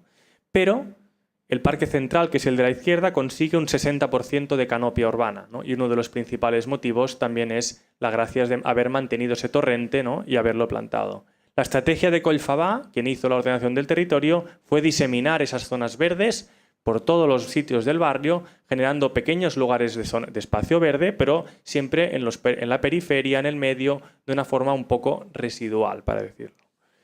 La conclusión: el Parc Central, que es el de la izquierda, consigue 3 grados menos en verano y 5 grados menos de percepción en verano.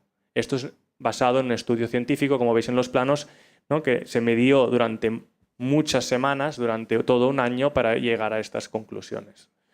Por lo tanto, podemos diseñar ciudades, ¿no? Donde podemos controlar, ¿no? ese sobrecalentamiento de ese diseño de las ciudades. Si bajamos de escala, ¿no? En el mismo concepto de la isla de frescor y nos vamos a Vilafranca del Penedès, ¿no? En la cubrición de las vías del AVE que va a Barcelona a Madrid y de las vías del tren convencional que se cubrieron, ¿no? Y como ves en la imagen de la izquierda, se dejó como una gran losa de hormigón. Cuando planteamos este nuevo centro de este municipio, que es Vilafranca, que es una de las principales regiones vinícolas de Cataluña, pues este nuevo centro nosotros nos lo imaginábamos completamente verde, ¿no? Por lo tanto, propusimos una sección, ¿no? De cubrición donde la vegetación estaba en el centro. Reconvertimos 26.000 metros cuadrados de losa en un espacio casi, ¿no? Al 60% permeable, plantando casi 600 árboles, ¿no? Creando que una imagen que podríamos decir utópica, como es esta que podemos ver, que sea la nueva plaza, el nuevo centro de Vilafranca del Penedès, ¿no? Eso hubiese podido ser una plaza dura, como seguramente podría haber sido en el siglo XX, ¿no? Cualquier plaza de un centro de la ciudad. Pues hoy en día esto es el centro de Vilafranca del Penedès. Ahora sí que si empezamos con los 8 retos que he comentado que vienen después, hablamos primero de biodiversidad. Y para hablar de biodiversidad explico este proyecto que me gusta porque justamente tiene que ver con el río Montenegro, ¿no? Porque es las vías azules del río Llobregat, Anoia y Cardané, ¿no? Que son las vías azules, es el nombre que le denomina la Diputación de Barcelona cuando promueve este proyecto para reactivar, ¿no? A través de todos estos municipios que históricamente siempre habían dado la bienvenida a ese río porque el río era la vida, ¿no? Y hoy en día le dan la espalda al río, ¿no? Porque el río se ha convertido casi en un desecho. Pues Este proyecto de la Diputación intenta revertir esa situación, convertir el eje del río en un eje vertebrador para la propia Diputación, haciendo casi 200 kilómetros de vías para ciclistas y peatones, ¿no? Pero este proyecto, ¿no? Estamos hablando de biodiversidad, lo recuerdo, es la excusa perfecta, ¿no? Para darnos cuenta de que ese río que hemos olvidado los últimos 30 años o 50 años, y en el área metropolitana de Barcelona hicimos este proyecto donde, además de hacer este eje cívico, ¿no? Para ciclistas y peatones, proponemos recuperar la meandrificación del río. Río Bregat, que se había canalizado, hacía un curso totalmente recto, y proponemos, a través de unos deflectores, como veis en la imagen superior, volver a meandrificarlo. En esta imagen, ¿no? Veis lo que es un deflector. Un deflector lo que hace es devolver la meandrificación al río gracias a que el agua choca por su fuerza contra ese deflector y se reconduce, ¿no? Generando estas playas, ¿no? Que son el gran interés a nivel de biodiversidad para cualquier río, ¿no? Si seguimos hablando de biodiversidad, pero bajamos un poco la escala, ¿no? Todos conocéis seguramente de Batlle-Roig este proyecto que ha sido premiado, que es el vertedero del área metropolitana de Barcelona. Aquí se tiraron las basuras, digamos, durante más de 70 años del área metropolitana de Barcelona. Hay hasta 100 metros de altura de escombros. Y esta imagen que estáis viendo son la fase 1 y 2, que se realizaron en el año 2004-2006, y el vertedero quedó sellado. Pero la realidad es que el vertedero, esto es solo un 40% del vertedero. Por un tema presupuestario, quedó el 60% sin recuperar medioambientalmente, podríamos decirlo, ¿no? Como lo llamaban políticamente. Y hoy en día estamos inmersos en este proyecto de la fase 3 y 4 que pretenden recuperar, ¿no? Este espacio. Pero durante estos años, ¿no? Estas 45 hectáreas restantes que estaban cubiertas en tierra, pues la biodiversidad del lugar, porque estamos en el Parque Natural del Garraf, ha tomado sus directrices, ¿no? Y cuando digo que han tomado sus directrices, nos implica, luego lo veréis, ¿no? Que actuemos de forma distinta. En la izquierda veis las actuaciones de la fase 1 y 2 del abocado al Garraf. Implican grandes movimientos de tierra, ¿no? Para una gestión del agua muy estricta, porque generábamos terrazas completamente planas y que funcionó muy bien en su día porque era un lugar totalmente perdido que se cubría de nuevo. En cambio, cuando llegamos a las fases 3 y 4 nos encontramos que hay una biodiversidad y damos por buena, ¿no? Damos por bueno este prado o esa inclinación de ese prado. Por tanto, la actuación en movimiento de tierra se disminuye, la actuación humana disminuye muchísimo y igualmente aseguramos a través de esta pequeña contención, ¿no? Dar la continuidad de ese camino y sobre todo gestionar el agua que genera una erosión en estos campos, ¿no? Las dos imágenes, arriba la fase histórica de la fase 1 y 2 y abajo la imagen de las fases 3 y 4. ¿Pero por qué decidimos cambiar? Pues decidimos cambiar porque durante el transcurso de estos años unos pájaros, ¿no? Y en concreto la águila perdiguera, han gestionado este espacio y sobre todo el águila lo usa como espacio de caza. Águila que está protegida y por lo tanto usa estos grandes espacios abiertos para volar y cazar, ¿no? Por lo tanto el proyecto ha de cambiarse. El proyecto de las fases 1 y 2 no era válido. No sirve cualquier renaturalización. Hemos de estar atentos, ¿no? a esa biodiversidad que nos encontramos. Por lo tanto, el proyecto pasó, dejamos de plantar árboles, no hemos plantado ni un árbol nuevo. Podrías decir, ¿esto es contradictorio? Pues no, no es contradictorio. No hemos plantado ningún árbol y al contrario nos hemos puesto a hacer balsas renaturalizadas para que los animales puedan beber y hacer pequeños cobijos para conejos, ¿no? Y liebres que sean el alimento de esa águila, ¿no? Por lo tanto, nos hemos cambiado nuestro chip, aunque para nosotros estamos igual de contentos, el proyecto es el mismo. Y ahora sí, si cambiamos al concepto, ¿no? Al segundo concepto, al segundo reto, y hoy veréis que no os voy a entrar en detalle en ningún proyecto, sino que voy a explicar conceptos. En paso al concepto del agua, que para mí es uno de los más interesantes. Este es un concurso que hemos ganado hace ahora un año, un concurso de infraestructuras, le llamaba el área metropolitana de Barcelona, donde concretaban unos nodos en el área metropolitana en relación con las grandes infraestructuras viarias, ¿no? En este caso es en un municipio que se llama Montgat, alrededor de Barcelona, donde que pretendían, ¿no? Que le diéramos una vuelta a este punto donde se cruzaban dos grandes autovías, ¿no? Para nosotros, recuperar esa geografía primigénita, recuperar el curso del agua de un torrente que pasaba por allí, que quedaba totalmente canalizado y bloqueado, y convertirlo en el centro, ¿no? Volcando la ciudad hacia ese torrente y convertirlo en un nuevo centro de centralidad, ¿no? este punto en esta axometría, veis como el torrente pasa por debajo, pero también la ciudad se vuelca hasta ese punto en un lugar que hasta hoy en día había sido una barrera, una frontera, ¿no? Este es un concurso que ganamos hace un año, esperemos que algún día pues, se vaya desarrollando, pero hoy os dejaré con esta imagen. Pero si seguimos, ¿no?, con ese discurso del agua y nos vamos a Toulouse, estamos trabajando con OMA, con Repculas, en un proyecto del parque de exposiciones, donde trabajamos nosotros como paisajistas, donde también intentamos en esta parcela de este parque de exposiciones recuperar el ciclo natural del agua. En Francia, quizá con eso vamos, o con otras cosas también, van un poco más avanzados y debíamos gestionar el 100% del agua de la lluvia en la propia parcela. Por lo tanto, empezamos a pensar, ¿no?, en estrategias de cómo podíamos gestionar esas grandes lluvias, ¿no?, en este paisaje a través de pequeños surcos en el territorio, ¿no?, y también para que nos sirviera como estrategia de plantación, ¿no?, de revegetación de este lugar, ¿no?, en este parque de exposiciones. Al final, ¿no?, gestionamos más de 20.000 metros cúbicos de agua, que no es poco, es muchísimo, llueve bastante más que aquí, y evidentemente aprovechamos el 100% de las tierras, ¿no?, tanto de la excavación de los edificios como de la gestión de este paisaje en la propia parcela, ¿no?, causando pues, estos paisajes, ¿no?, dedicados al agua, esos surcos que almacenan, ¿no?, en caso de lluvias torrenciales, esa agua en el interior, ¿no?, con estas imágenes tan bucólicas que pues al final es un parque de exposiciones, que al final a la izquierda lo que estáis viendo es un parking o un centro de actividades, ¿no?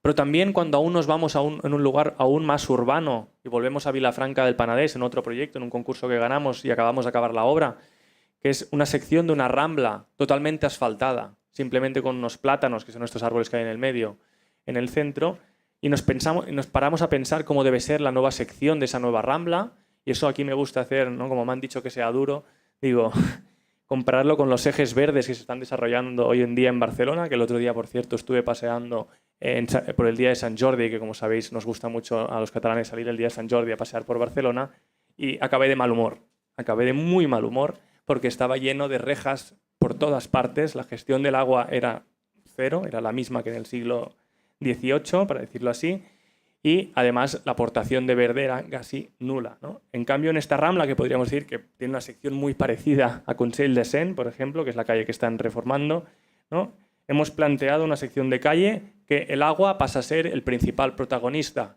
Los usuarios, por tanto los ciudadanos, han de entender a través del paisaje cuál es el problema que tenemos con el agua. Y sí, roba espacio, no, pero no lo roba, sino es un paisaje que o lo tienes aquí o lo tienes con grandes depósitos de control de aguas torrenciales aguas abajo, o los tienes en la depuradora, que tampoco nadie las quiere ver. En cambio, esto es un paisaje agradable de ver.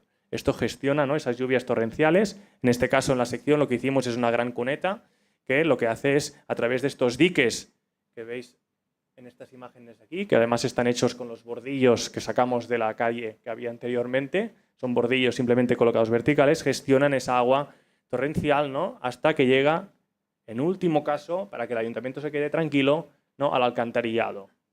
Que no llegará nunca, porque el día que llegue aquí el alcantarillado ya habrá petado, porque como sabéis el alcantarillado de las ciudades se calcula a 10, 20 años, cuando las lluvias torrenciales van a 50, 100 o 500 años, ¿no? Por lo tanto, esta manera nueva de pensar a través del agua también, por ejemplo, lo contemplamos con este parque en Badalona, también en el área metropolitana de Barcelona, donde cuando la gran directriz era que era un parque que era completamente inundable, porque es un gran sumidero de agua de la ciudad, que el alcantarillado no ha cumplido y por lo tanto cede el agua hacia este parque, y por lo tanto este parque debía permitir que el agua circulara, ¿no?, por esos taludes, y por lo tanto nos ponemos a pensar, ¿no?, y hablamos en pensar en sistemas de bioingeniería, ¿no?, y se nos ocurre esa idea de plantar, ¿no?, en lugar de plantar, sino usar fajinas vivas, que son ramas, ¿no?, de especies que se clavan o se entierran en el terreno y que enraizan, ¿no?, generando estas líneas de vegetación, ¿no?, que al cabo de unos meses pasan a tener este tipo de paisaje, ¿no? Es el mismo lugar al cabo de unos meses, y esto lo que hace es al final fijar ese terreno y evitar la erosión de este paisaje del agua, ¿no? Al final son técnicas de bioingeniería que se usan habitualmente en la restauración de ríos o de torrentes o de cursos fluviales, que los convertimos en elementos de diseño urbano, ¿no? Aún más urbano, si vamos a diseñar un centro comercial, ¿no? Este proyecto, pues, por ejemplo, hemos ganado bastantes premios porque el centro comercial, que podría ser lo antígenis, ¿no?, de cualquier paisajista, ¿no?, pues aquí lo que hicimos lo primero es pensar, Vale, un centro comercial, nos da igual. El agua, centrémonos. ¿Cuál es el paisaje del agua de este lugar, que es el Parque Agrari del Baix Llobregat, ¿no? En Viladecans en concreto? Pues solo un 10% del agua que llueve se va por esquerrentía superficial en este tipo de paisaje. Al contrario de la ciudad que estamos acostumbrados en la zona, o en cualquier zona europea, podríamos decir, donde el 100% del agua se va al alcantarillado. Por lo tanto, ¿qué queremos hacer en nuestro proyecto? Pues imitar ese ciclo natural. ¿Cómo lo hacemos, no? Evidentemente, un centro comercial necesita un gran parking, ¿no? Y los parkings pues, pueden ser lugares atractivos. Pues a partir de aquí, en este proyecto, gestionamos el 100% del agua de la lluvia en la propia parcela. ¿Y cómo lo hacemos? Pues a través de su materialidad, de sus pavimentos, primero hablando con asfaltos drenantes, pavimentos mixtos con bases de gravas, con cajas hidrobox que retienen esas grandes lluvias torrenciales y la infiltran lentamente al territorio, y hasta con pozos, ¿no? Que recargan el freático. Los que conoceréis el Baix Llobregat, hay un gran problema de extracción del freático y por lo tanto siempre pensar en esas recargas es un punto muy favorable. Y ahora sí que si saltamos a movilidad sostenible, ¿no? Y hoy os iré dando pequeños conceptos de nuestra manera de hacer de movilidad sostenible, hemos de hablar, ¿no? De estos... cuando hablamos de movilidad sostenible no todo vale, ¿no? A veces nos gusta pensar que cualquier carril bici que se hace en la ciudad, nosotros al final no nos dedicamos a hacer solo carriles bici, sino que intentamos que esa relación con el usuario sea un poco más allá que un solo carril bici, ¿no? Y un ejemplo, por ejemplo, es este proyecto, que es el carril bici que da continuidad a la Diagonal, a la avenida Diagonal de Barcelona. Es un proyecto que nadie nos encargó. Es un proyecto que para ir a nuestra oficina, que está a 100 metros de este carril bici, siempre teníamos la duda por qué no podemos llegar a nuestra oficina en bici, ¿no? Y al final había un gran nodo de infraestructuras, ¿no? Un gran nodo de bueno, aquí algunas imágenes, un gran nodo de infraestructuras que podéis ver, ¿no? Que eran cómo se cruza la Ronda de Dalt y la avenida Diagonal, que se convierte en autopista.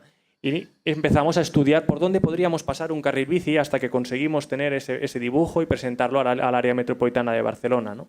Y finalmente construimos ese carril bici, ¿no? Ha sido un gran éxito, ¿no? Porque al final que la avenida Diagonal de Barcelona no tuviera salida y muriera en una autopista era un poco extraño, ¿no? Y esto no deja de ser menos importante, ¿no? Que al final ese carril bici, para nosotros la vegetación sigue siendo el principal protagonista, bueno, como habéis visto, ¿no? En las diferentes imágenes, la vegetación, cómo se colonizan esos espacios, muros de contención que ya existían de esas infraestructuras, ¿no? Son muy importantes, ¿no? Que la percepción del usuario siempre tenga la importancia, ¿no? Además, un carril bici que además de conectar con todo el Baix Llobregat, muchísimos municipios, Cornellà, etcétera, que están aquí, también conecta con el Parque Natural de Collserola, ¿no? Por lo tanto, es una salida, ¿no? De la ciudad de Barcelona hacia la naturaleza. Como digo, el usuario en el centro, ¿no? Cuando actuamos en situaciones dramáticas como este hipódromo, que los que no sé si conocéis Sant Cugat del Vallès, este hipódromo todo el mundo lo conoce porque es perfecto para hacer carreras de coches. Es enorme, pero para el peatón y para el ciclista es un horror cruzarlo, transitarlo. Pues cuando nos encargaron por dónde poner el carril bici, que por cierto en los esquemas iniciales siempre el ayuntamiento lo colocaba haciendo la vuelta, decimos no, por el medio, hombre, por el medio, el hipódromo este nos da igual, pasamos por el medio y ponemos el usuario en el centro, ¿no? Que al final es lo más rápido, ¿no? A cambio, pues evidentemente implica pues hacerles un paso de peatones nuevos a los coches y que vayan un poco más lentos, ¿no? Y como digo, ¿no? Si hablamos ya de conceptos, vamos bajando la escala y hablamos de conceptos como el puerta a puerta, ¿no? ¿Por qué a veces cuando bajamos la escala y hacemos un recorrido peatonal en el entorno libre, como es en este caso entre Barcelona y un municipio que se llama Montcada de Reixac, ¿no? En el río Besós, y hacemos este recorrido que es al final un pequeño camino que ya existía, un pequeño sendero, y nos dicen, ¿por qué no dejáis en tierra? ¿Por qué le ponéis alumbrado? Pues porque es un recorrido que conecta dos municipios, que los niños y las niñas usan para ir al colegio, que es para ir a hacer la compra, para ir a buscar la estación del tren, que solo tiene Montcada de Reixac y no Barcelona. Pues eso nos da, ¿no? Conocer el lugar nos da respuesta a por qué este camino ha de tener las condiciones que tiene, ¿no? Y por lo tanto es un proyecto de muy pequeña escala que simplemente conecta estos dos barrios. Ya habéis visto que la sección es muy estrecha, hay lugares donde hemos reconvertido este sendero, ¿no? Con una obra de ingeniería, ¿no? Micropilotada para poder asegurar la accesibilidad entre estos dos barrios, y que al final se ha convertido en que tú vas cualquier hora del día y hay miles de personas arriba y abajo, y dices, ¿y estas personas antes por dónde iban? Pues por ese senderito, supongo, de la montaña, o no iban, ¿no? No iban y no podían ir a buscar el tren, o supongo que iban en vehículo privado si lo tenían, ¿no? Pero es muy diferente cuando actuamos, ¿no?, para el disfrute de las personas, ¿no? Y en este proyecto de las Guixeras, en Igualada, en un municipio cercano a 40 kilómetros de Barcelona, ¿no?, y actuamos en una antigua cantera de yeso, ¿no?, una extracción de yeso, que aquí veis este camino, que es simplemente para el disfrutar, donde proponemos un camino que es de tierra. Esto estamos ya hablando del disfrute, es el ocio, ¿no? Y por lo tanto, es un camino de tierra que, aparte, aseguramos la accesibilidad con una pequeña franja de 1,20 m de hormigón, ¿no?, que puntualmente se va reforzando con estos pequeños miradores, ¿no?, que invitan, ¿no?, a mirar el paisaje que nos envuelta, que además en este lugar es un lugar bastante privilegiado, y evidentemente no estamos en el tema del agua, pero la gestión del agua, ¿no?, en ese camino, ¿no?, la gestión del agua a través de estos diques, de ese control del agua en el propio lugar, ¿no? A través de esta geometría, ¿no?, de esta geometría y de estos elementos nos permite preservar, ¿no?, preservar la vegetación existente como antiguos campos de olivos, como veis en la imagen, ¿no?, y dejarlos como en este pasado, en en medio del camino. Camino que cuando se hace de la noche, este camino no tiene alumbrado, no tenía que tenerlo, es un camino de ocio. ¿Para qué vamos a alumbrar las montañas? Pero sí que nos permite, ¿no?, a través de un árido luminiscente en el propio hormigón, ¿no?, que se retroilumine, ¿no?, las primeras horas de la noche, gracias a la captación solar, ¿no?, y que la vuelta a casa de la gente que se la haya hecho de noche sea mucho más agradable o mucho más sencilla, ¿no? Si ahora vamos a hablar de productividad, ¿no?, y cuando hablamos de productividad os he de hablar de un proyecto que ahora mismo estamos inmersos, y además bastante personalmente, me lo tomo como un proyecto muy personal, porque la productividad es una cuesta que siempre, al menos a nosotros nos cuesta entrar. Es el Agroparc Ametller. Los que conocéis Barcelona, Ametller es Ametller Origen, son unas tiendas sobre todo de verdura y fruta, pero que también ahora venden un poco de todo, que están en cada esquina, en cada barrio de la ciudad. Tienen bastante éxito porque tienen este carácter local, sostenible, para decirlo así. Después podemos discutir si es sostenible o no. Pero bueno, sí que a nivel de discurso ellos quieren hacer un proyecto agroindustrial muy cercano al área metropolitana de Barcelona, donde centralizar sus naves logísticas, producción de productos como mermeladas, lácteos, etc. Y han comprado, ¿no?, más de 300 hectáreas, donde básicamente, si miramos el año 1956, son básicamente agrícolas. ¿Pero qué ha pasado con el tiempo? ¿No? Como sabéis, en el paisaje la agricultura ha retrocedido. ¿Y quién ha ganado? ¿No? Básicamente la masa forestal ha ido aumentando. ¿Y dónde ha ido aumentando esa masa forestal?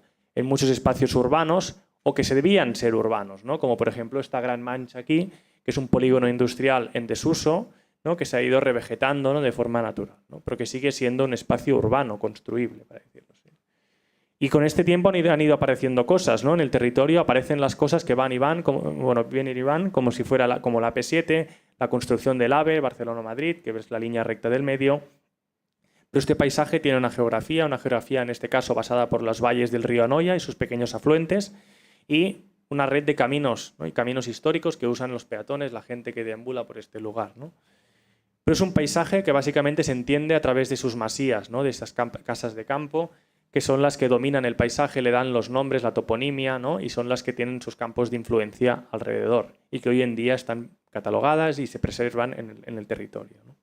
Y finalmente esto nos hacía entender un paisaje, ¿no?, un mosaico agroforestal, que era donde nos permitía, ¿no?, con este conocimiento implantar una propuesta de proyecto, ¿no?, donde ahora veremos algunas pinceladas porque tampoco me voy a extender. Pero como paisajistas, ¿cómo podemos diseñar un polígono industrial, ¿no? Pues aquí tuvimos la oportunidad, y es la primera vez que lo hacíamos, cómo diseñar un polígono industrial, es bastante curioso, ¿no? Las discusiones con los ingenieros especialistas son duras, pero al final, ¿no?, vimos, ¿no?, que el lugar donde se tenía que instaurar evidentemente era en la zona urbana que os he comentado anteriormente, y la primera detección que haces en una primera visita de campo es que hay un corredor ecológico en este lugar, ¿no? Hay un pequeño torrente que cruza y que además cruza por debajo de la línea del AVE, que es la línea del AVE es esto de aquí, el torrente pasa por debajo, ¿no? ¿Y el que marca el planeamiento? ¿Cómo se iba a hacer este polígono? Pues lo que pretendían hacer, lo que está aprobado básicamente en planeamiento, lo que hizo un urbanista en el año 2010, es básicamente enterrar el torrente, llenarlo de tierra, construir unas naves al lado de lado y se ha acabado, ¿no? Pues si nos seguimos fijando, ¿no?, y hacemos un plano de visuales con el GIS, donde vemos con los espacios blancos, son los espacios que son poco visibles desde el territorio, ¿no?, nos permite, ¿no?, pensar que el polígono industrial quizás sería mejor situarlo todo en el margen izquierdo del torrente, ¿no?, para preservar el corredor y también para hacerlo menos o menos visible desde el territorio. Pero claro, una nave industrial es un trasto bastante importante, ¿no? Que además, si lo contemplamos como plano, porque evidentemente han de ser planas, el torrente no es plano, tiene su pendiente, genera unos grandes movimientos de tierras, una poca integración paisajística muy importante, ¿no?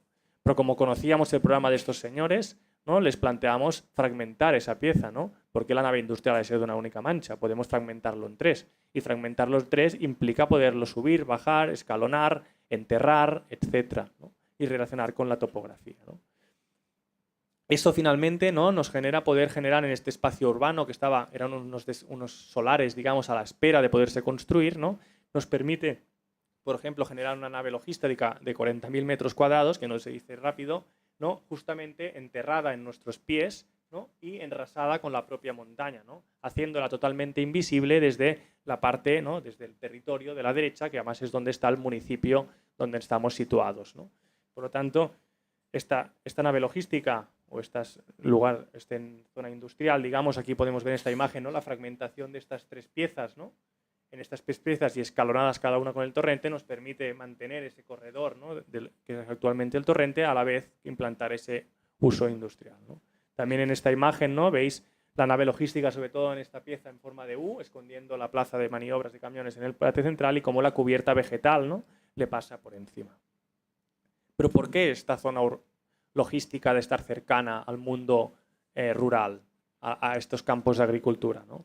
Porque podemos pensar que esta nave podría estar en Barcelona, en la zona franca de Barcelona, ¿no? Pero justamente estamos hablando de una empresa que produce productos relacionados con el campo, ¿no? Produce mermeladas, produce lácteos, ¿no? En este lugar hay 2 granjas, una de ovejas y una de cabras, que reciben, bueno, que llevan la leche a esta fábrica y, por lo tanto, hay una relación, ¿no? Entre el suelo rural y la propia fábrica. Pero también hay una relación a la inversa, ¿no? La fábrica también tiene unos excedentes. La fábrica usa muchísima agua que normalmente se lleva directamente a la depuradora y que esa agua, con un simple filtro, se puede usar para regar esos invernaderos que vamos a proponer.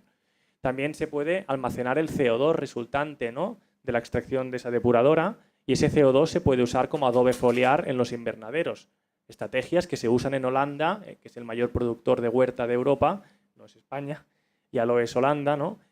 Y podemos usar esta tecnología, ¿no? Para insertar el CO2 en los invernaderos. Igual la extracción de biogás y hidrógeno para hacer la movilidad sostenible dentro del propio proyecto. Por lo tanto, aparecen unas sinergias entre los 2 mundos, el urbano y el rural, muy interesantes y que no se producen si separamos los 2 mundos, ¿no? Si hablamos del mundo rural, ¿no? Tenemos más de, esto es una parte pequeña del proyecto, cada vez va creciendo más. Inicialmente teníamos estas 75 hectáreas de cultivos, 10 hectáreas de invernaderos que preocupaban, ¿no? Preocupaban por su impacto visual, pero con las mismas estrategias que la nave industrial podemos ocultarlos, ¿no? Colocarnos en esos puntos más ocultos del territorio por su geografía, ¿no? Pero igualmente, aparte de ocultarlos, el territorio no solo es eso que se ve desde el paisaje, sino también es eso que pisamos, ¿no? Pero una implantación de invernaderos bien pensada y paisajísticamente bien pensada, podemos aterrazarla, podemos integrarla paisajísticamente en el lugar, ¿no? A través de la vegetación. Igual con las placas fotovoltaicas, ¿no? Para alimentar todo este proyecto. Si hablamos de un proyecto que va a ser autosuficiente, hemos de generar energía, pero la implantación de grandes proyectos de fotovoltaica en el territorio es un poco controvertido a veces.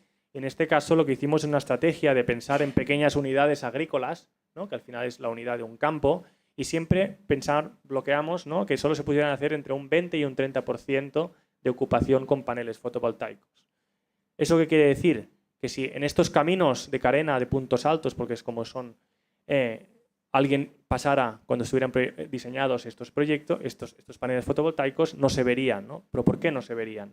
Pues porque estos 20-30% de paneles fotovoltaicos se situarían en la parte baja del camino que pasaría por aquí, ¿no? Y lo que veríamos en esta imagen de esta unidad agrícola que se ve aquí delante, ¿no? Pues los paneles fotovoltaicos, siempre reducidos a ese 20-30%, en la parte más baja serían totalmente ocultos, ¿no? Por lo tanto, hay herramientas desde el paisaje, como paisajistas, para ayudar, ¿no? A hacer proyectos que sean autosuficientes, pero que conserven, ¿no? Esa mirada agrícola del lugar, ¿no? Y que se quería preservar. Y no menos importante son los caminos, ¿no? Caminos que han de tejer y que son públicos y que tejen este territorio hoy en día, muchos de ellos perdidos y que se quieren recuperar en este proyecto, ¿no? Arreglando ciertos caminos, ¿no? Como podéis ver en las imágenes. Si ahora hablamos de reciclaje, ¿no? Ya antes lo hemos comentado, ¿no? Con este magnífico ejemplo de la estación. Aquí tenemos un proyecto que es en Can Batlló, es una antigua fábrica modernista de Barcelona, en la Gran Vía, que tenía un proyecto donde lo que hacía era tabula rasa, derribaba muchas de las naves industriales y proponía un proyecto, ¿no? Bastante típico en la ciudad, ¿no? De hacer tabula rasa y diseñar un parque, ¿no? Como podemos ver aquí, que no tiene nada que ver con la estructura, ¿no? La estructura de este lugar. Llegó la crisis y no pudieron pagar ese proyecto y nos encargaron un proyecto, ¿no? Ganamos para hacer un pequeño proyecto provisional, ¿no? Queremos abrir este lugar a la ciudad, ¿no? Hicimos un proyecto que simplemente era usar los pequeños caminos o calles que había en este tejido industrial, que son los que veis abajo, ¿no? Y reconvertirlos o abrirlos a la ciudad. Evidentemente, nuestra estrategia, la renaturalización de este lugar, ¿no? Este proyecto, ¿no? Que son 15.000 metros cuadrados de urbanismo táctico, porque al final siempre iba bajo el título de provisional, aunque ya lleva más de 15 años y allí sigue. Tiene más de 20 iniciativas sociales que fueron apareciendo gracias al proyecto y evidentemente ganamos más de 6.000 metros cuadrados de zona verde que no existían, ¿no? Un proyecto donde preserva evidentemente toda la edificación que estaba completamente abandonada, ¿no? Y lo que hace simplemente es entender, ¿no? Mantener el asfalto que ya existía, hacer una franja de cerámica en consonancia con la arquitectura de la zona y derribar esas aceras laterales y reconvertirlas en grandes parterres, ¿no? Parterres que además, como esos edificios están abandonados, nos permiten, ¿no? Enredar esa vegetación y hacer un nuevo paisaje, ¿no? Esto se abrió de un día para el otro a la ciudadanía, a la gente que vivía alrededor donde no hay parques, ¿no? Y fue un gran recibo, ¿no? A partir de aquí, en los solares abandonados, que no había construcción, fueron apareciendo huertos, pistas de deportes, etc., ¿no? Fue una estrategia, ¿no? De actividad, ¿no? de colonización de este espacio de una forma progresiva. Pero si hablamos de reciclaje, también hemos de hablar del reciclaje de la agricultura, ¿no? Por ejemplo, en este proyecto en Vallmora, ¿no? Donde nos encontramos unas terrazas agrícolas que decidimos nos propusieron que se convirtieran en un parque, ¿no? Pues evidentemente esas terrazas no las vamos a tocar, no vamos a explanarlo todo, que seguramente sería la idea de alguien. Aprovecharemos esas terrazas tal como son, ¿no? Y las usaremos para reconvertirlas en los usos que haga falta, ¿no? Y usaremos esos desniveles, como veis en la imagen, pues por ejemplo, para generar unos toboganes y que la gente se divierta con ese propio desnivel, ¿no? Por lo tanto, al final es hacer lo mínimo para reconvertirlo en algo que funcional en el siglo que estamos viviendo, ¿no? En este mismo proyecto que ya habéis visto antes en Vilafranca del Penedès con la sección del agua, es un proyecto piloto para el Ayuntamiento de Vilafranca que quieren extrapolar a nivel de ciudad. Es un proyecto que además del tema de la gestión del agua no usa ni un metro cúbico de hormigón en sus bases. Estamos acostumbrados a cuando vemos diseño de calles a ver paquetes de hormigón, ¿no? En Barcelona es alucinante, que se colocan debajo de los pavimentos, no visibles, simplemente por si hay algún socavón, por si hay no sé qué, ¿no? Esta calle se ha construido íntegramente, como los romanos, en una selección de árido, de gravas, digamos, de diferentes granumetrías, y el adoquín se sitúa encima. Esto, además de ser o tener una pisada de carbono mucho menor, además es una gran esponja, ¿no? El tema del agua que habéis visto antes de la cuneta no solo termina allí, sino que estos pavimentos, sobre todo este de la izquierda, ¿no? Es un pavimento que es una esponja, absorbe toda esa agua porque debajo solo hay gravas. Hay 40 centímetros de gravas donde seguramente en otro proyecto habría 40 centímetros de hormigón con cero permeabilidad. Ahora que estamos en ciclo de vida verde, ¿no? En este ciclo de vida verde, cuando nos encargan hasta un cementerio, y aquí me gusta empezar explicando la fundación de Batlle-Roig, no sé si todos lo conocéis, pero Batlle-Roig se fundó el año 1981 cuando se ganó el concurso del cementerio de Rocas Blancas, ¿no? Un proyecto que aún seguimos trabajando, es un proyecto que genera en el año 81 genera estas terrazas agrícolas y a través de una estructura de hormigón, ¿no? Genera estos espacios para enterrarse, como podéis ver en la sección. El año 2017 nos encargan una nueva fase de este proyecto, pero la sociedad ha cambiado. Hoy en día, ¿no? Esos cementerios se calculan que han de durar 30 años y por lo tanto, ¿por qué vamos a hacer una estructura que dure más de 30 años? La gente no va a ver a sus difuntos, digamos, más de 30 años, ¿no? Eso es lo que consideran las funerarias. Y por lo tanto, aquí, yo no me meto en esto, lo que decidimos es hacer un proyecto que va a desaparecer al cabo de 30 años. ¿Por qué? Pues porque está situado en el Parque Natural de Collserola. Es un cementerio que está situado en un parque natural y por lo tanto decidimos construirlo íntegramente en madera a través de un sistema de bioingeniería muy común en restauración de ríos, que es el muro Kreiner, que es lo que veis en la imagen, y aquí es donde se entierran a las personas, ¿no? Como podéis ver en esta imagen, es un proyecto que además lo tenéis expuesto aquí fuera, ¿no? Que fue seleccionado por la EAE y que tenéis aquí en un panel aquí fuera explicado. Es un proyecto que, como veis, es simplemente la plantación de arbolado y la creación de este muro, generando esta pequeña terraza en el parque. Y si hablamos ya de emisiones de casi cero, ¿no? Y a veces es difícil distinguirlo con el punto anterior, ¿no? Pero sí que me gusta también pensar en la forma de construcción, ¿no? Cuando nos encargan una gran plaza, un gran espacio de eventos o que sea en el centro de Igualada, un municipio muy cercano a Barcelona, ¿no? Hemos de optimizar, ¿no? Esos recursos a la hora de construir, ¿no? Al final decidimos no hacer nada, mantuvimos esa esplanada, ¿no? Esa esplanada es el centro de Igualada y la única actuación que hemos hecho, ¿no? Es la construcción de unas pequeñas gradas de madera, ¿no? Que es estas que veis en la imagen, donde el 100% de la construcción es en seco, ¿no? Simplemente son 600 metros de grada y donde se hacen grandes eventos, desde la maratón de Igualada hasta un gran festival europeo del globo, de los globos aerostáticos, ¿no? Que se hacen anualmente en julio en este gran espacio, ¿no? Y son un espacio que al final vas cualquier día de la semana y siempre hay pues, gente jugando fútbol, hay eventos, ¿no? Con la mínima actuación, los mínimos recursos y además en la pequeña actuación que hacemos es simplemente construcción en seco. Y para finalizar, ¿no? El concepto de la autosuficiencia, ¿no? En Barcelona desde hace unos años se declaró un decreto donde cualquier espacio público ha de producir la energía que consume, ¿no?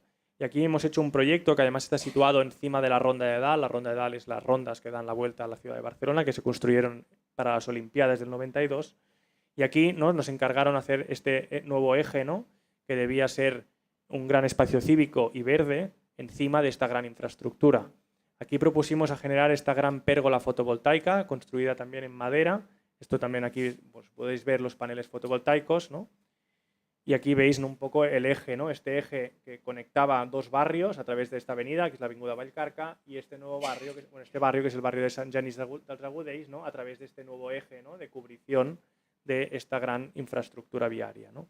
Al final los espacios, ¿no? Esos espacios a través de esta gran pérgola nos permiten, uno, generar espacios, ¿no? De sombra, muy agradecidos en el Mediterráneo. Segundo, producir energía, como os he dicho, pero también esta gran pérgola nos permite, aparte de producir energía, maximizar la presencia del verde en un lugar que es muy difícil colocarlo, ¿no?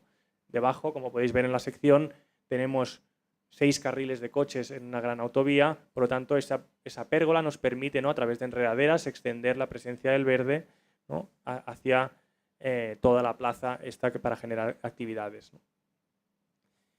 Y ahora sí que finalizando, ¿no?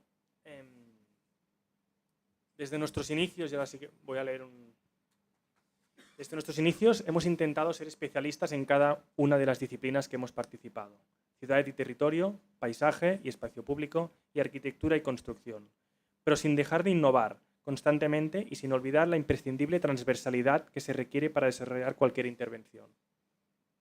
Durante estos últimos años hemos sido interpelados en diversas ocasiones sobre cómo se pueden mejorar nuestras ciudades, nuestras calles, nuestras viviendas, nuestros espacios de trabajo, educación u ocio. Y cómo hemos respondido de formas diversas a cada una de las preguntas, pero siempre con un hilo conductor común, que nos es útil tanto para la pandemia como para la emergencia climática. La naturaleza es siempre la respuesta. Tanto es así que cuando decidimos celebrar el 40 aniversario de Batlle-Roig, se escogió la futura Plaza de la Mercedes, el barrio que os he explicado. Un gran proyecto de ciudad, en sintonía con la vocación de Batlle-Roig de fusionar ciudad y naturaleza. El objetivo, un jardín, como si se tratara de la futura plaza, para acoger a todas las personas importantes de la vida de Batlle-Roig, y donde la fascinación por la naturaleza tenía que ser el principal protagonista de la fiesta. Esta manera de hacer que os he explicado hoy se explica de forma detallada y con estos ejemplos y otros en el libro que acabamos de publicar y que os recomiendo de la editorial Hectar. Muchas gracias.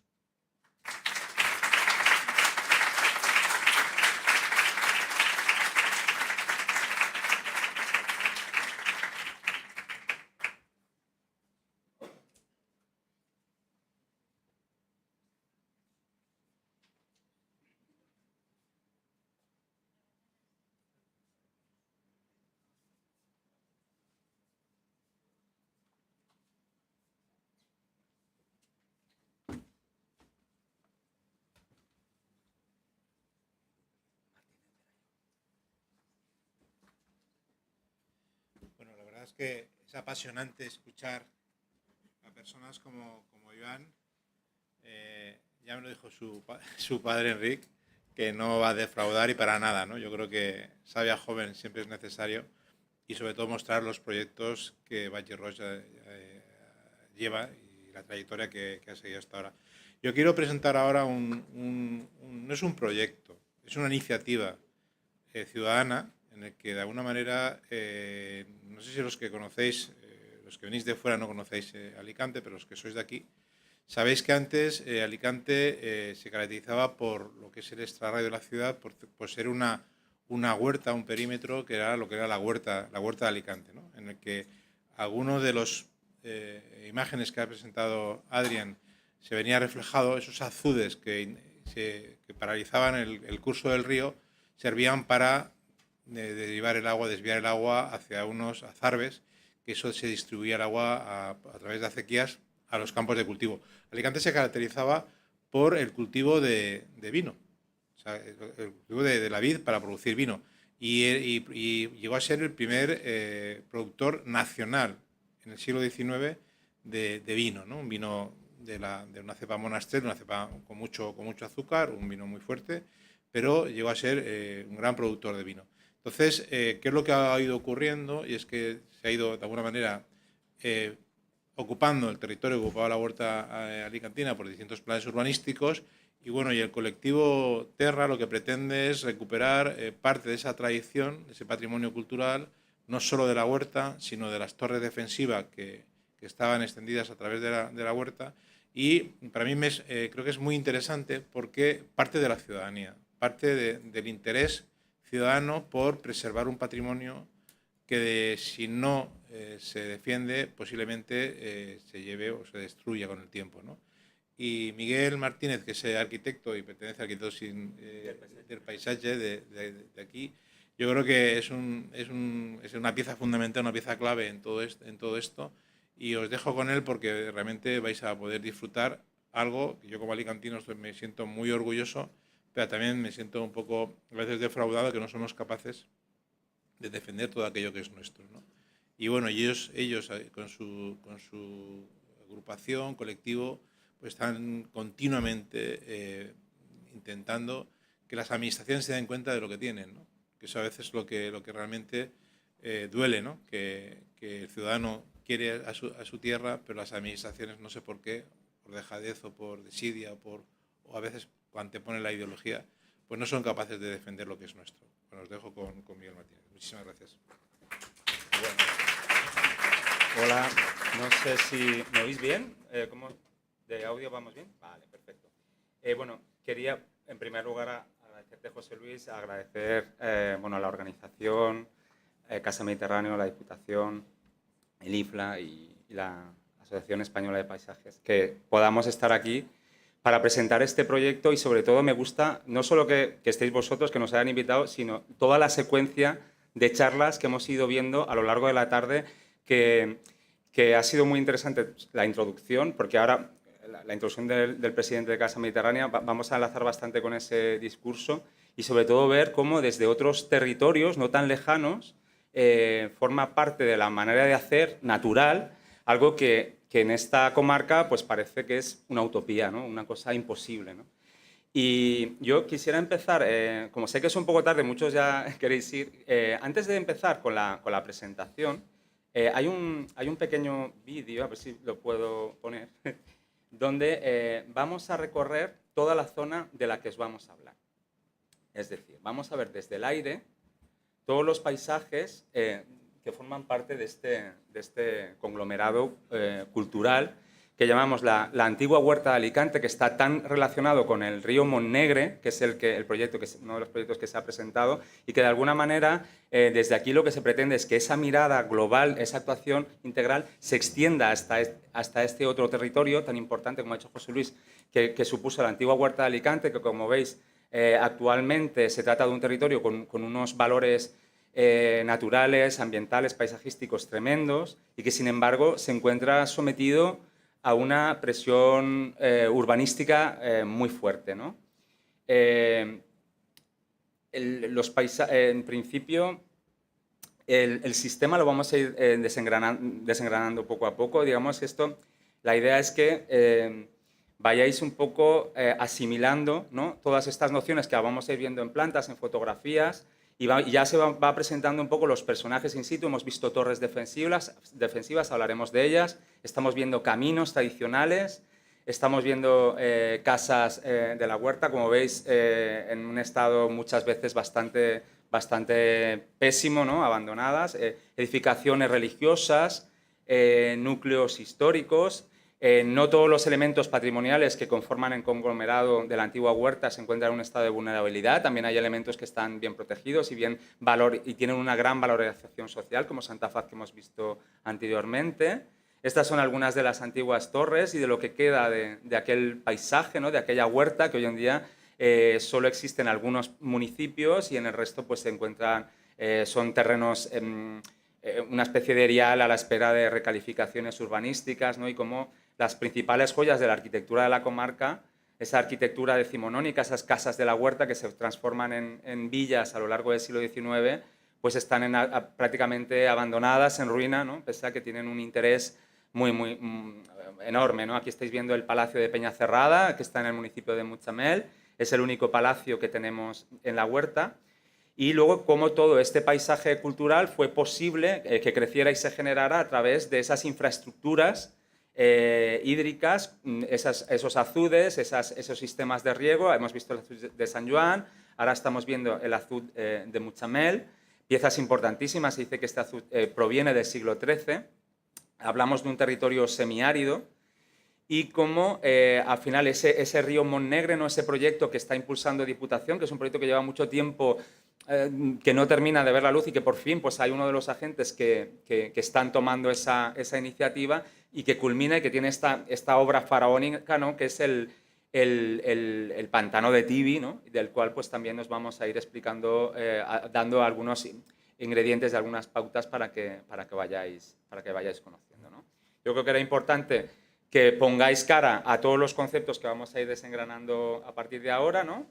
Y vamos a empezar precisamente explicando lo que es Terra, que muchas veces pues, no tenemos claro. A ver, Terra es un proyecto de educación para la ciudadanía global. Terra está financiado por la Consellería de Participación, Cooperación y Calidad Democrática. Está gestionado por la ONG Arquitectura Sin Fronteras y tiene el apoyo del Colegio Territorial de Arquitectos de Alicante y el Colegio Oficial de Arquitectos de la Comunidad Valenciana, el apoyo de la Diputación de Alicante, los ayuntamientos de Alicante, San Joan, Mutxamel, Tibi y el Campello, que son los ayuntamientos que no existían más que Alicante, ¿no?, cuando se generó la huerta, ¿no?, pero que son elementos importantísimos donde estaba la antigua huerta, y Xixona todavía no hemos conseguido involucrarlo de momento.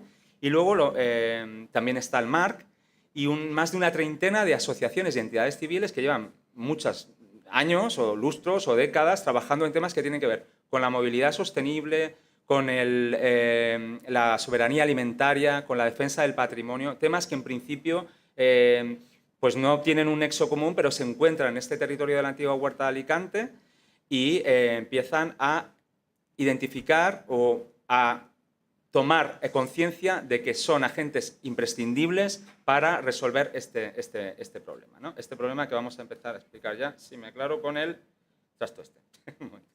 Ahora, bueno, Alicante, nos ha hablado José Luis de la importancia de sus vinos, pero parece que hay que poner el acento en lo que supone el vino de Alicante. Cuando la denominación de origen protegido ha empezado una campaña espectacular de promoción de sus vinos, donde dice desde 1510.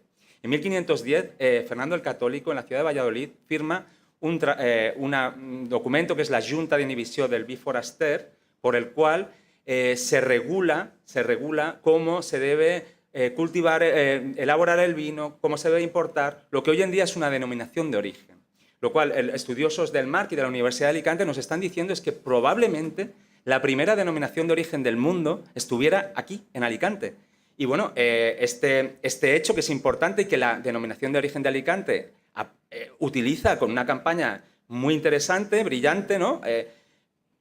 Y que aplaudimos, pero que sin embargo nos encontramos con que la realidad donde se producían esos vinos, los vinos que se producen ahora son maravillosos, se producen en diferentes comarcas, etcétera, pero los que dieron origen a esta Junta de Divisió se crearon en la antigua huerta de Alicante, en el territorio de Terra. Y este es el aspecto que presenta hoy una de esas parcelas. Esta parcela está en la Condomina y es un lugar donde, lo siento por la traductora sistemática, se hace botellón, no sé si existe esa palabra en inglés, pero bueno, donde la gente joven se reúne a beber alcohol, pero no alcohol, no un vino excepcional, sino bueno, alcohol, bueno, ya veis. Y actualmente esos territorios presentan este aspecto. Con lo cual, y no solo ese aspecto, no es solo un tema de que la gente joven es incívica, sino que se ha convertido, puesto que no tiene un uso claro, en el vertedero ilegal municipal especializado por temáticas, muebles, neumáticos, basura, coches, electrodomésticos y todo tipo de desperdicios en un territorio que albergó un producto, un vino, el vino Alicante, vino Fondillón, un vino que daba nombre a nuestra ciudad y a nuestro vino y que era conocido en todo el mundo. Y este era el aspecto que presentaba la huerta, pues una ilustración de Cabanillas. Del vino Fondillón, del vino Alicante, hay literatura, era el vino favorito de la monarquía, el Rey Sol, aparece en distintos tratados, aparece en la historia de la literatura universal, en Robinson Crusoe, en la obra de Alejandro Dumas. El vino Fondillón representó a España en la Gran Exposición de Londres de 1851. Estamos hablando de un producto que ha sido famosísimo a lo largo de la historia y que, bueno, que tiene que ver precisamente con un proceso de elaboración que tiene que ver también con nuestra climatología, ¿no? Esos 10-15 años antiguamente donde se reposaba ese vino y que le concedía unas propiedades que le hacían muy resistentes a los grandes viajes y por eso esa es una de las claves de su éxito. Y si ya tiene mérito albergar la primera denominación de origen del mundo, más mérito tiene cuando hablamos de un territorio donde no hay recursos hídricos o son muy bajos, estamos en un territorio semiárido y por lo tanto durante muchos siglos se ha ido trabajando ese pequeño caudal que venía a través del Monegre con un sistema de acequias, brazales y juelas que nos permitieron regar hasta 3.800 hectáreas y que bueno, tienen obras emblemáticas como el pantano de Tibi que hemos visto, el azud de San Joan que hemos visto, esta imagen también la hemos visto antes, donde vemos todo ese inmenso erial y en la parte inferior podéis ver pues, una mancha verde que era la antigua huerta, ¿no? Precisamente gracias a ese sistema de la presa. Bueno, habéis oído hablar a lo largo de la jornada, evidentemente es una obra de ingeniería colosal, hablamos de 42 metros, se finalizó en 1594 bajo el reinado de Felipe II, bueno, con la participación de grandes eminencias de la corte y bueno, que precisamente con esta estructura, ¿no? de bóveda, estamos viendo la planta, ¿no? de bóveda vertical que permitía precisamente aguantar estos empujes y este era el aspecto que presentaba esta presa. Pero bueno, el sistema hídrico es fundamental, pero hay más elementos que se van añadiendo a este conglomerado cultural, como era su sistema defensivo. El tener esa costa abierta que nos permitía vendimiar más tarde, lo cual hacía que el vino tuviera mayor durabilidad, pues también la hacía muy vulnerable al ataque de la piratería. Y por lo tanto hubo que desarrollar un sistema que continuaba con el cinturón litoral, ¿no? También de Felipe II, que eran las torres de la huerta, que están declaradas bien de interés cultural y que pese a estar declaradas bien de interés cultural, pues iremos viendo también una serie de problemáticas que van surgiendo y que motivan la existencia del proyecto.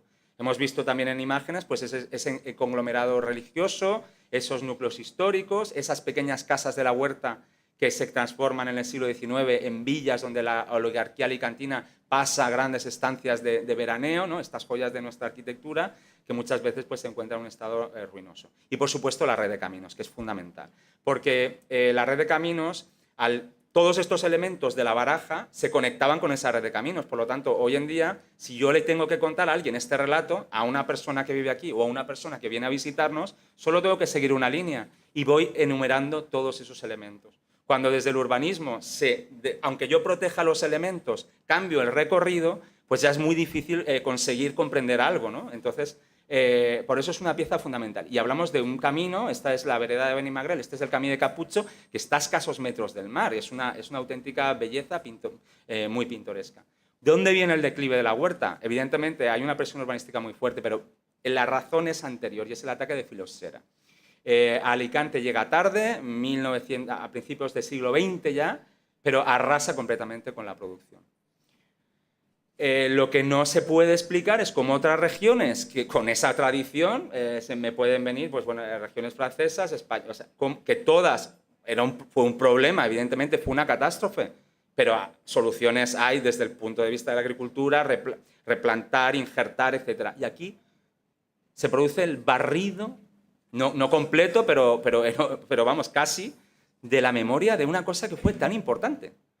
Y en parte, pues por otro de esa playa, esa presión, y cuando Alicante ya va sonando como una potencia turística, que lo es, de primera magnitud, y ya desde la República se plantean concursos de ideas como este que gana Muguruza, donde se hace un planeamiento conjunto para convertir una parte de la huerta, ¿no? Muguruza todavía conserva lo que es la huerta, digamos la franja costera, en un complejo con hoteles, aeropuertos, infraestructuras turísticas, marinas, una cierta visión de crecimiento. Luego la ciudad va, este proyecto con la guerra civil se trunca, la ciudad va generando sus nuevos planes. Este era el plan general de García Solera, donde esa marcha que veis allí, esa mancha a puntitos, era eso que hoy llamaríamos infraestructura verde, ese colchón, ese pulmón de la ciudad, donde la ciudad se va desarrollando a lo largo del mar, pero va generando ese ámbito de alguna manera para compensar pues, todo este crecimiento que tiene la ciudad. O estos planeamientos que tiene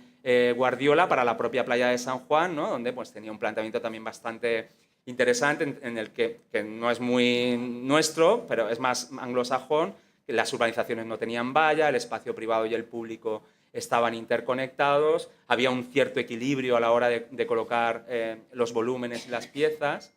Pero luego el urbanismo va creciendo, no sé si vamos a ser capaces de ver este vídeo, ¿no? Aquí veis lo que es el PAU 4 de la playa de San Juan, donde todavía se conservaba esa estructura y donde de repente pues, se edifica un barrio completamente sobre una parte de este sistema y se borra literalmente de la faz de la tierra pues, todos estos inputs de los que estamos hablando, ¿no? Y hablamos de un plan que tiene grandes bulevares, zonas verdes, campos de golf. Era perfectamente compatible conjugar los aprovechamientos urbanísticos con los valores patrimoniales, históricos, y era simplemente una cuestión de haberlos tenido presentes, ¿no? Bueno, al final la ciudad, la comarca se divide administrativamente, la huerta pierde su centralidad y su autonomía en un sistema donde lo urbano, la modernidad, está por encima de estos otros valores que hoy en día vuelven, pero que todavía sigue teniendo un peso muy grande porque, no nos engañemos, hoy en día el campo es muy duro en comparación con la vida contemporánea, ¿no? Y al final, bueno, aquí podéis ver la transformación, el mapa de la huerta de la red de riegos y el mapa de las piscinas, ¿no? Que es en lo que se ha convertido la realidad hídrica de nuestra comarca. La integración en ese PAU 4 que os hemos contado, esta tiene suerte porque le ha tocado un centro comercial. Esta está en mitad de una rotonda. El sábado celebramos la tercera jornada ciudadana de Terra, la segunda, perdón. Ahora nos han puesto un paso de cebra, o sea, bueno, algo es algo, pero para acceder a un BIC en mitad de una rotonda es complejo. Esta otra, pues ya lo estáis viendo, o sea, es decir, se ha salvado, pues no sabemos muy bien. ¿Por qué? Porque una de las torres desapareció en la ejecución de esta unidad urbanística. Y este es un caso muy curioso en el cual, bueno, pues se construye la urbanización cuando ya se habían declarado BICs las torres, que ya en realidad las torres ya eran BICs desde el decreto de los castillos en 1941, si no me equivoco, pero bueno, esta supone un litigio del propietario con la urbanización, sentencia, hay que demoler la urbanización, personas que están pagando sus casas, que se tienen que ir de la noche a la mañana, se quedan con la hipoteca sin casa, un ayuntamiento que tiene que... Al final la solución va a ser que van a trasladar la torre. O sea, quiero decir, estas cosas están pasando. Y bienes de interés cultural, bueno, con un estado de conservación muy deficiente, vulnerando pues, todas las leyes de protección del patrimonio aprobadas en la Comunidad Valenciana, en España y en la Unión Europea. El pantano se encuentra abandonado, hay un problema de lodos contaminados también por la industria de Castalla, donde bueno, pues durante mucho tiempo no hubo regulación. Siempre ha sido habitual limpiar el pantano, quitar los lodos, vaciarlo, y lleva muchas décadas abandonado, con lo cual pues, no sabemos muy bien exactamente qué es lo que tenemos.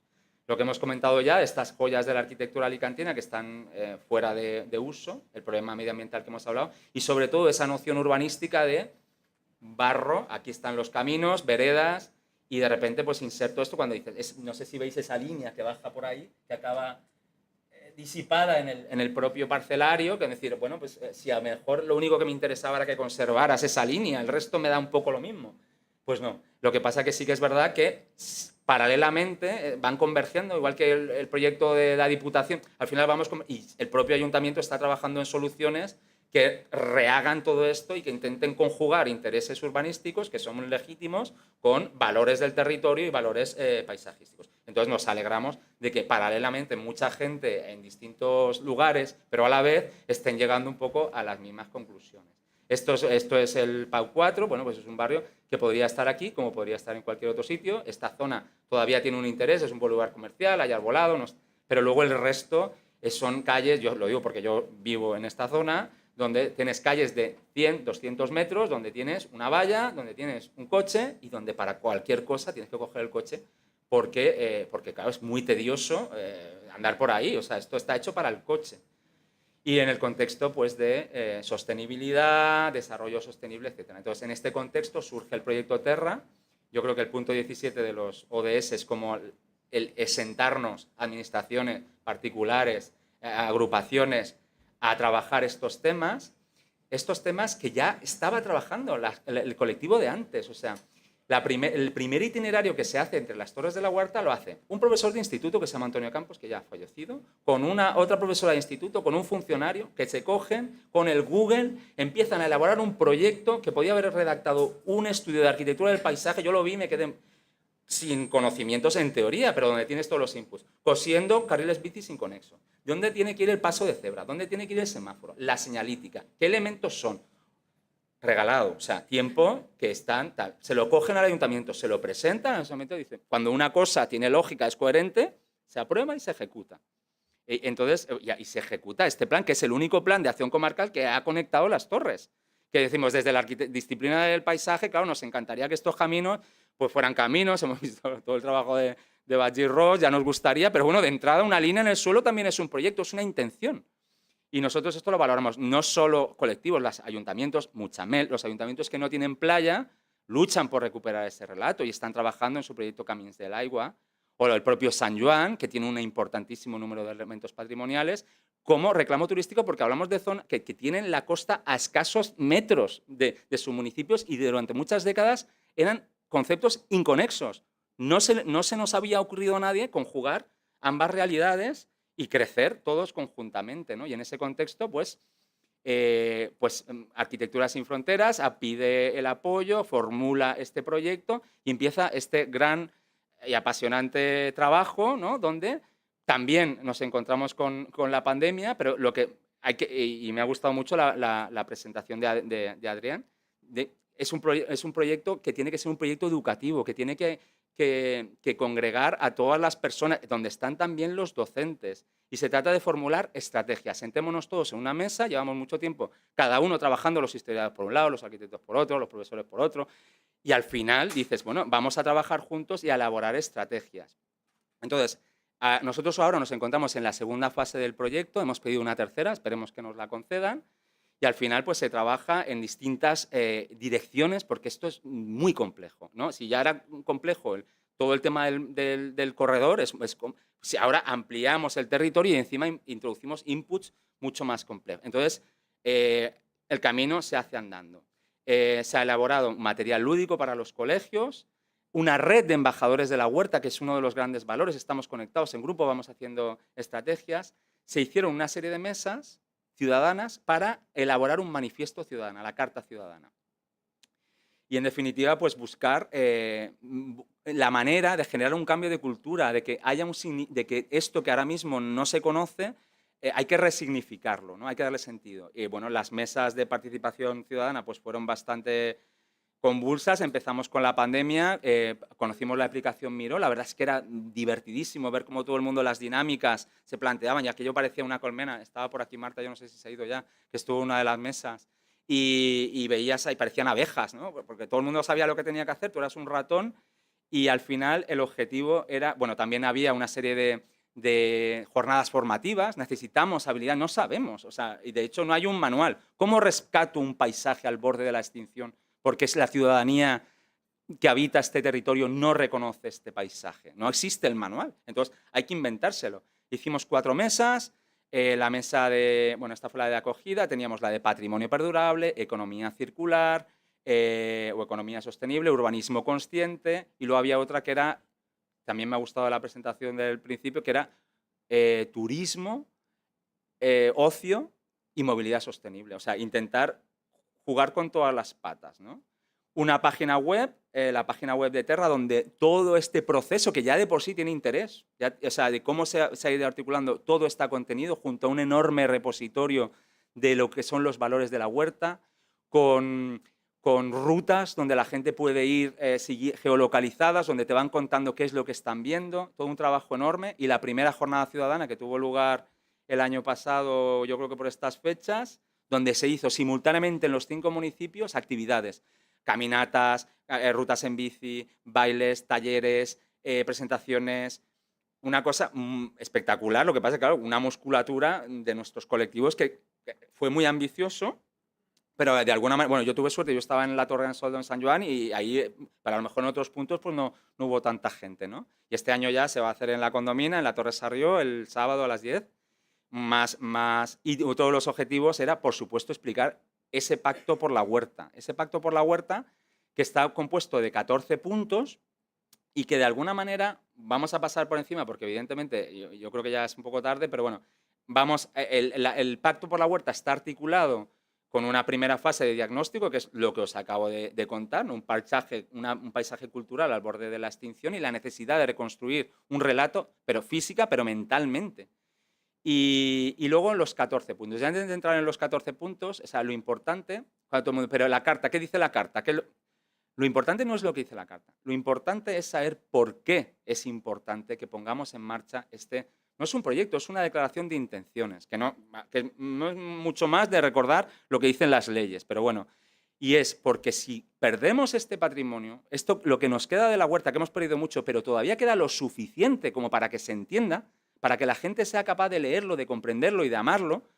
Si perdemos esto, pues vamos a perder nuestra identidad. Lo que un día nos dio nombre, Alicante, un vino. Estaba con un amigo en Francia, se me ocurrió recoger una enciclopedia, buscar la palabra Alicante, una Larousse, y lo primero que me aparecía no era una provincia, era un vino. Esto era por lo que nos identificaban fuera. Y bueno, pues al final los 14 puntos, pues hablamos. Importante, las torres de la huerta están en 4 municipios diferentes. Cada uno tiene sus políticas de preservación, algunas es nula y en otras van haciendo. Conjuguemos, estamos hablando del mismo sistema. No puede ser que tengamos políticas diferentes en unos municipios y en otro. Y, por supuesto, la protección efectiva. La Torre del Ciprés se va a caer. Y lo sabemos. Cada día que vamos a estar allí el sábado. Yo ya cuando voy con los visitantes digo, no acercaros, porque es que en cualquier momento se derrumba.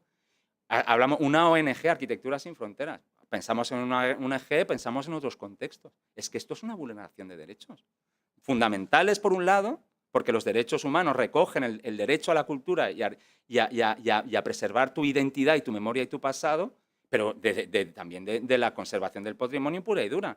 Y en ese mismo contexto metemos a las casas y a las torres, que muchas de ellas están protegidas, algunas también, los jardines, Peñacerrada es BIC también, y otras son bienes de relevancia local o edificaciones protegidas.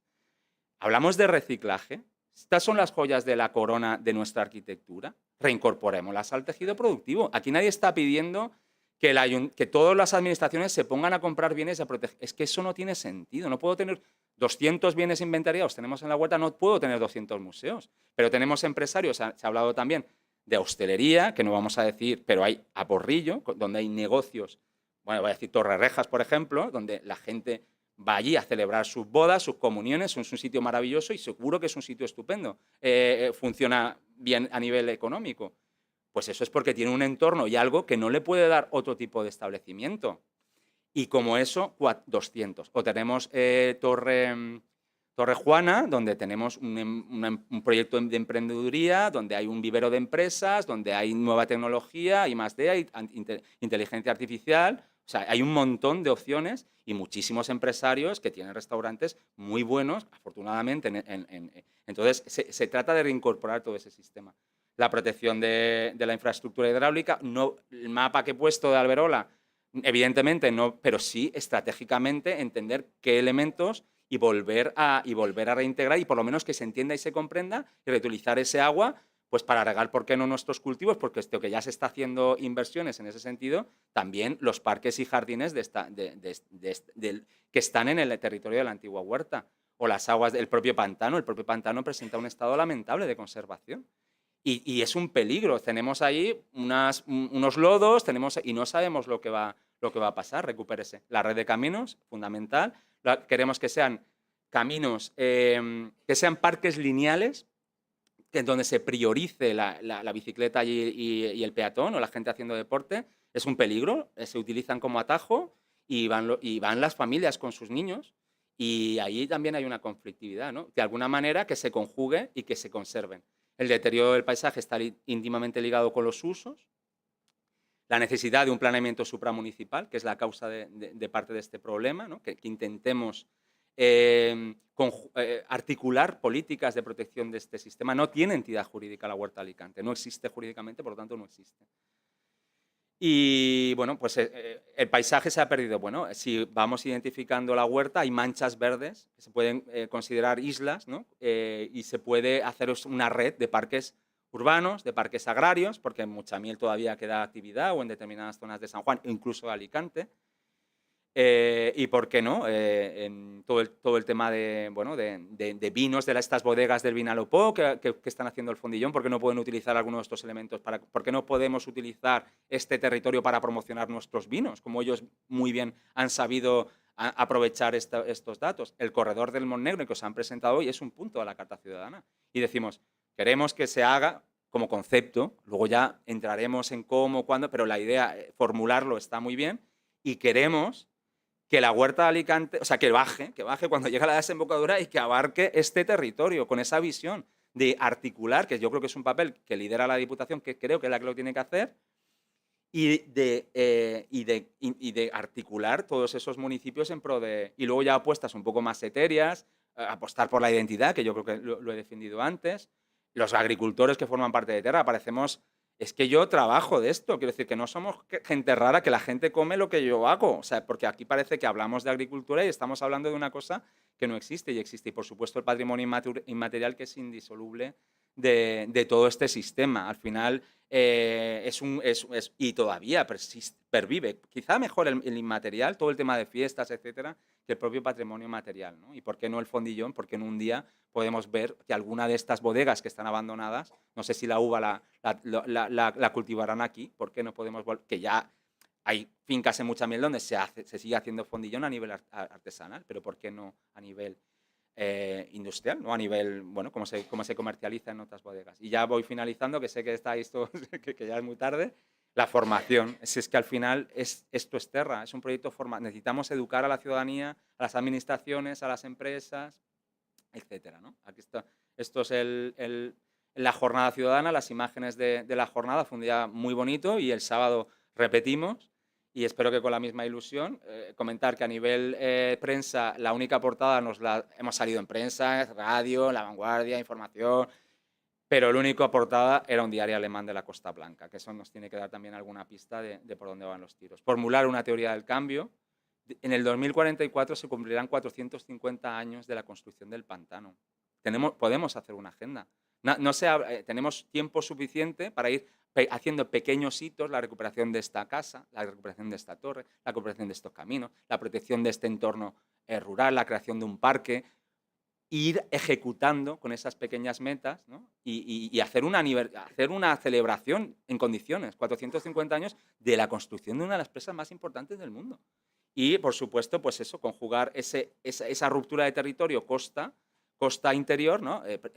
Aunar, coser, resignificar, ¿no?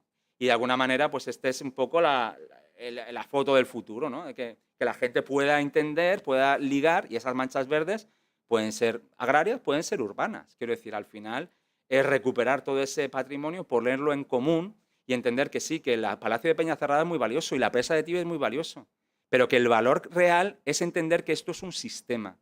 Y ahí es cuando crece, y ahí es cuando realmente tiene sentido y cuando nos puede ayudar a contribuir a crear una nueva imagen de Alicante, pero no una imagen que nos estamos inventando.